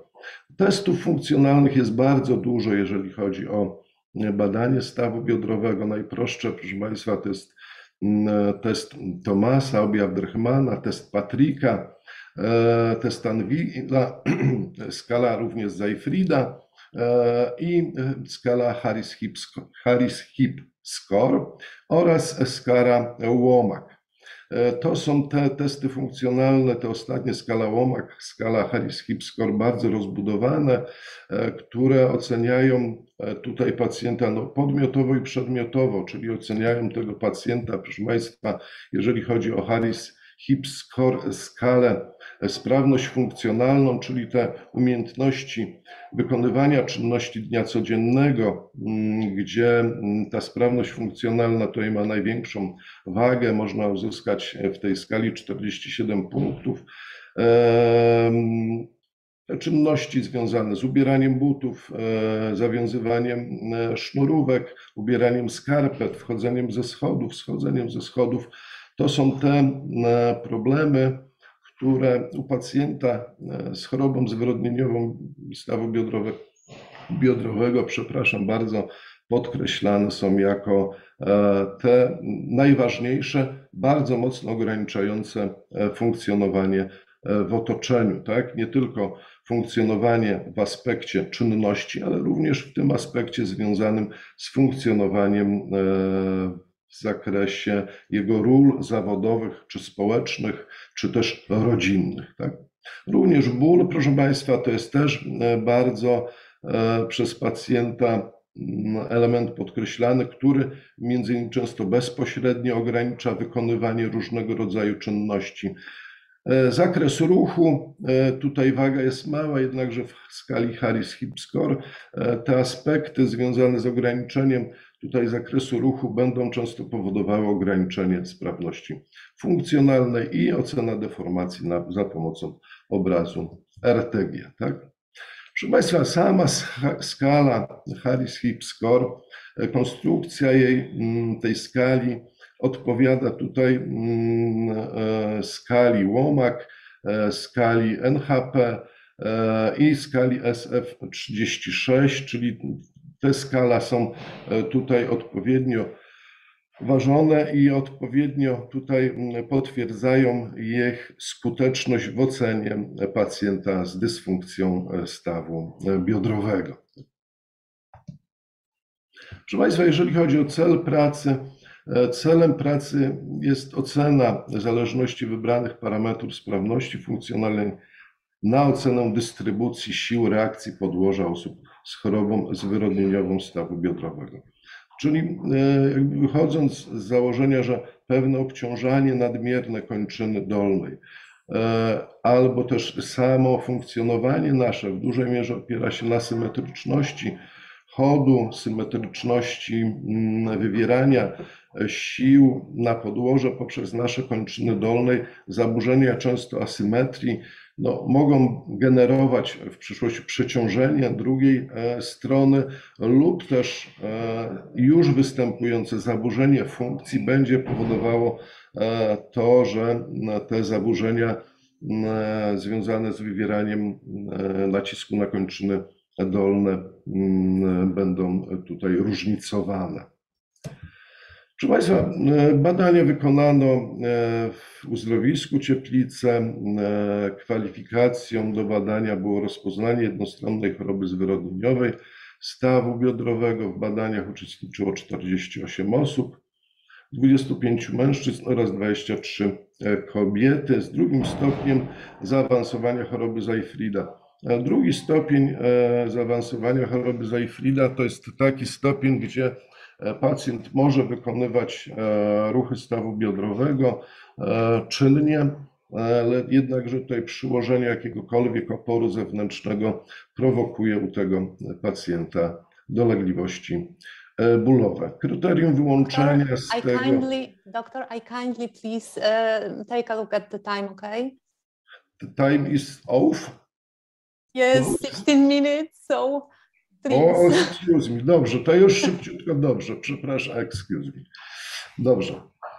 Proszę Państwa, badanie stanu funkcjonalnego, wykonano badanie stanu funkcjonalnego za pomocą kwestionariusza Harris-Hip Score oraz badanie na platformie w celu zróżnicowania sił wywieranych na kończyny, przez kończyny dolne na podłoże. Tak?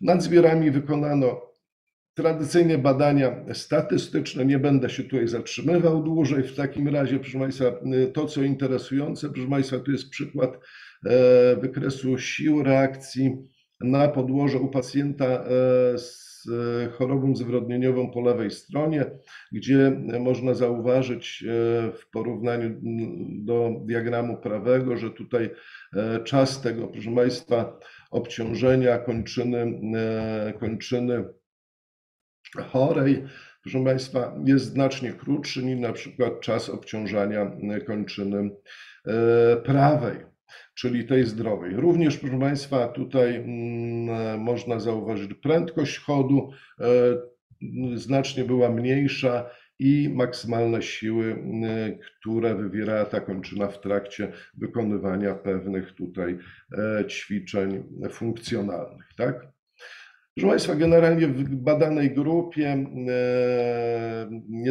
25 osób było z niedostateczną sprawnością w skali Harris-Hip Score, czyli proszę Państwa około 52% tych osób to charakteryzowała się niedostateczną sprawnością w skali Harris-Hip Score. Tak? Tutaj jeżeli chodzi o sprawność, tak, 4 osoby charakteryzowały się tą sprawnością bardzo dobrą. Jeżeli chodzi, proszę Państwa, o wyniki tutaj w trakcie, które uzyskaliśmy i skorelowaliśmy, porównaliśmy to z Harris-Hip Score oraz multitestu. Generalnie, proszę Państwa, u wszystkich pacjentów, u których ta sprawność funkcjonalna, proszę Państwa, była gorsza, czyli wynik mniejszy w Harris-Hip Score, to proszę Państwa, to obciążanie kończyny dolnej było mniejsze. Tutaj mamy wyniki, jeżeli chodzi o obciążanie kończyny dolnej w fazie pełnego obciążania, również fazy przenoszenia i fazy trwania oraz ilości kroków. Wszystkie również te badania okazały się istotnie statystyczne. Tak?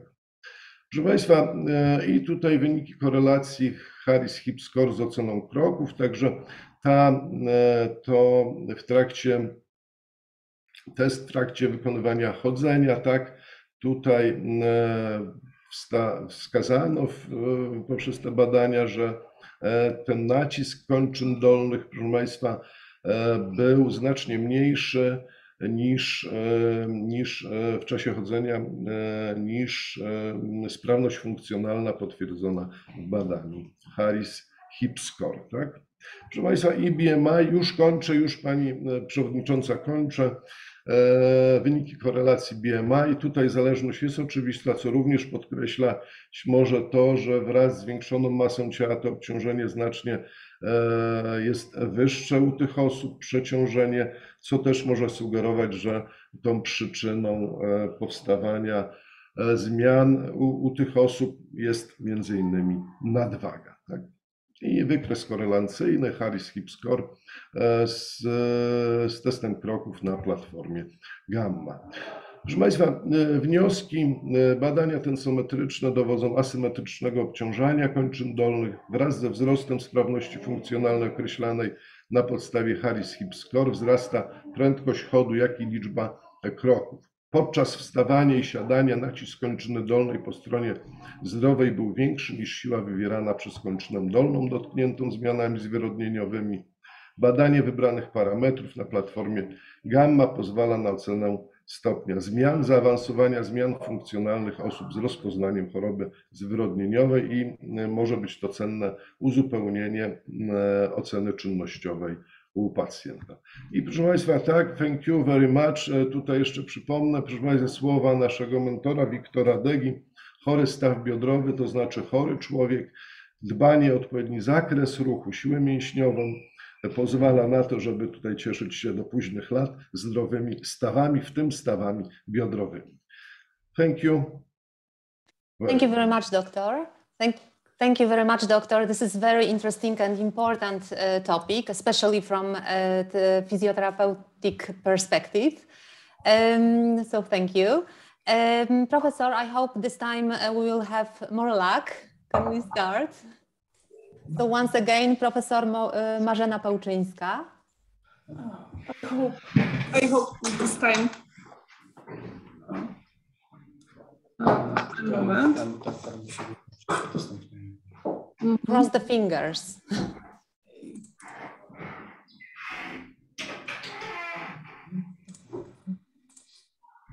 Okay, I hope. Yes, we can see it now.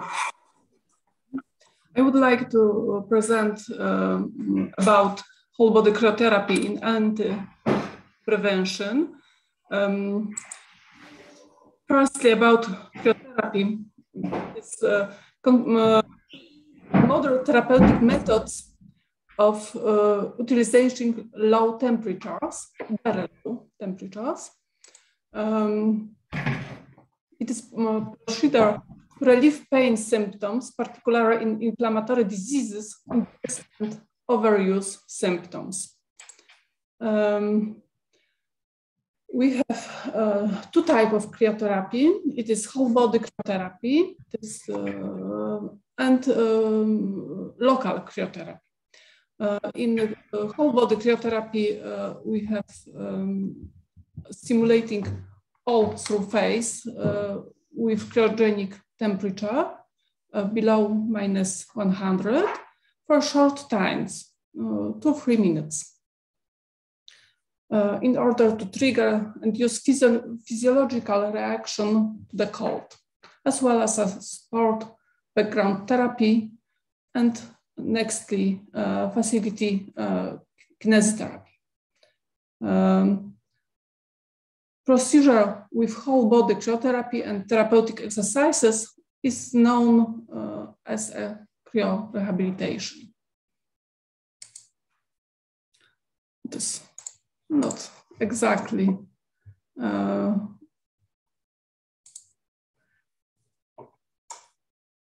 for the topics we have three types of whole body cryotherapy: single chamber, two chambers system, and 3 chambers system.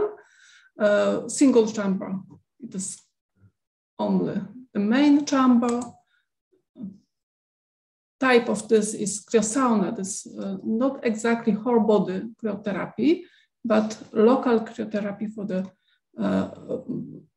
lot surface, because the head is above this chamber.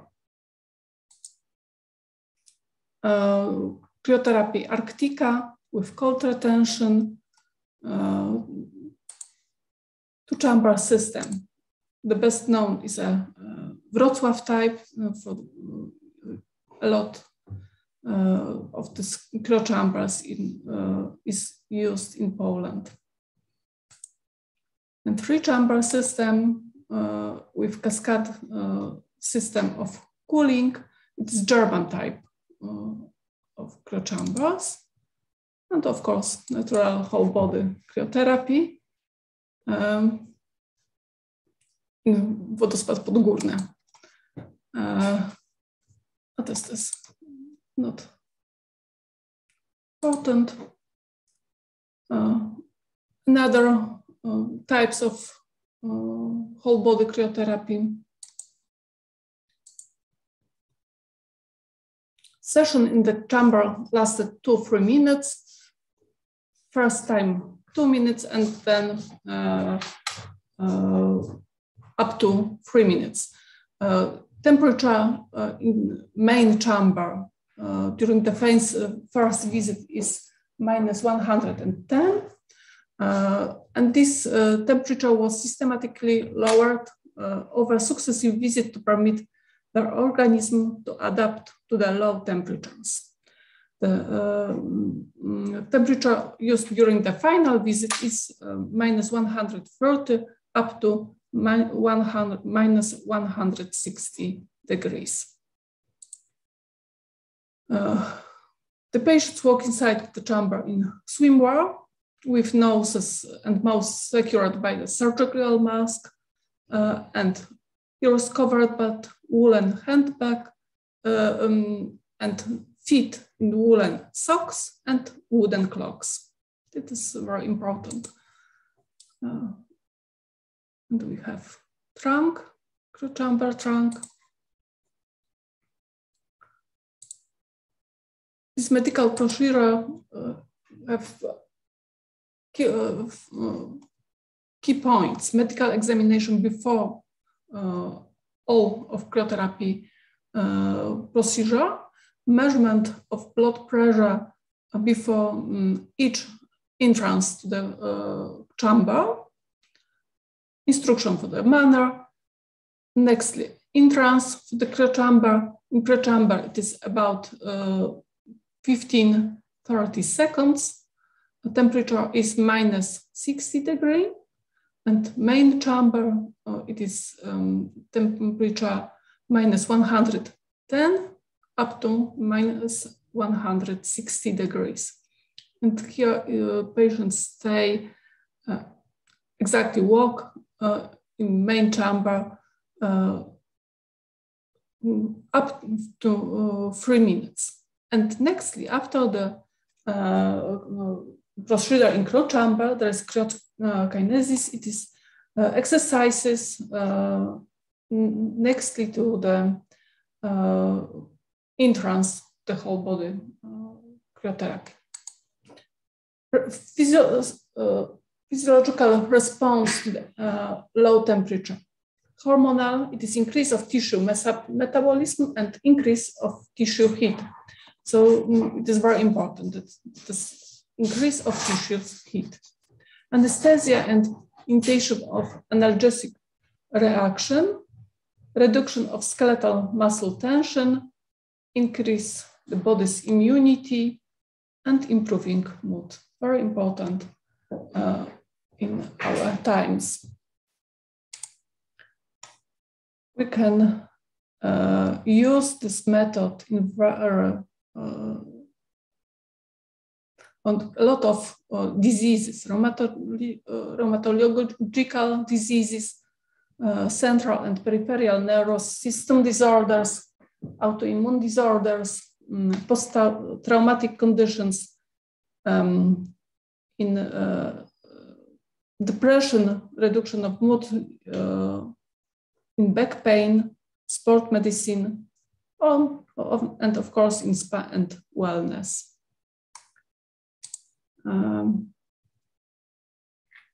What we have after whole body cryotherapy? Anti-inflammatory effect, analgesic and anti-edemic effects,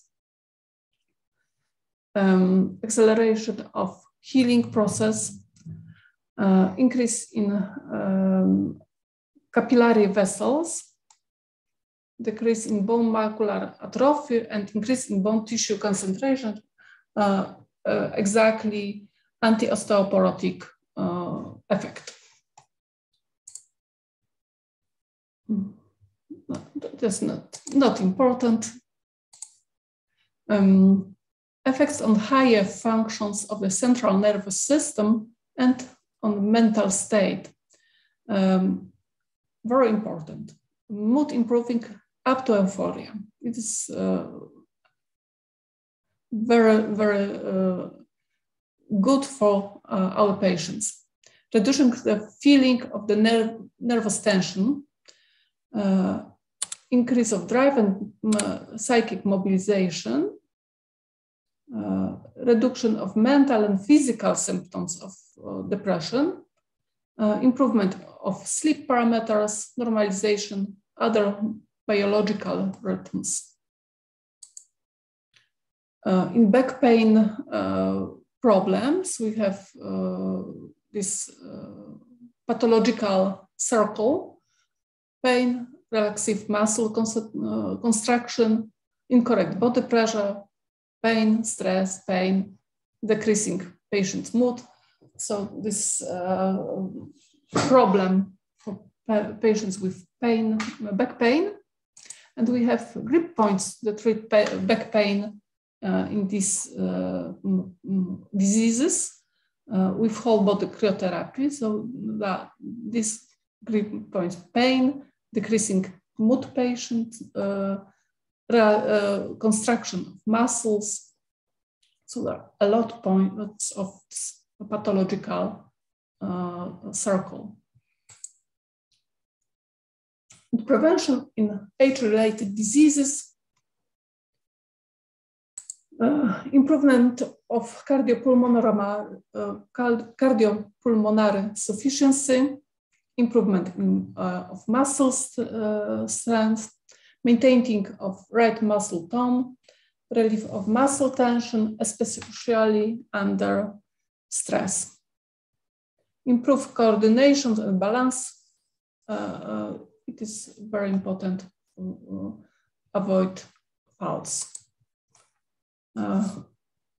Use in prevention, prevention of bone loss, improving the performance of immune system, slowing down of skin aging, improve the mood, correction of the biological rhythms, reduction of insomnia. A lot of problems age-related. And application for the treatment of the age-related diseases.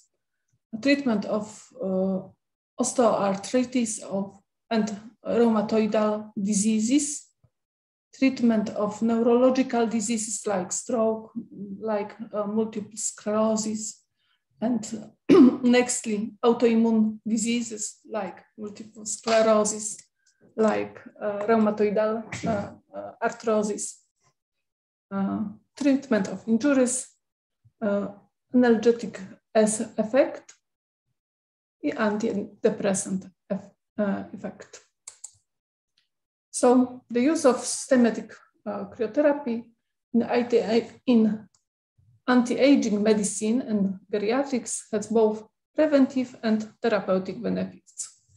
A visual indicator of these activities is the number of patients who regularly receive treatment in our clinic. We have patients who 10 years regularly go to cryo chamber. Thank you very much for your attention.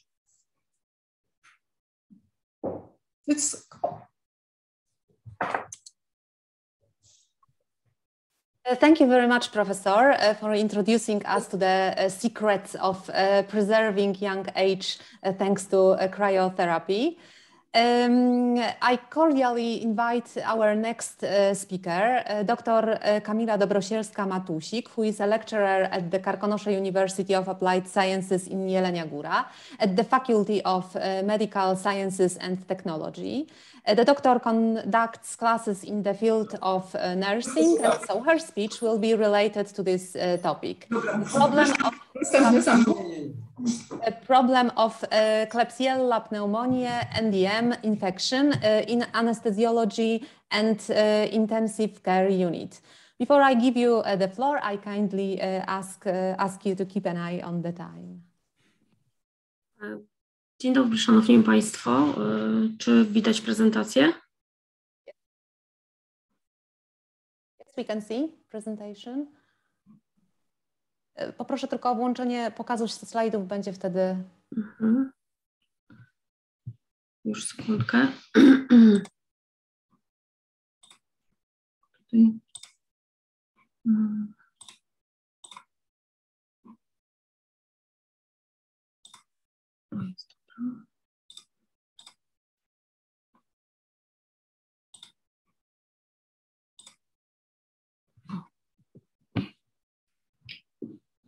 Szanowni Państwo, chciałabym bardzo podziękować za zaproszenie do wystąpienia na tej konferencji. W dniu dzisiejszym chciałabym Państwu przedstawić, przybliżyć troszkę problem zakażeń Klebsielli pneumoniale, a w szczególności chodzi o szczep New Delhi, który wytwarza enzym metalobeta-laktamazy. Problem ten szczególnie dotyczy oddziałów anestezjologii i intensywnej terapii. Na samym wstępie chciałabym Państwu przybliżyć definicję zakażenia wewnątrzszpitalnego. Jest to zakażenie, które jest związane z udzielaniem świadczeń medycznych. Jest ono nierozerwalnie związane z opieką zdrowotną i dotyczy ono pacjenta, u którego infekcja danym patogenem nie była obecna w momencie rozpoczęcia hospitalizacji lub jej czas inkubacji jest dłuższy od początku ekspozycji na dany czynnik infekcyjny. Aby móc mówić o problemie zakażeń wewnątrzszpitalnych, należy również wspomnieć o czynnikach ryzyka tych zakażeń. Literatura przedmiotu tutaj wyznacza czynniki, które są związane ze stanem klinicznym pacjenta. Do tego dochodzą takie jak choroby współistniejące, jak również stan chociażby odporności pacjenta. Kolejne czynniki są związane z warunkami architektonicznymi placówki ochrony zdrowia, a także związane ze środowiskiem szpitalnym. Tutaj mapowanie mikrobiologiczne ma główne znaczenie. Kolejny czynnik są to czynniki związane z przeprowadzaniem procedur medycznych. Mamy tutaj na myśli wysokospecjalistyczne procedury inwazyjne, a także czynniki związane z wykonywaniem tych procedur w praktyce, czyli tutaj przestrzeganie procedur. Ostatnimi czynnikami ryzyka zakażeń, ale bardzo istotnymi, są to czynniki związane z organizacją pracy personelu medycznego, jak również personelu pomocniczego.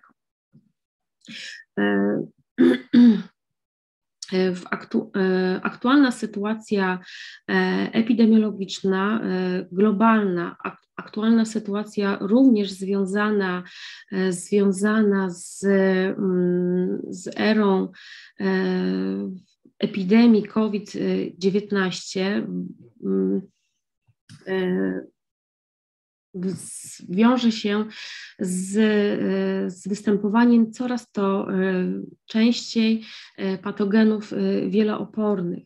Patogenów wieloopornych, których jest to jeden z najpoważniejszych problemów współczesnej medycyny. Jest on związany nierozerwalnie z działaniem zdrowia publicznego, już nie o zasięgu lokalnym, a globalnym. ONIR w dokumencie o globalnym zwalczaniu zakażeń lekoopornych i w którym znajduje się przegląd lekooporności, wykazał, że co roku z powodu infekcji opornych na antybiotyki umiera na świecie około 700 000 ludzi. Tutaj problem z patogenami wieloopornymi jest na tyle duży, że one stwarzają bardzo duże trudności terapeutyczne, a w wielu przypadkach podjęta terapia jest nieskuteczna. Europejskie Centrum do Spraw Zapobiegania i Kontroli Chorób dzieli patogeny wielooporne na 3 grupy. Pierwsza grupa to są patogeny oporne na co najmniej 3 grupy antybiotyków. Druga grupa tutaj znajdują się patogeny wysoce lekooporne, czyli są one oporne przynajmniej na jeden preparat ze wszystkich grup antybiotyków, bądź wrażliwe maksymalnie na 2 grupy antybiotyków. Trzecia grupa są to szczepy oporne na wszystkie preparaty ze wszystkich grup antybiotyków. I teraz w obecnej sytuacji epidemiologicznej, globalnej, jak już wspomniałam, niestety zauważalny jest narastający problem rozprzestrzeniania się pałeczek Enterobacteriaceae, które wytwarzają karbapenemazy. I właśnie to pałeczki jelitowe wykazują oporność na antybiotyki beta-laktamowe, która oczywiście jest zależna od syntezy beta-laktamaz, gdzie szczególnie tutaj znaczenie mają enzymy o poszerzonym zakresie substratowym, takie jak ESBL i karbapenemazy. Największe znaczenie kliniczne tutaj ma Klebsiella pneumoniae carbapenemaz oraz szczepy, które wytwarzają enzym New Delhi metalobeta-lactamaz. Czym są bakterie Klebsiella pneumoniae? Są to bakterie beztlenowe. Do tej rodziny Enterobacteriaceae należy 49 rodzajów i 100 gatunków bakterii. Są to bakterie jelitowe, które charakteryzuje komensalizm. Tak? One działają w przestrzeni pozajelitowej, działają jako czynnik infekcji oportunistycznej i są one tutaj szczególnie niebezpieczne u osób z osłabioną odpornością. Jakie zakażenia najczęściej są wywoływane przez karbapenemooporne pałeczki jelitowe? Są to przede wszystkim zakażenia dróg moczowych i zakażenia łożyska naczyniowego. Rzadziej obserwuje się zapalenia otrzewnej czy zapalenia płuc. Niestety śmiertelność w przypadku karbapenoopornych szczepów jest istotnie wyższa niż w sytuacji, kiedy przyczyną infekcji jest szczep karbapenemowrażliwy. Karbapenemooporne pałeczki jelitowe w Polsce pierwsza identyfikacja tych szczepów potwierdzona przez Krajowy Ośrodek Referencyjności do Spraw Lekooporności został potwierdzony w 2011 roku. Jeżeli chodzi o karbapenemooporne pałeczki jelitowe, w blisko 50% przypadków mamy do czynienia z bezobjawową kolonizacją. I problem jest o tyle duży i problem jest o tyle poważny, że transmisja tego zakażenia tutaj w środowisku szpitalnym, no niestety odbywa się przede wszystkim przez personel medyczny. Jakie mamy jakie mamy możliwości farmakoterapii. No niestety tutaj w wielu przypadkach ten wybór antybiotyku ogranicza się do kolistyny, fosfomycyny czy gentamycyny, która nie powinna być stosowana w monoterapii, amikacykliny i tigecykliny. Ten wybór optymalnej terapii antybiotykowej przede wszystkim powinien opierać się na szczegółowej wrażliwości na antybiotyki. Dlaczego jest to bardzo duży problem w oddziałach anestezjologii i intensywnej terapii? Dlatego, że te oddziały są to szczególne miejsca w ochronie zdrowia. Są to wyspecjalizowane oddziały szpitalne. Znajduje się tam pacjent szczególny. Bardzo często są to pacjenci z niewydolnościami wielonarządowymi, u których stosowane jest inwazyjne monitorowanie. Mamy tutaj zastosowanie mnogości procedur inwazyjnych. Wszystko to, o czym właśnie teraz wspomniałam, powoduje, że ryzyko wystąpienia zakażenia szpitalnego u takiego pacjenta jest od 5 do 10 razy częściej możliwe w porównaniu z innymi oddziałami lecznictwa zamkniętego.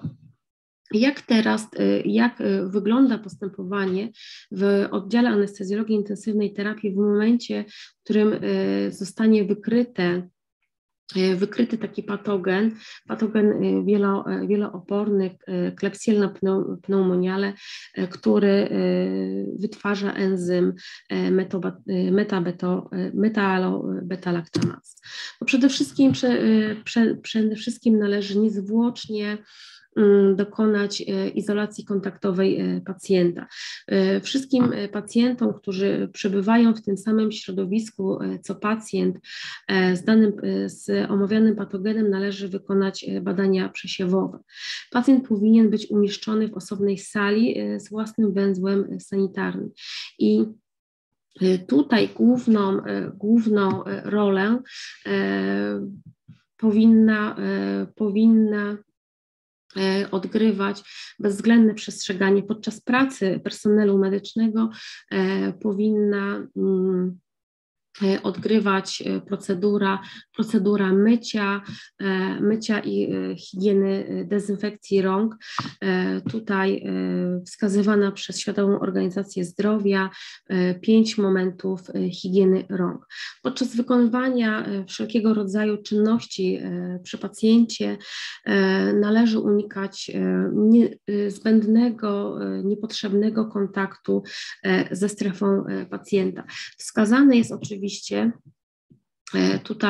tutaj wspomniane 5 momentów higieny rąk, czyli przed kontaktem z pacjentem, przed czystą procedurą, po kontakcie z pacjentem, po ekspozycji na płyny ustrojowe oczywiście i po kontakcie z pacjentem. Bardzo ważnym elementem w pracy personelu medycznego i oczywiście personelu pomocniczego jest zachowanie polityki nic poniżej łokcia. Ta polityka nic poniżej łokcia polega na stosowaniu ubrania ochronnego z krótkim rękawem. Jest to ubranie jednodyżurowe, takie ozdoby na rękach jak zegarki, pierścionki są oczywiście niedozwolone. Niezmiernie ważna tutaj jest zachowanie odpowiedniej higieny dłoni, czyli paznokcie krótko obcięte, sztuczne paznokcie czy lakier są oczywiście niedozwolone.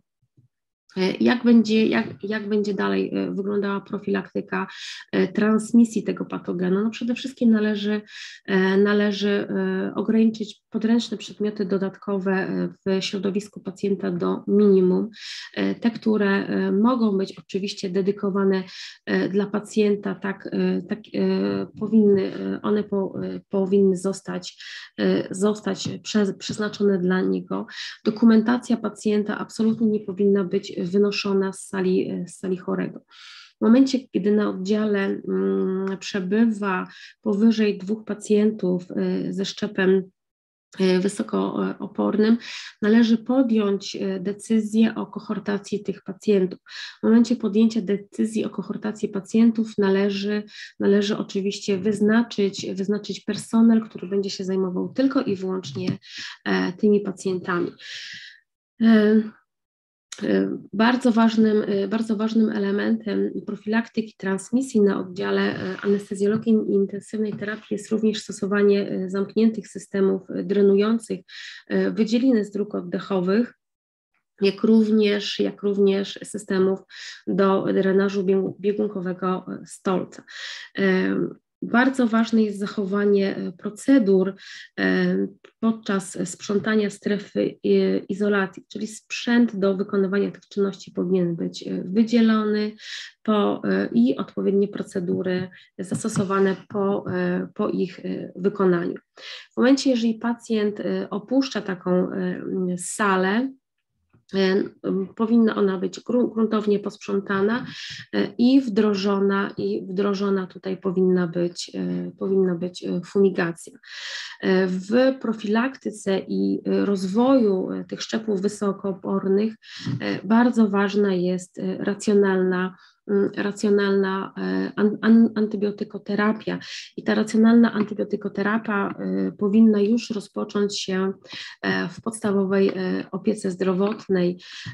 Ona powinna być, a w momencie, jeżeli mówimy o oddziale anestezjologii intensywnej terapii, początkowo empiryczna, następnie celowana, z odpowiednim czasem stosowania. I oczywiście jeszcze chciałabym tylko powiedzieć, że w tej profilaktyce transmisji bardzo ważne są jeszcze badania profilaktyczne. W momencie, jeżeli pacjent jest przyjmowany do oddziału anestezjologii i intensywnej terapii, każdy pacjent powinien mieć wykonane badanie przesiewowe w kierunku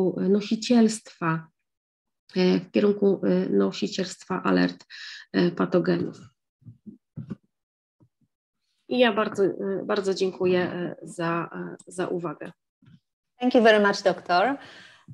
Unfortunately, our next speaker couldn't be here with us live online, but we have a recording of her speech.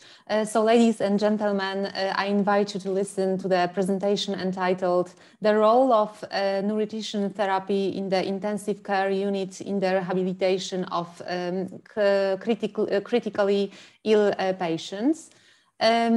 The author is Dr. Katarzyna Matysiak-Luśnia, who works at the Department of Anesthesiology and Intensive Therapy of the University Clinical Hospital in Wrocław, but also at the outpatient clinic of parenteral and enteral nutrition of the Provincial Hospital Center of the Jelenia Góra Valley, as well as at the home hospice also in the Provincial Hospital Center of the Jelenia Góra Valley.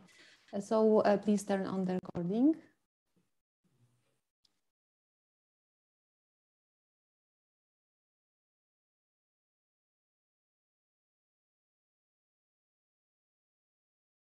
Dzień dobry Państwu, dziękuję bardzo za zaproszenie na konferencję. Bez zwłoki dalszej przechodzę do tematu prezentacji, jakim jest rola leczenia żywieniowego w procesie opieki i rehabilitacji pacjenta krytycznie chorego. Pacjent na oddziale intensywnej terapii jest w stanie bezpośredniego zagrożenia życia. Jego wszystkie rezerwy, w tym rezerwy metaboliczne, są uruchamiane po to, żeby ten okres najcięższy mógł przeżyć. Oczywiście w tym przeżyciu my też mu musimy pomóc, ponieważ organizm poddany stresowi katabolicznemu, będący pod wpływem substancji prokatabolicznych, takich jak cytokiny prozapalne, aminy katecholowe, uruchamia wszystkie rezerwy, zarówno tkanki tłuszczowej, tkanki mięśniowej, bo jeżeli chodzi o zapasy węglowodanów, to w postaci glikogenów jest tego bardzo mało, czyli na około wyłącznie 24 do 48 godzin, W związku z tym w tych początkowych fazach choroby dochodzi do znacznej utraty zapasów energetycznych. Przede wszystkim utraty masy mięśniowej, która staje się źródłem glukozy z aminokwasów w procesie glukoneogenezy. W tej sytuacji niedostateczny dowóz kalorii czy też białka powoduje znaczną utratę masy ciała, pogorszenie rokowania i ujemny bilans energetyczno-białkowy. Dlatego też kluczowa jest jak najwcześniejsza interwencja żywieniowa. Podczas pierwszych godzin, pierwszych 2 dni pacjent znajduje się w tak zwanej fazie ebb. Jest to faza niestabilności hemodynamicznej, często faza wstrząsu, w której prowadzenie żywienia nie jest w ogóle możliwe. Jest to faza, w której już od samego początku dochodzi do znacznej utraty masy mięśniowej i zapasów tłuszczu. Jeżeli stan pacjenta się stabilizuje, to w następnych dniach wchodzi on w fazę tak zwaną flow, gdzie również jest niestabilny metabolicznie i poddany hiperkatabolizmowi, ale hemodynamicznie sytuacja jest już lepsza i umożliwia kontynuację czy też dopiero wdrożenie interwencji żywieniowej.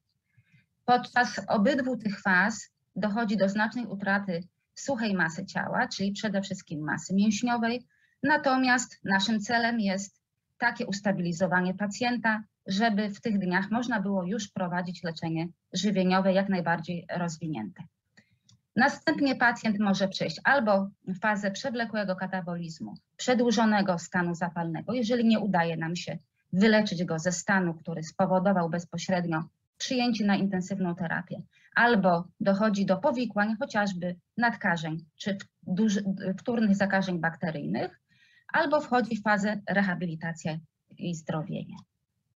Jedynym sposobem określenia zapotrzebowania metabolicznego w sposób prawidłowy i skuteczny jest zastosowanie kalorymetrii pośredniej.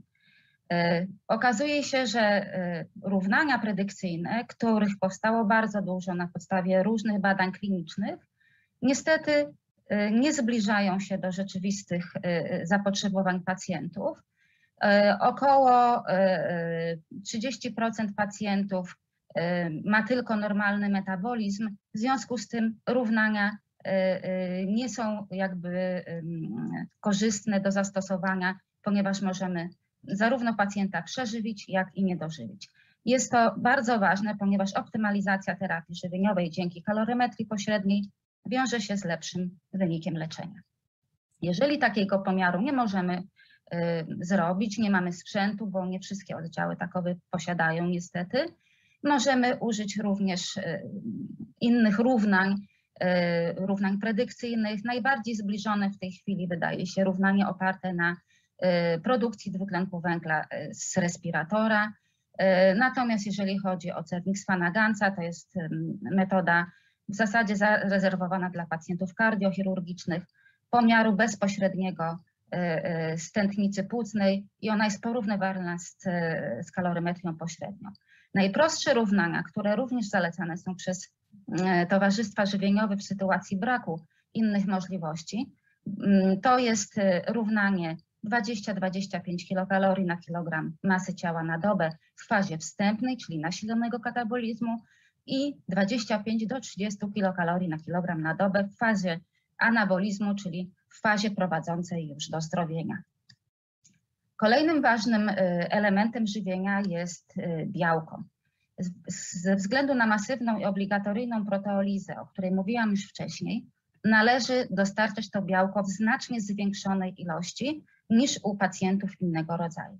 Utrata masy mięśniowej na intensywnej terapii w pierwszych 7 do 10 dni leczenia wynosi nawet kilogram masy mięśni na dzień.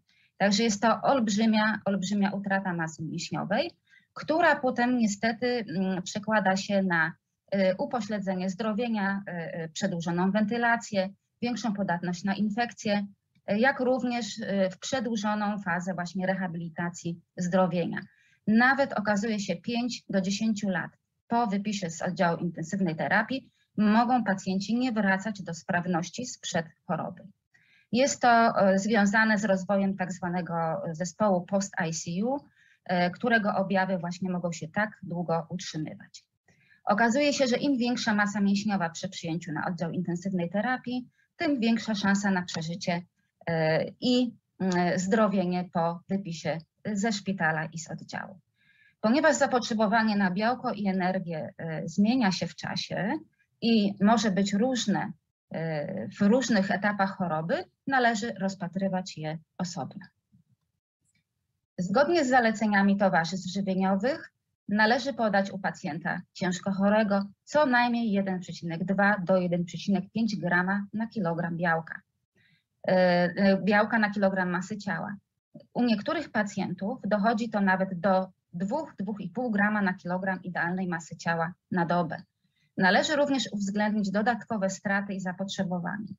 Te dodatkowe straty to m.in. utrata aminokwasów do ultrafiltratu w przypadku stosowania ciągłych terapii nerwozastępczych, duże powierzchnie oparzeniowe, szczególnie powyżej 40–60% powierzchni ciała, sączące się rany, między innymi rany odleżynowe, czy też rozległe urazy. Ci pacjenci wymagają jeszcze większej ilości białka, oczywiście w podaży z prawidłowo skomponowanymi kaloriami niebiałkowymi, ponieważ jeżeli kalorii niebiałkowych nie będziemy odpowiednio pacjentowi dostarczać, to białko dostarczone on po prostu spali. Okazuje się, że w zakresie zalecanych przez towarzystwa naukowe podaży białka, czyli to 1,3, 1,2 do 1,5 grama na kilogram na dobę, śmiertelność jest zależna od podaży białka. Im więcej tego białka udaje się pacjentowi dostarczyć, tym ma większą szansę na przeżycie. Reasumując, jeżeli chodzi o rekomendacje Towarzystwa Żywieniowego Europejskiego, czyli ESPEN, jak również Towarzystwa Intensywnej Terapii Europejskiego, czyli ESIGM, rozpoczynamy jak tylko można najwcześniej żywienie dojelitowe, czyli do przewodu pokarmowego, po fazie wstępnej stabilizacji. Oczywiście, jeżeli nie ma przeciwwskazań.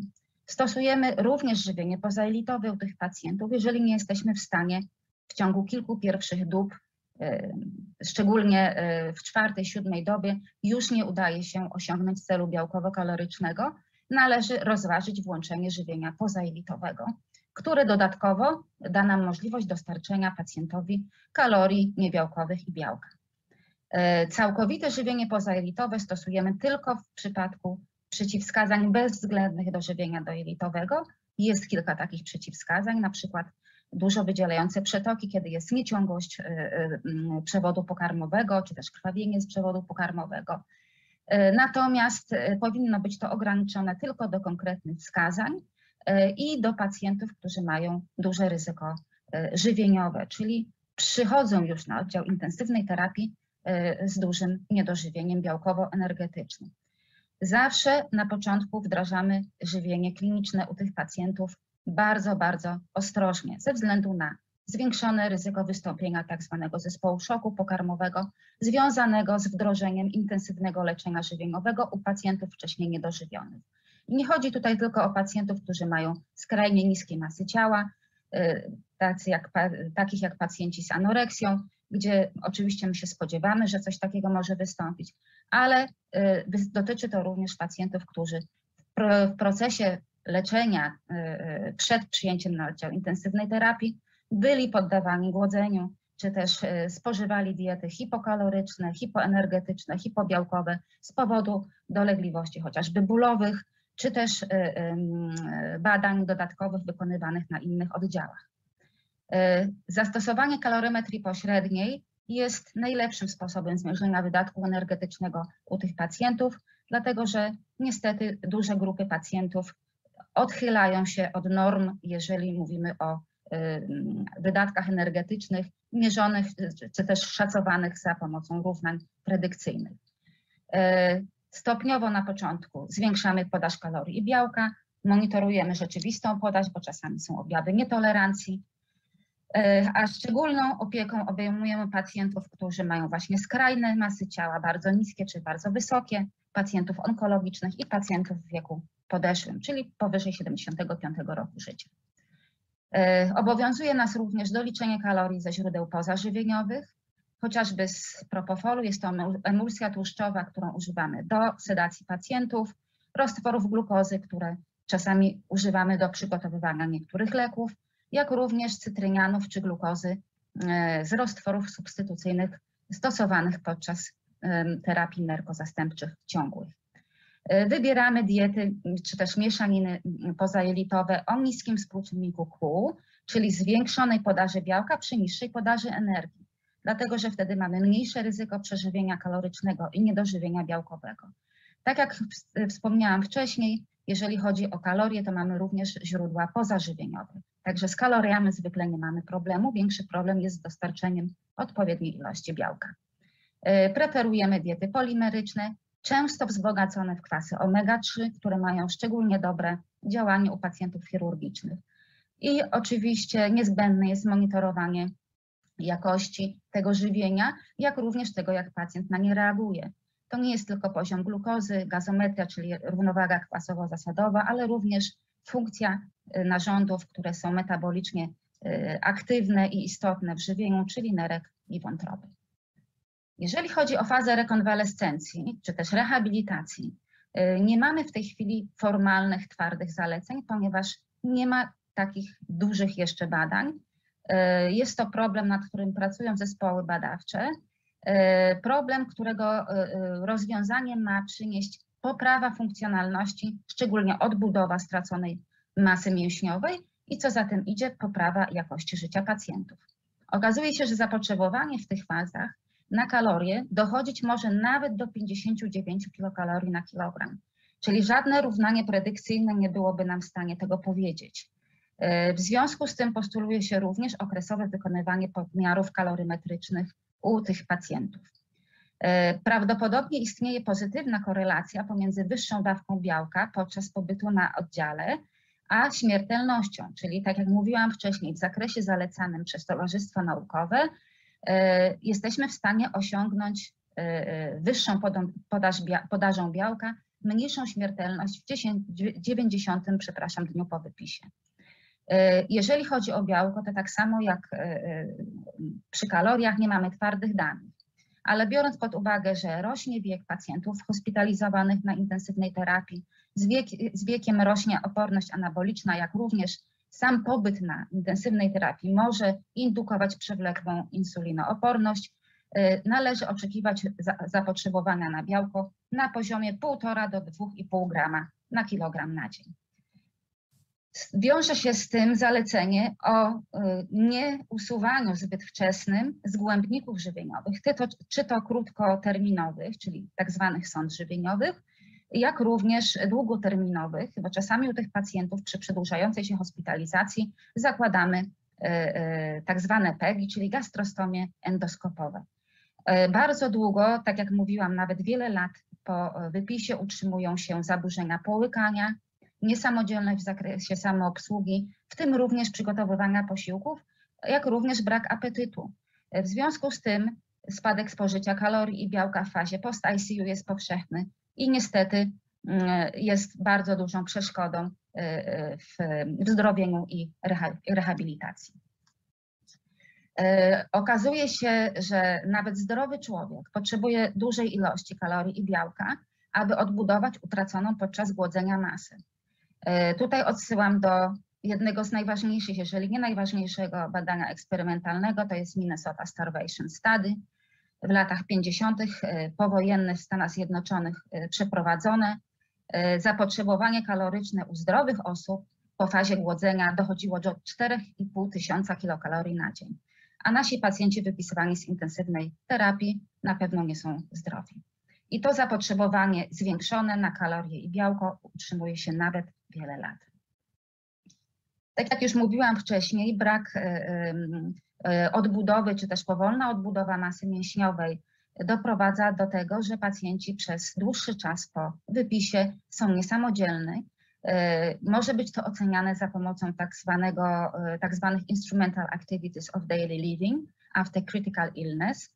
Okazuje się w tym badaniu, że nawet 24 miesiące, czyli 2 lata po hospitalizacji pacjenci nie wracali do takiej formy możliwości samoobsługi, funkcjonowania w życiu codziennym, funkcjonowania społecznego, fizykalnego i psychicznego, jak przed chorobą. Na tym slajdzie zebrane są w jednej z ostatnich publikacji skrótowo zalecenia dotyczące żywienia właśnie na intensywnej terapii i po intensywnej terapii, czyli reasumując tutaj w pierwszych dobach ostrożne zwiększanie zarówno podaży, jak i białka, ze względu na wspomnianą przeze mnie już kilkakrotnie proteolizę i lipolizę, czyli dostarczanie endogennych źródeł energii. Następnie faza wstępnej stabilizacji, kiedy próbujemy podać właśnie te 1,3 grama białka na kilogram na dzień. A jeżeli chodzi o kalorie, to tutaj właśnie w trzecim, czwartym dniu pierwszy pomiar kalorymetryczny daje nam szansę zobaczenia, ile rzeczywiście pacjent potrzebuje. Następnie mamy już troszeczkę lepszą fazę, czyli początek anabolizmu. Zwiększamy podaż białka do 2 gramów na kilogram na dzień, a następnie nawet do 2,5 gramów w fazie rekonwalescencji przy jednoczesnym zwiększeniu dowozu kalorii, no też jeżeli jest to możliwe pod kontrolą kalorymetrii pośredniej. Przy czym na wszystkich tych etapach pacjent jest w dalszym ciągu zagrożony ryzykiem niedożywienia czy też pogłębienia niedożywienia już istniejącego. Zespół, o którym mówię, czyli zespół słabości związany z chorobą ciężką, pobytem na intensywnej terapii, został opisany już bardzo dawno temu, bo pod koniec XIX wieku, jako utrata siły i masy mięśni u pacjentów z infekcjami zagrażającymi życiu. A pragnę tylko podkreślić, że w tej chwili pacjenci z takimi infekcjami, czyli z sepsą albo wstrząsem septycznym, stanowią gros pacjentów leczonych na intensywnej terapii. Także zauważono to już, Osler zauważył bardzo dawno. Problem ten dotyczy większości pacjentów, chociażby wentylowanych, nawet 70 prawie procent, także nie jest to problem jednostkowy i wymaga na pewno dużej uwagi po wypisie z oddziału intensywnej terapii, na którym uratujemy życie, ale pacjent no niestety jest w jakimś sensie obdarzany przez nas długotrwałym kalectwem. W tej fazie post-ICU utrzymuje się często taki właśnie przetrwały hipermetabolizm i katabolizm, mimo tego, że pierwotny uraz już jest poza pacjentem. W związku z tym, że odbudowa masy mięśniowej wymaga odpowiedniego żywienia, nie usuwamy, tak jak mówiłam wcześniej, zbyt szybko sztucznych dostępów, ale musimy również intensywnie pacjenta rehabilitować, dlatego że nie ma możliwości zbudowania masy mięśniowej bez ruchu, prawda, i bez rehabilitacji ruchowej. Można stosować też niektóre leki, które mają działanie antykataboliczne i proanaboliczne. I tu powiem o 2 krótko, mianowicie o propranololu, który jest starego typu beta-blokerem o potwierdzonym działaniu zmniejszającym katabolizm, w przeciwieństwie do nowych beta-blokerów, które takiego działania nie mają. Propranolol zmniejsza zużycie tlenu, jak również zmniejsza zapotrzebowanie w związku z tym na energię i poprawia bilans białkowy, net mięśniowy i ułatwia zachowanie właśnie masy beztłuszczowej masy ciała.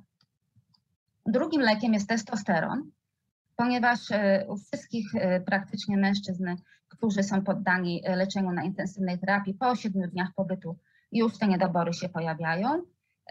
Należy oznaczyć poziom rano i w przypadku stwierdzenia poziomu niskiego, czyli 300 nanogramów na decylitr, wdrożyć substytucyjne leczenie albo za pomocą plastra, albo za pomocą tabletek, czy też iniekcji domięśniowych co 2 tygodnie w postaci depo. Okazuje się też, że ma to bardzo dobre działanie, jeżeli chodzi o ryzyko zdarzeń sercowo-naczyniowych, zmniejszona ilość zawałów mięśnia sercowego, dławic, TIA, czyli Transient Ischemic Attacks, udaru niedokrwiennego, nagłej śmierci sercowej u tych pacjentów. Oprócz tych interwencji, o których mówiłam wcześniej, powinniśmy też zachęcać i używać u pacjentów tak zwane doustne suplementy diety, czyli tak zwane ONS-y, wysokobiałkowe, jeżeli jest to możliwe, to wzbogacone w beta-hydroksymaślan, który ma działanie takie anaboliczne, jeżeli chodzi o mięśnie.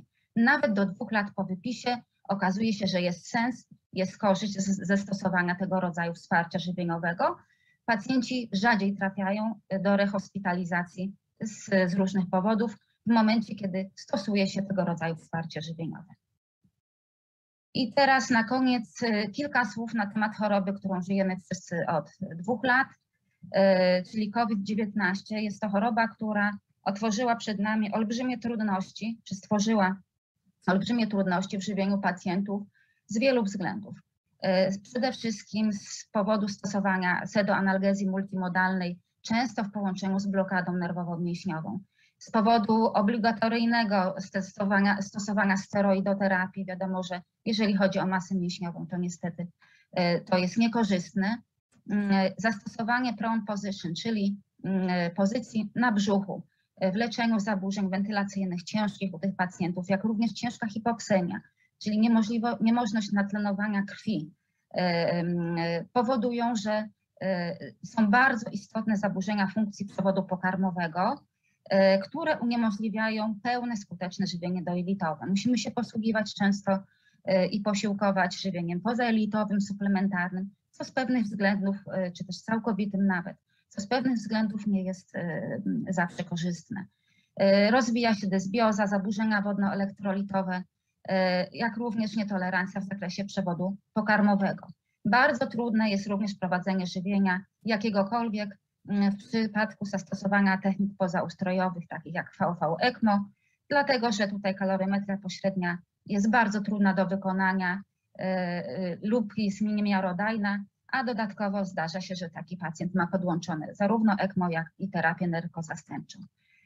Wchodzą oni dosyć często w suprainfekcje z szczepami wieloopornymi, które niestety bardzo ciężko się leczą, a czasami są powodem zgonu. W tym badaniu właśnie na pacjentach, którzy mieli COVID-19 i byli przyjęci na oddział intensywnej terapii, oceniano ich samodzielność żywieniową w 60. dniu po wypisie. Okazało się, że tylko część z nich była w stanie funkcjonować na diecie doustnej i to raczej doustnej i wsparciu z suplementami doustnymi diety. Większość miała zaburzenia połykania. Część pacjentów znaczna też wymagała leczenia żywieniowego przez sondy, zgłębniki żołądkowe, jak również przez gastrostomię. Czyli okazuje się, że w dniu 60, mimo tego, że obserwowano znaczący wzrost masy mięśniowej, jak również siły mięśniowej ocenianej za pomocą hand grip test, niestety utrzymywała się u dużej części pacjentów dysfagia pointubacyjna, a podaż zarówno kalorii, jak i białka nie osiągała tej, która jest zalecana przez towarzystwa żywieniowe i tej, która, jak się spodziewamy, powinna być podana u tych pacjentów w celu promocji rehabilitacji i zdrowienia. Także to wszystko, co miałam do przekazania w tym wykładzie. Jest to naprawdę bardzo istotny element leczenia. Niestety czasami zbyt lekceważąco traktowany. Okazuje się, że ma to istotne reperkusje, jeżeli chodzi o cały proces zdrowienia i rehabilitacji u pacjenta po wypisie. Dziękuję bardzo. Thank you very much for introducing us in this topic. And ladies and gentlemen, we are slowly approaching to the end of the session. We have the last but not least presentation left.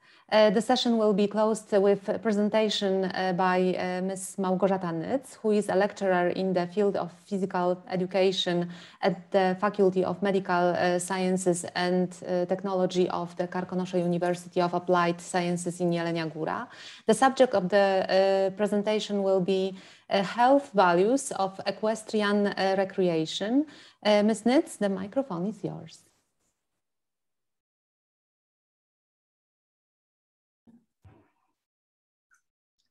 Witam serdecznie szanowną komisję. Bardzo dziękuję za umożliwienie mi przedstawienia swojej prezentacji. Momencik, o, już jestem widoczna.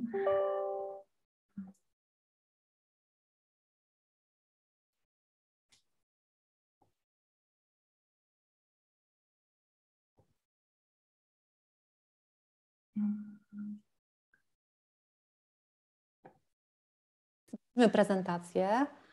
Tak, tylko jeszcze staram się ją tutaj dać na pokaz slajdów od początku. O, mam.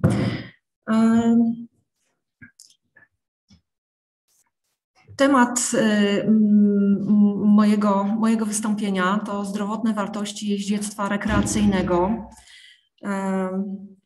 Jest to dosyć szeroki obszar różnego rodzaju zagadnień i form rekreacji, które pod hasłem jeździectwo rekreacyjne się znajdują, czy które to jeździectwo rekreacyjne zawiera. Ale zacznę może, czy dobrze byłoby, gdyby pojawiła się ta definicja zdrowia. Tu akurat mam przedstawioną według Światowej Organizacji Zdrowia, żeby płynnie przejść do poszczególnych elementów, które będą stanowiły całość tematu. Czyli zdrowie jako pełny dobrostan fizyczny, psychiczny i społeczny. Na te 3 czynniki tutaj będę zwracała uwagę.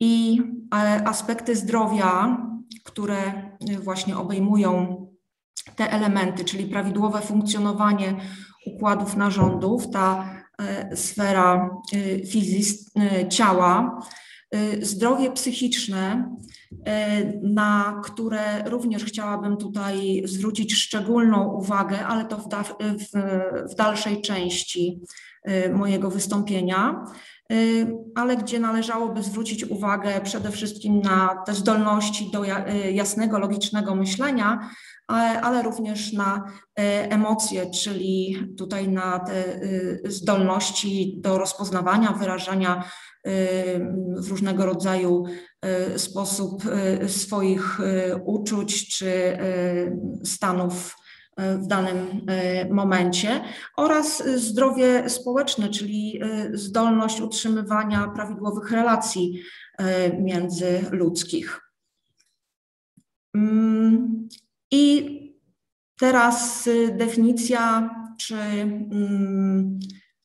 czynniki, aspekty, które zawierałyby się w ogólnym pojęciu rekreacji, czyli tych pojęć czy definicji rekreacji jest bardzo wiele i wielu profesorów na ten temat już napisało. Tutaj chciałam tylko przedstawić te, które są takim elementem spójnym i które są takim obszarem, który jest wspólny dla wszystkich.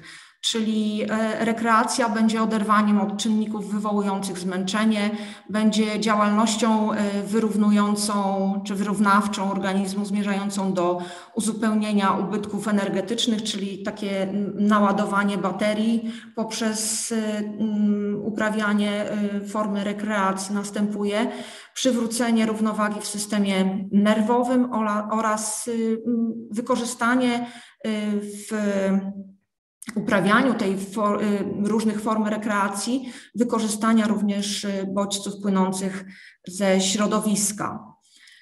Rekreacja również to zespół zachowań, które człowiek realizuje w swoim czasie wolnym.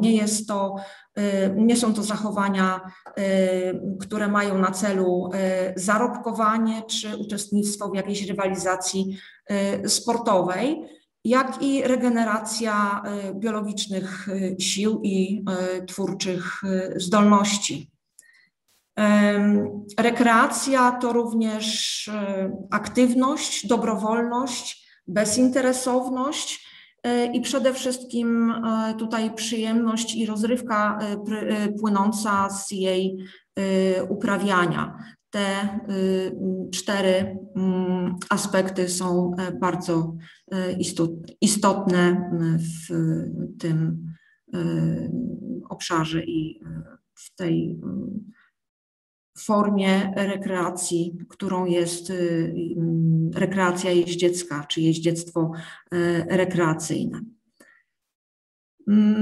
To bardziej szczegółowo, czyli jeździectwo rekreacyjne jako rodzaj aktywnego wypoczynku, którego celem właśnie jest wyłącznie przyjemność czerpana z kontaktu ze zwierzęciem, z naturą, ale również z współuczestnikami danej formy.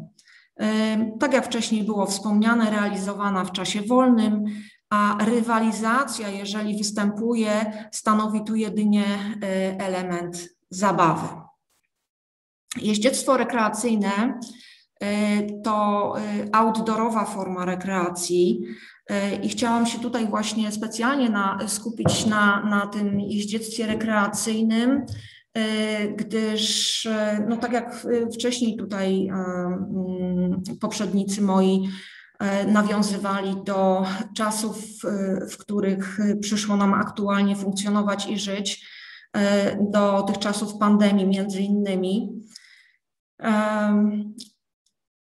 Jako outdoorowa forma rekreacji jest to alternatywa dla sportów czy rekreacji uprawianych w pomieszczeniach zamkniętych, do których, jak sami doświadczyliśmy, w pewnym momencie dostęp został utrudniony i wiele osób, które no, w tej kulturze fizycznej tak bliżej funkcjonują, szukało alternatywy dla dbania o swoje ciało, o swój komfort psychiczny i poszukiwało różnych form, żeby w tym sporcie i w tej aktywności fizycznej uczestniczyć. Zaobserwowano również wzrost zainteresowania tą formą rekreacji, jaką jest jeździectwo rekreacyjne. Zrobiłam również taki wywiad na naszym terenie, który 100% potwierdził ten fakt.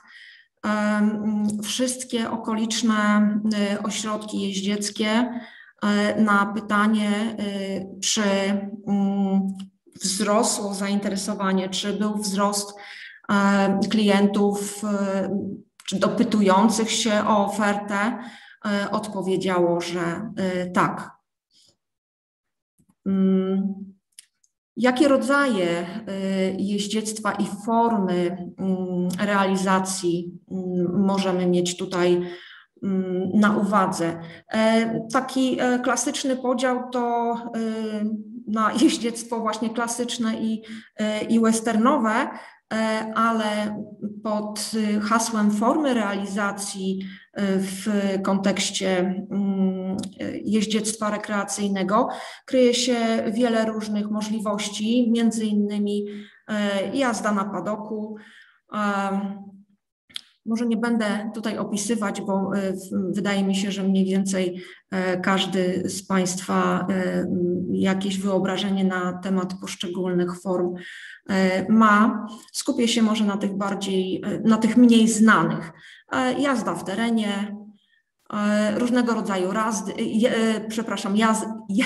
rajdy konne, również wycieczki wierzchem jedno- i wielodniowe, woltyżerka.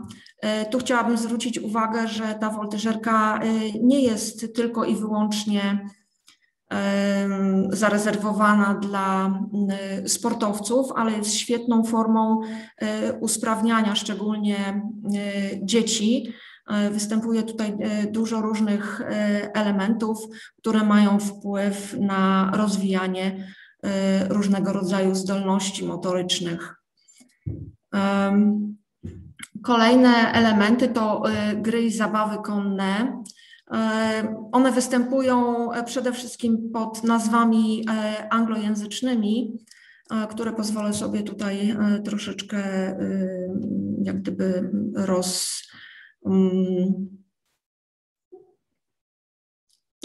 zdefiniować, a może tak.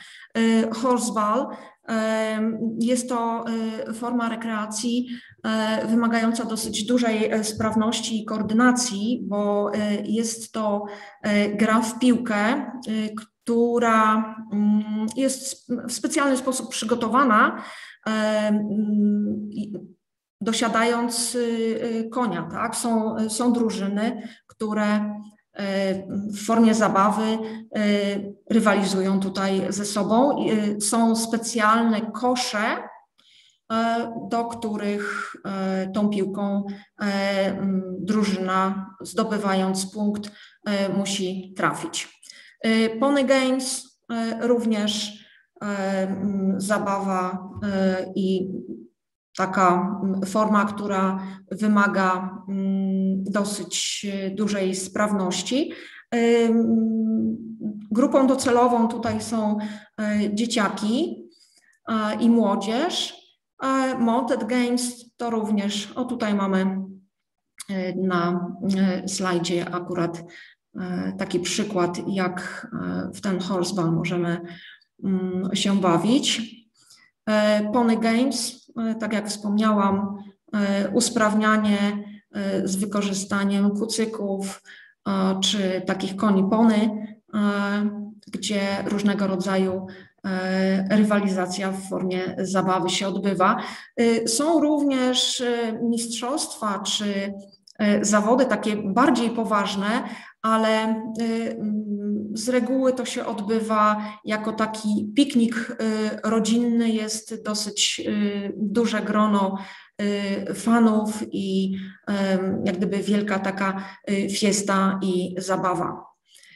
Mounted Games, różnego rodzaju właśnie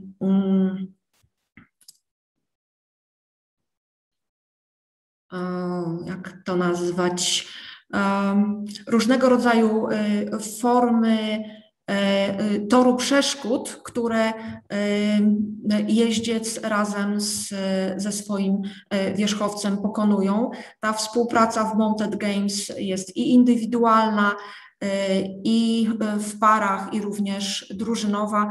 I tak samo jak w poprzednim przypadku odbywa się to w formie różnego rodzaju festynów przede wszystkim i takich spotkań, gdzie te relacje takie społeczne i współpraca jest prezentowana.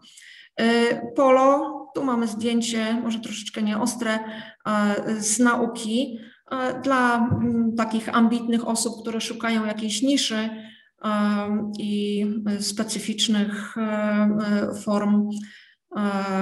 Również jest swego rodzaju alternatywą dla tej rekreacji jeździeckiej. Inna forma, która może być uzupełnieniem różnego rodzaju wycieczek czy rajdów konnych, to pławienie koni, gdzie konie pływają razem z jeźdźcem w wodzie, gdzie dosyć głębokie akweny są przemierzane i młodzież, dzieciaki z tymi końmi razem również pływają, się świetnie bawią, czasem skaczą do wody z końskiego grzbietu. Spacery z koniem, również forma ostatnio dosyć popularna, która jest ofertą dla osób, które rozpoczynają swoją przygodę z jeździectwem. Takie powolne, spokojne wdrażanie do tej formy rekreacji. To już przykład bardziej wymagający i dla osób sprawnych, no, może tak, o dużej sprawności i dużych umiejętnościach jeździeckich, a równocześnie takich, które oprócz jazdy konnej uprawiają również łucznictwo. Poza tym różnego rodzaju eventy jeździeckie są takim urozmaiceniem uprawiania różnego rodzaju form rekreacji jeździeckiej i dla osób i dorosłych, dojrzałych, starszych, gdzie tutaj są prezentowane na przykład dodatkowo piękne stroje, jak i eventy i pikniki, które towarzyszą różnego rodzaju sesjom zdjęciowym. Także bardzo wiele możliwości i alternatyw można sobie w tym obszarze tej rekreacji jeździeckiej znaleźć i się realizować. Jeżeli byśmy mieli do tych wartości zdrowotnych się zbliżyć, najpierw chciałam jeszcze za Lalondem tutaj przedstawić wpływ na to zdrowie, czy te czynniki warunkujące to zdrowie. Styl życia według Lalonda ma wpływ w 53% właśnie na te warunki zdrowotne, jak również środowisko fizyczne, czynniki genetyczne, no tutaj na to nie mamy wpływu, ale również opieka zdrowotna. Przechodząc do wartości zdrowotnych, co możemy mieć na uwadze, jakie benefity, jakie korzyści z uprawiania tej rekreacji jeździeckiej możemy tutaj wnieść w swój obszar dbałości o zdrowie. Będziemy wzmacniać mięśnie szkieletowe, uruchamiać różnego rodzaju procesy adaptacyjne. Może w dłuższym okresie czasu nawet nastąpić zmiana składu chemicznego tkanki chrzęstnej i kostnej, szczególnie u dzieci w okresie wzrostu. Jak również ta forma rekreacji ma wpływ na układ oddechowy, na wzrost pojemności płuc.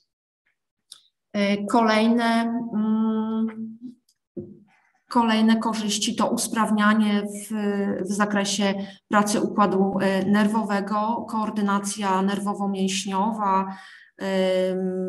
Kształtujemy tutaj czucie proprioreceptywne, czucie głębokie, świadomości położenia własnego ciała względem przestrzeni przede wszystkim.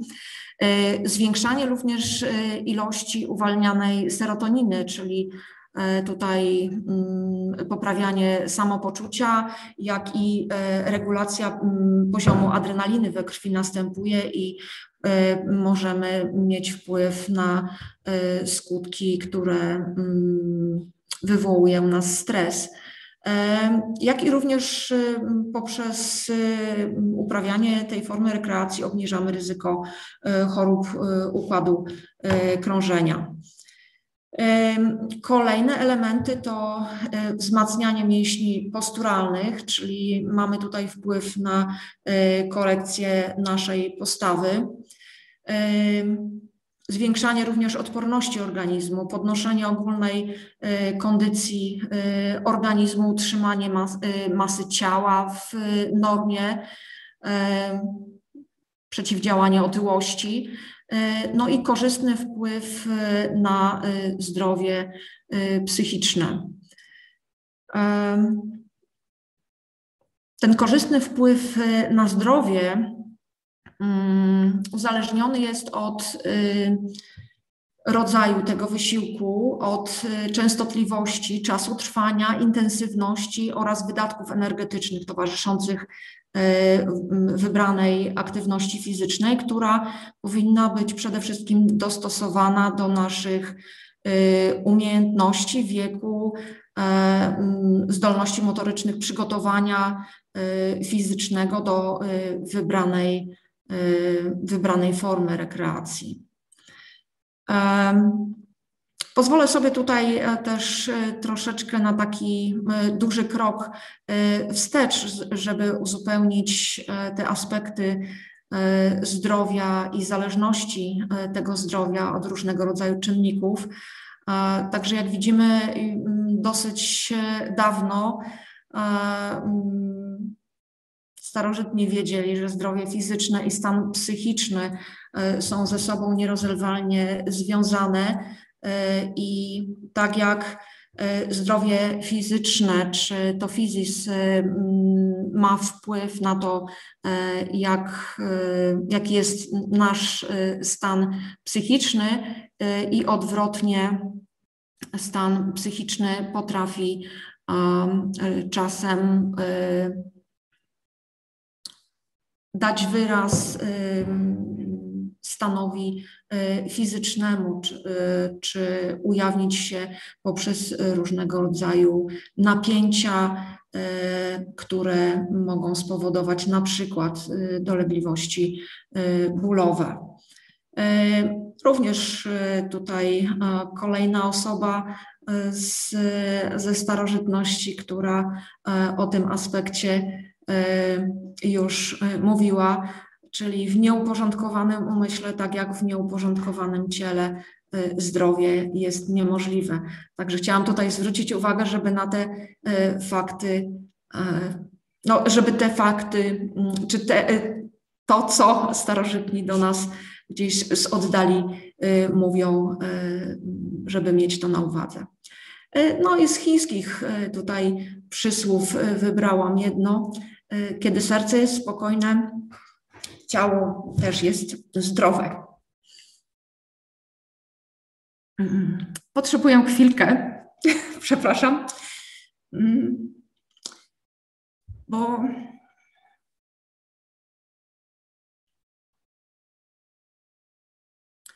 w pewnym momencie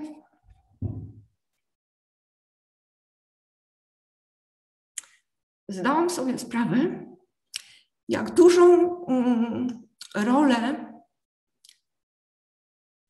będziemy mieli do wykonania, jak duże zadanie będziemy mieli do wykonania w kwestii zdrowia psychicznego,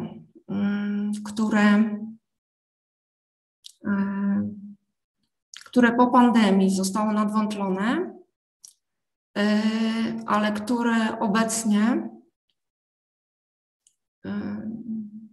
w wielu przypadkach na tej psychice tych osób, które do nas, do Polski uciekają,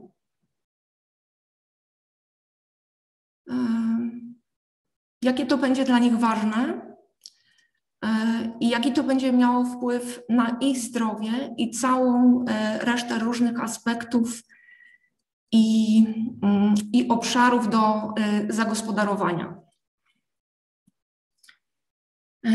Dlatego nie omieszkałam jeszcze wśród tutaj tych form rekreacyjnych wspomnieć o hipoterapii, która ma na celu przywracanie tego zdrowia i sprawności przy pomocy konia i jazdy konnej. Tu mamy parę fotek, które miały wskazać, jak taka hipoterapia również z ludźmi starszymi, nie tylko z dziećmi może się odbywać. Przygotowałam dla Państwa również fragment filmiku na zakończenie. Mam nadzieję, że uda mi się go uruchomić. Przepraszam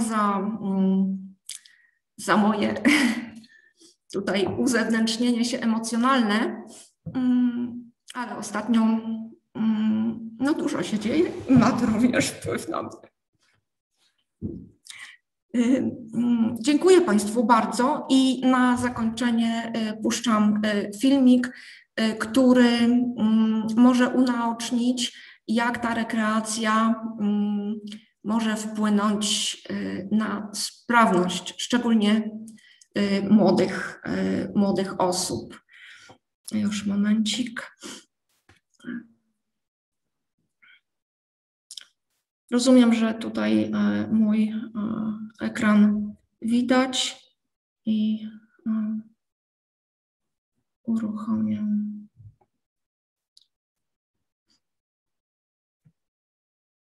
Nie wiem, nie włączyłam muzyki.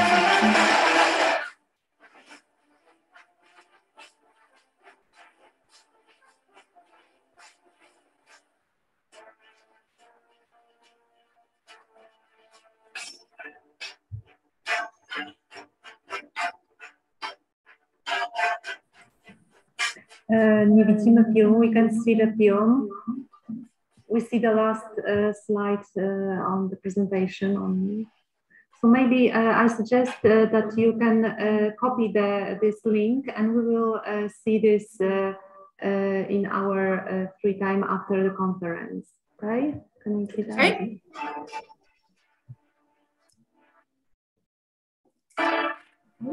Może trzeba byłoby uruchomić trochę inne okno w momencie uruchamiania prezentacji.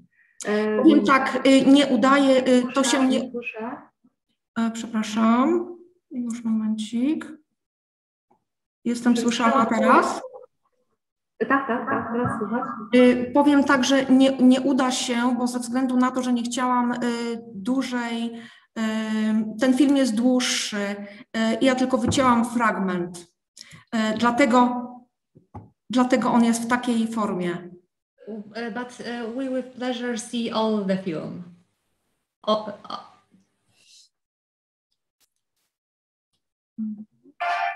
Natomiast wydaje mi się, że trzeba byłoby jeszcze raz udostępnić ekran i wybrać inną opcję, nie samą prezentację, udostępnienie samej prezentacji, tylko udostępnianie ekranu. Mi się wydaje, że to może być z tym związane. Dobrze, to ja może tutaj zainteresowanych odeślę do filmiku, a mając na uwadze to, że tutaj czas naszej konferencji dosyć został przeciągnięty, więc podziękuję za uwagę i jeszcze raz przepraszam za moje emocje. Sorry. Thank you very much for this, for all this presentation and very important conclusion at the end. So you don't have to sorry. We feel the same, I think. So honorable speakers, dear colleagues, thank you for all the extremely interesting and intriguing presentations. It's time for the Q&A section, but unfortunately, I don't see any questions in the chat. But I think there were many answers in the presentations, which we can see. So I just hope that all the knowledge from this and earlier session will be inspiration for you, and you will be able to implement it to your professional life. So ladies and gentlemen, thank you once again, and with pleasure, I officially end the second session and give the floor to the chairwoman of the conference, Professor Małgorzata Fortuna. Thank you. Listening all presentation, it was a rewarding experience for me. Now would be very happy to invite volunteers who are willing to give some final remarks before the closing this conference, or any implication we learned from this conference, any new findings, any concept, or any closer link, or any suggestion for the next step of collaboration. I welcome any volunteer.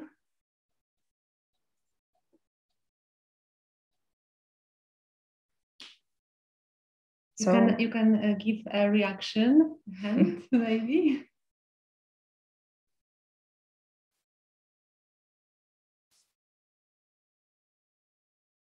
See, before closing this conference, I would like to thank Her Magnificence Rector Dr. Violeta Palczewska, Professor University. Thank you, Dean, Faculty of Medical Sciences and Technology, Dr. Karolina Semeria-Siekla, all professors from Scientific Committee, Dr. Zdzisław Pulkowski. Without you, this conference wouldn't have happened. Thank you, Dr. Monika Sobolak, for professional help. Thank you, all organizers. Thank you, translators.